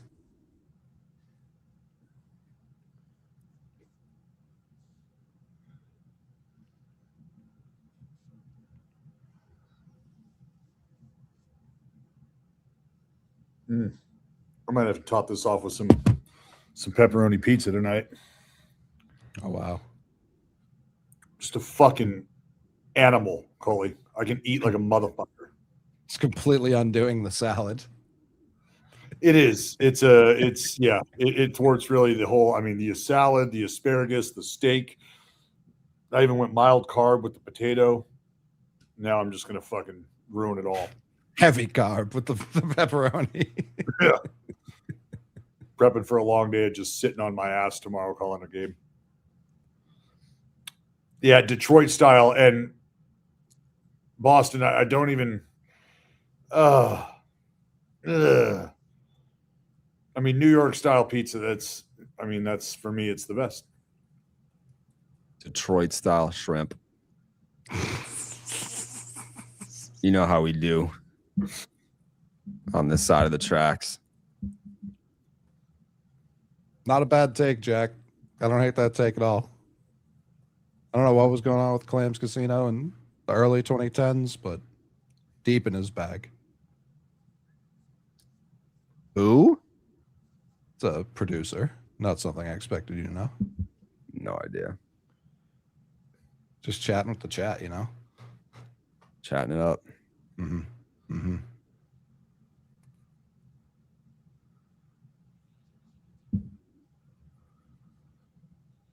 It's a big spot for Baseball's Dead listener TJ Rumfield. Great eye. I want to know what players listen. Cole Carrick listens. Oh, yeah? Yep. And I feel like if we don't talk about the players on the show, they don't come forward. And They always come forward after it's like, oh, cool, they talked about me. And I know his agent want to get him on the podcast. Get him on. I mean, it's as simple as me calling him and telling him, let's get him on. When do players have time? Oh, yeah, Cam Schlittler, huge fan. When do players have time to listen to podcasts? In the morning? On the plane? In the morning, on the plane. Yeah, like they listen to them in the morning and like during workouts. Like not a lot. Like I think a lot of players these days do listen to shit like while working out, oddly enough.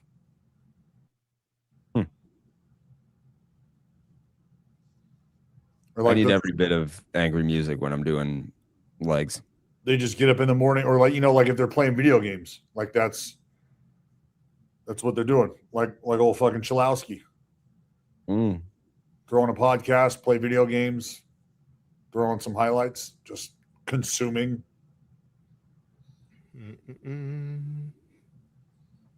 All right, I'm walking next door to get pizza. I'll be right back.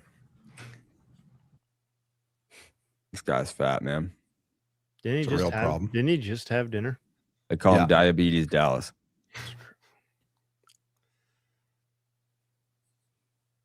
I think he's also lying. He's definitely going to get more shrimp. He's going to take a shit, yeah. Going to get more shrimp. He's probably going to throw up. Yeah.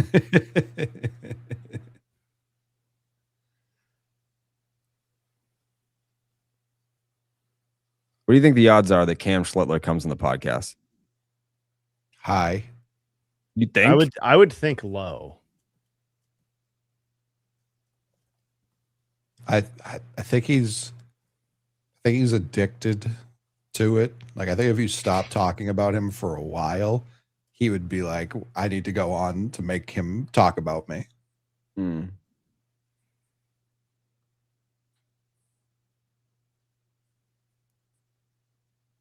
mean, like I said, before that playoff start in New York, he was following me. So I bet you he was probably a fan of the 10 growing up. His parents definitely were. Still are. Yeah.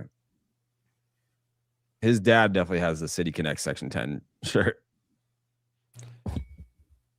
I think I haven't really talked about him at all this year just because I know he is rabbit ears and like cares deeply about everything said about him by like Red Sox fans specifically. I think if you stop talking about him, I genuinely think he'd just like stop pitching well and like we'd never hear from him again. I'm going to put it to the test. If they win the World Series and they get some sort of vehicle to travel through the Bronx, and they're all parading through, and he invites you on, will you go? No. Okay. I can see that. I think He's got the specifically wrong- if they wanted all, that's exactly when he'd want to come on. Yeah. Well, yeah, that would be a good time for him to, be a good opportunity for him to kind of gloat a little, it would seem. Just not something I'm super fearful of at the moment. Not saying he doesn't have the talent for it. The rest of the team currently does not. It's not a His high dad has a Don Arcella head from 2015. I have one right here.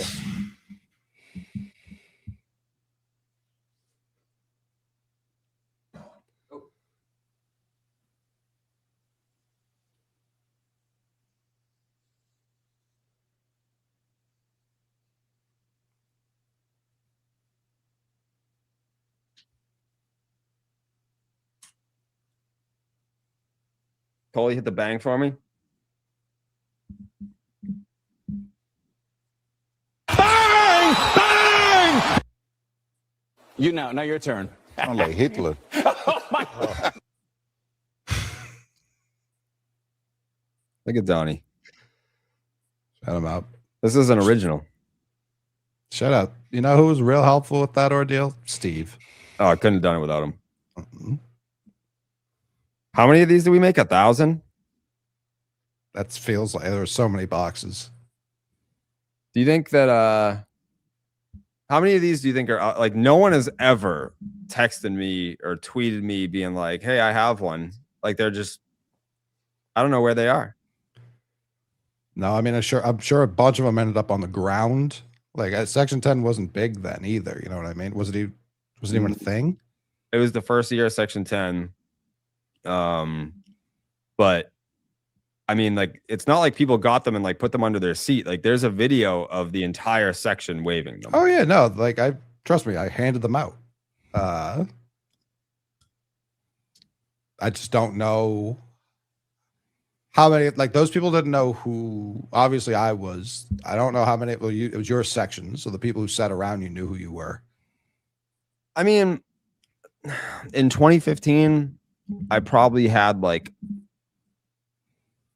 30,000 Twitter followers. Sure.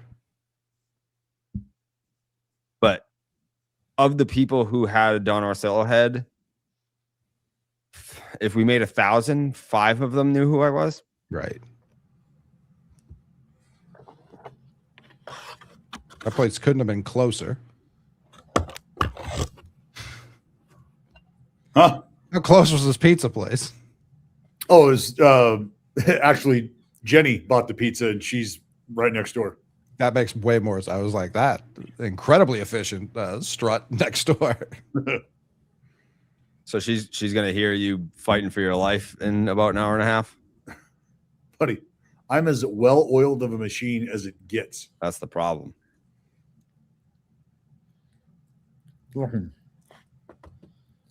Bang.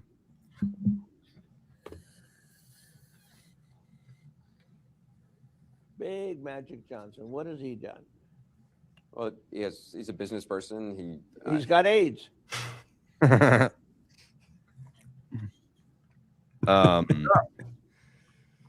Donald Sterling talking about Magic Johnson. That bang clip, is that from Doncic? No, I wouldn't have downloaded that. Almost assuredly, Steph. Yeah, I was gonna say Steph. Yeah. Let's find out. Or Kyrie. It may be Kyrie's. Let's see. Yeah, Steph versus the Thunder.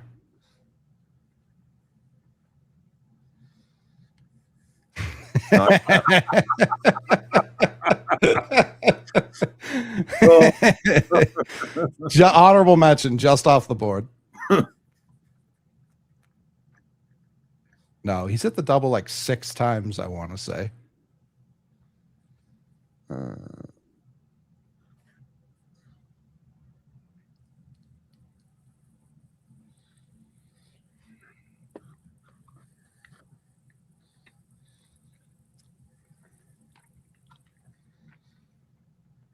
can't find the Kyrie double bang.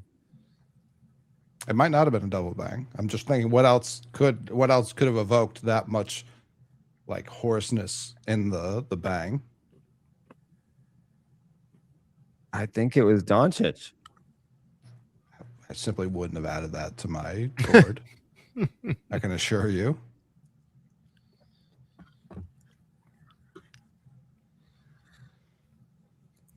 I mean, there's multiple versions of pepperoni on this. Mike Breen has done the double bang 10 times in his broadcasting career. Maybe it's some of the leftover fish from the sushi. It is Luka Doncic. Wow. I'm certain. What's the double bang? What am I missing? Mike Breen puts it up. Bang! Bang! All right. Got it.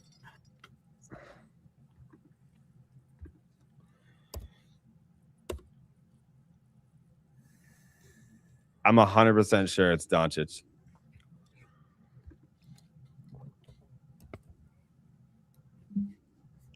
Yeah, go to YouTube. I'm listening to him now. Mike Breen bang after Luka Doncic crazy game winner.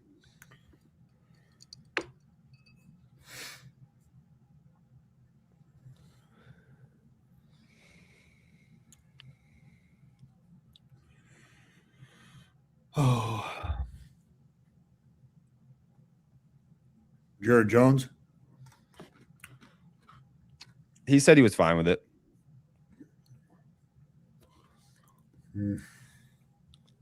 It's tough. I want to like unleash my full fury on this topic. Fucking do it.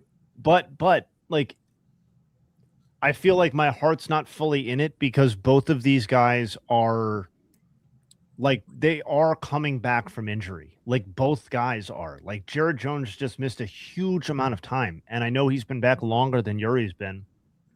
But like his was an arm injury.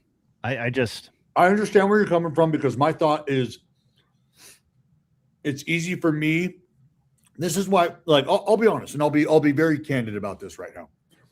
I have issue with, I think, and I take umbrage with that I am some like steward of this conversation because I experienced it. All right. And I always say, and look, this didn't go into the decision for me to go out there and try to finish the game. Like my whole situation in the background, Mother's Day, my mom and my upbringing, and like that didn't factor in to them giving me the nod to go back out there for the ninth inning. Okay. And what happened to me on that day and how my life has unfolded after the fact, all of those circumstances have a big part of why I'm here today doing what I'm doing with you guys and blah, blah, blah, blah, blah. Those dudes have an enormous amount of money that lays in front of them if they are healthy and they remain healthy to earn. And I mean, okay, you could say that I was getting close to free agency and blah. I respect that. But you have to take in the fact that they are coming off of injury, that should they encounter that and deal with that again, they could never have an opportunity to play baseball ever again. So their earning power as a baseball player, their identity as a baseball player is something that has to be accounted for. And I would be really curious to see what they really have to say once they find themselves on the other side of having to make that decision, because I'd be willing to bet that should they each have money, should they each get the contract and that moment come up again, sign your extension yesterday, Jared Jones, and then find yourself in that position today. Are you willing to go, hey, I'm going back out there? My thought would be yes. My guess would be probably. Why? Because the very reason that you're okay with it and you understand it would already be taken care of and would be answered, right? You have gotten a bag, some version of a bag. But to not have that and be faced with having to make that decision. Because then what happens in this day and age? What are you, some fucking idiot? You've got your future ahead of you. You rather blow that for one good day, for one good game? Bro, do you think you can't do it again? And it's like, well, look, not that I can't do it again, but do you know the odds of me getting to that spot again and being able to achieve that again? Because it's not just me, it's my team that's involved in that as well. Things can be very different. Think about the man who just retired, Justin Verlander. Like, you mean to tell me over the course of his entire career, that dude never walked out on the mound with the shit that you could throw a perfect game with? Yeah, he did every 5 days for almost 2 fucking decades. He walked out to the mound with shit you could throw a perfect game with. And it just didn't happen. It didn't unfold.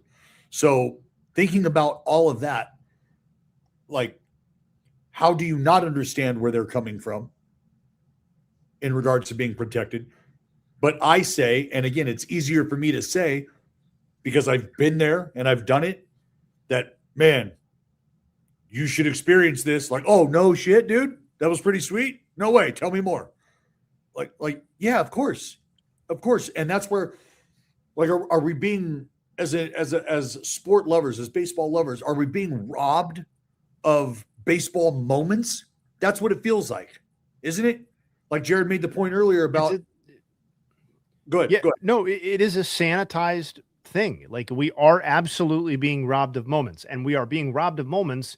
And part of the exchange is that players' careers might last longer. They might remain healthier. And like, I'm not even like arguing that it shouldn't be that way. It's not my health, but like, we are on some level. It is an investment product. It started out as something of an entertainment product. Like, it does feel like we are being, like, these sorts of moments are being like removed from the game. And yeah, okay, there have been so few perfect games in the history of baseball that you could counter that and say, oh, so you're removing something that has happened the equivalent of like once every 8 years in the history of the sport. Like, that's what you're fucking worried about, or 10 years or whatever the math works out to be.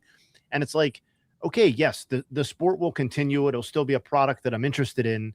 But the more you kind of pick out of it, especially those high moments, I do think that matters. Like, I don't, like we said on the pod, I don't think there's an actual answer for this, because the money and the incentives are aligned in a way where you just can't put it back in the bottle. But we're going to get to a point where, like, there is going to be a more objectionable example of this. That's not Yuri Perez coming back from, his inner thigh being torn off, like whatever happened with his thigh, or it's not going to be Jared Jones coming back from a serious arm injury. And it's going to be, I don't know, maybe we'll be numb to it at that point, because this kind of stuff has conditioned us to be ready for it.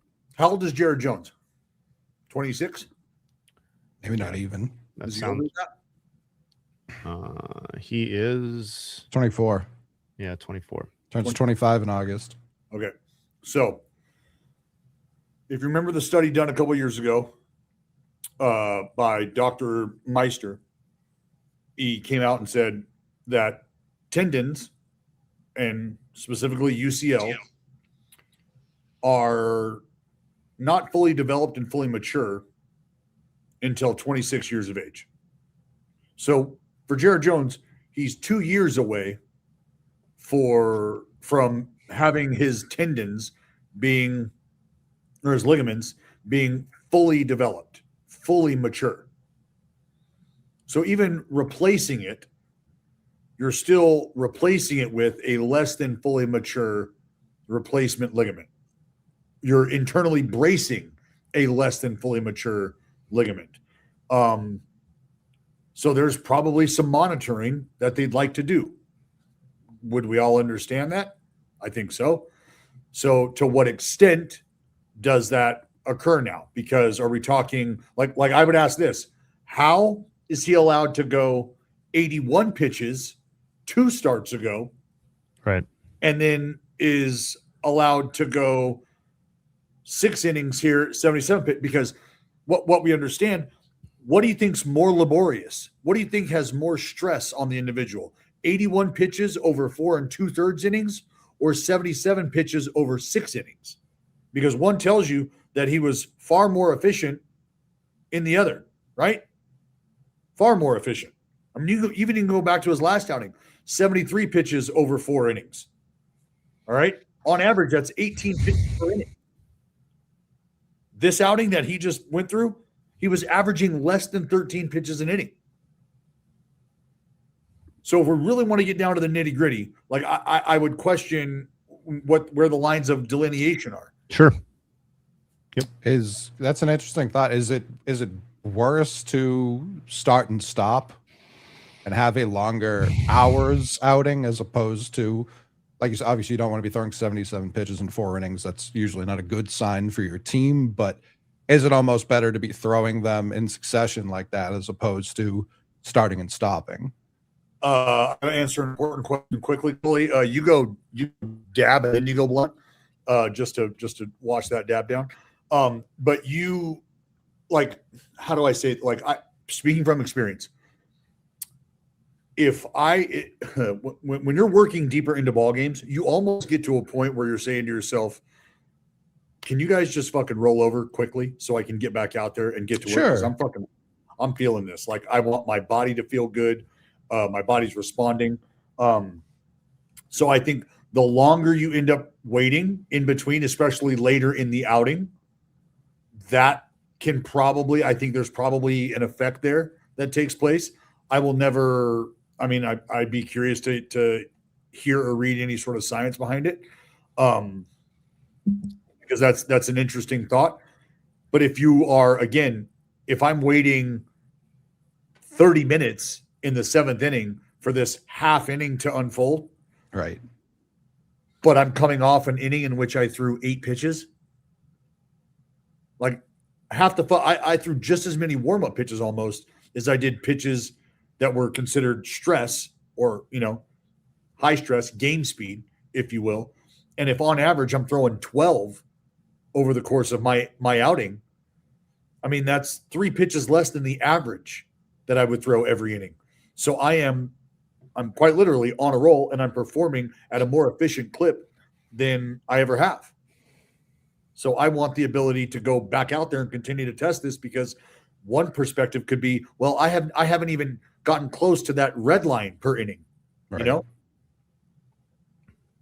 One thing I've been curious about since baseball is so obsessed with speeding the game up, like it seems like a never-ending chase. Like, say the home team's up, can they forfeit the bottom of the 8th? They're at bats. Just keep rolling into the 9th. I trust me. I love that question. I love that idea. Unfortunately, I think the paid product that is sports entertainment wouldn't allow you to cut that out. But I would think. But if that's getting more perfect games, which we're arguing is part of the entertainment, like, is that not better for the entertainment purpose? Like, you wouldn't really do it most nights. You'd want your reliever in most circumstances to have more time to warm up. You know what I mean? So it would only be in these rare circumstances like a Jared Jones where it's like, hey, even if it's the 7th, this guy's on a roll. Yeah, everyone tune in. But think about it this way. It's like, all right, he's in the 7th and he's on a roll. That's great. But this also means that I'm not going to get to see Connor Griffin, O'Neal Cruz, and Ryan O'Hearn hit, and then Lau follow up. Like, I'm not going to be able to see Henry Davis rake. Like, I'm not going to sure. I'm not getting those things. And if I'm a Pirates fan, I'm probably invested in that as well. Yeah.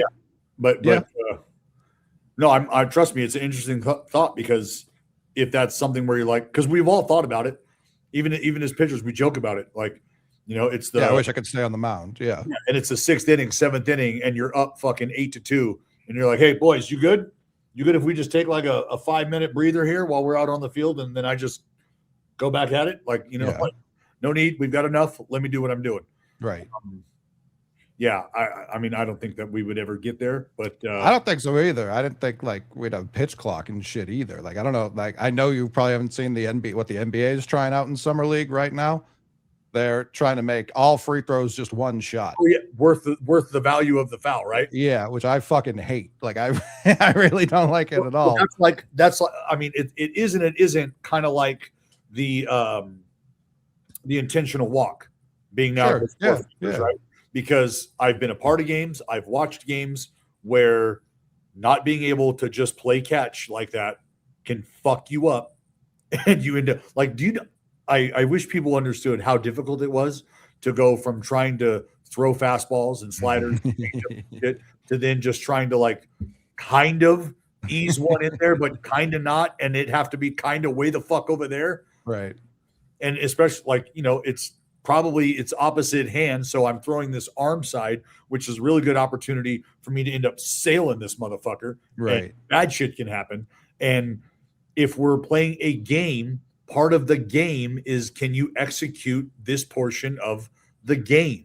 And that's where, when we take things out of that, we're taking away from the game that we're playing. And this is purely a data-driven simulation. That's really all it starts to turn into. Like, how far away are we from quite literally just walking out there and executing data simulations? If we're handing the pitcher, if we're not, and I'm not going to say that they're not telling them to do their homework, but if the Marlins are going out there and they're telling Yuri Perez, hey, you threw your bullpen how we wanted you to during the week. Good job. We've prepared how we're going to attack these hitters. Here's how we're going to do it. We're filling you in. Just so you're prepared for when you hear the button, what to expect. Go get them. If every single pitch has removed the feel from the competitor perspective and is purely a matter of executing a data-driven base, then where's the game that we're playing? Identify the game for me. Right. I think that's, like, speaking locally, I think it's been a big issue with the Red Sox and Bayo. They've said to him, like, these are the pitches you should throw in these situations. And he gets it on the mound. And if he doesn't have that pitch on a given night, now he's in AAA. Like, I do think that for certain players, I'm sure that works perfectly well. But I think with other guys, like you're saying, the feel of a night to night, because you see it all the time. Like, guy has a good curveball, doesn't have the grip that night for whatever reason, weather, just doesn't have it. New baseballs have been introduced by the league under the dark of night.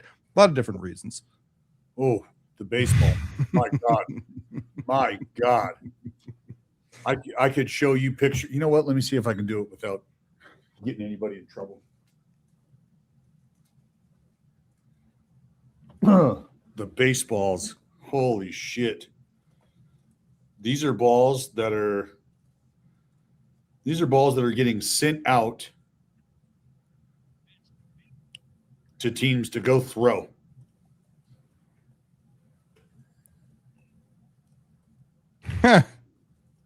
that right there, that's a ball that got put in a box and sent out to a Major League Baseball team as a game ready baseball. Go get them. That's unbelievable. This right here. How about this? And I know this might not mean much to you guys, but if you can see the discoloration, you see the brown stain in the middle of the ball. Bless you. Yeah. Damn. Yeah. Like it's I mean, it's horrible. These are balls. How about this? Well, you know what? Never mind. I can't show those. Well, they have stickers on them, and people in the chat will absolutely go type in those codes, and that's your problem. But just know here, you know what? Can I block this?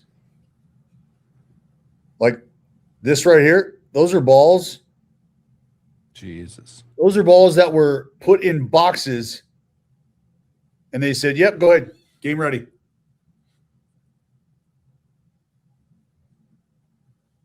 Atrocious. Yeah, that's no good. That's what Acuna was looking at. He said, I know good and goddamn well. This is not what we're using. Absolute madness. Dodgers end up winning that game. Yeah. Mookie Betts game winner in the 8th. Did you hear Dallas is officially been with the Dodgers for as many games as the Red Sox? Dodgers through and through.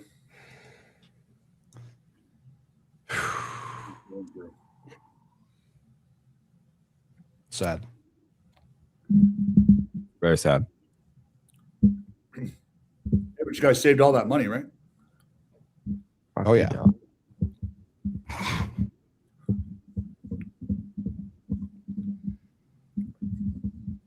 are you doing? Unscrewing the trap doors so you can crawl out of your fucking bomb hut? My mic stand keeps like tipping over, so I was like looking at like sandbags to put on the bottom of it so it doesn't do that. I was like, there has to be another way. Like, this feels like a very faulty design. It's like, clearly this is for a microphone. So like you would think that it would like not fall over if it has a microphone on it, but it does. I had a question for you, Dallas. Two-part question. Why do opposing teams get so offended if the other team does a show and go? I don't know that they get offended. I've heard that. They're like, oh, they're going to show and go? Like, they think they don't have to show up at 1 p.m. for a 7 o'clock game? Like, they can beat us just showing up? I don't know that that's a thing. I mean, if you've heard that, then yeah. I've heard that. I don't know that that's and the reason being is because teams have players who are preparing differently these days. Where it's been a thing for a long time, right? Where certain guys just don't hit on the field because their pregame routine involves more of physical preparation, meaning taking care of their body, getting their body physically ready to move around. So what do you want me to do? You want me to go take BP on the field and go through the eye wash of taking my 4 rounds, 5 rounds, whatever it may be, or hear me out. I can go and prepare my body, stretch, warm up, feel good about the routine that I'm controlling in the cage. If things don't feel right or whatever, I've got my drills that I can do so that I do feel right. And I'll take my flips. I'll get my 5 to 7 swings from overhand, and then I can go and fire. So I think on the surface, if there's like what, you think you're so much fucking better than we are? Like, I don't know, man. Like, I don't know how much that's happening, and I don't know to what extent that is a feeling. Just because I think guys are so much now on their own programs that if it is still perceived that way, I think that's probably going to be something that goes by the wayside quickly, because I just don't see that as a like something to take offense to. Like, it's not about us thinking, like tomorrow's going to be our 3rd game in Detroit. We are playing a night game, a night getaway game, which is fucking brutal. So tomorrow we might not even take ground balls. And the one group who does take BP on the field might not even take BP on the field. And that is at no point telling the Tigers that we're going to kick the piss out of you and we think we're better than you. We haven't won a fucking ball game in almost 10 days, brother. Like, it is tough sledding around here right now. So how we're showing up and when we're doing it is like of no insult to the other team. So then the other question would be, if it's like a scheduled show and go, does that day's starter still show up at the same time that he would anyway, or is he part of it? No, that's your starter. You're on your, like, that's like that'd be like a quarterback not showing up at the time that he shows up at because the defense was on the field for 20 more minutes than they were last weekend, and they need to rest and they need to, like, that's separate, right? So he's still getting there because his pregame routine is his pregame routine. So when that clock starts for me, I'm not concerned with anybody else because that is not what's on my plate right now. I need to get there to check my boxes because I need to be ready to go when that clock strikes, and I have a routine based on when I'm showing up before the game. So if it's a 1 o'clock start, I know what I need to do. If it's a 12 o'clock start, I know what I need to do. If we've gone from a 6:40 start to a 7:05 start, I know what I need to do. That clock adjusts, and I am there when I need to be there. Makes sense. All right. That's the slate. Thank you everyone who hung in with us, watch ball, talk drafts. We got DB. Big night for the Nuts. Oh yeah. Huge. All right. We have BID tomorrow, Family Feud, and the albums that you would take to an island with you on the Patreon, patreon.com/baseballisdead. Subscribe, get the bonus drafts every single week. Coley said he's going to be joining us for the drafts. Not tomorrow. Nope. But he wants it on the drafts. 5 round. Be 5 teams moving forward. That'll be fun. Oh yeah. Make it more competitive. Patreon.com/baseballisdead. Subscribe. Check out the bonus episodes. And we'll see all you guys tomorrow. Thank you for watching. We out.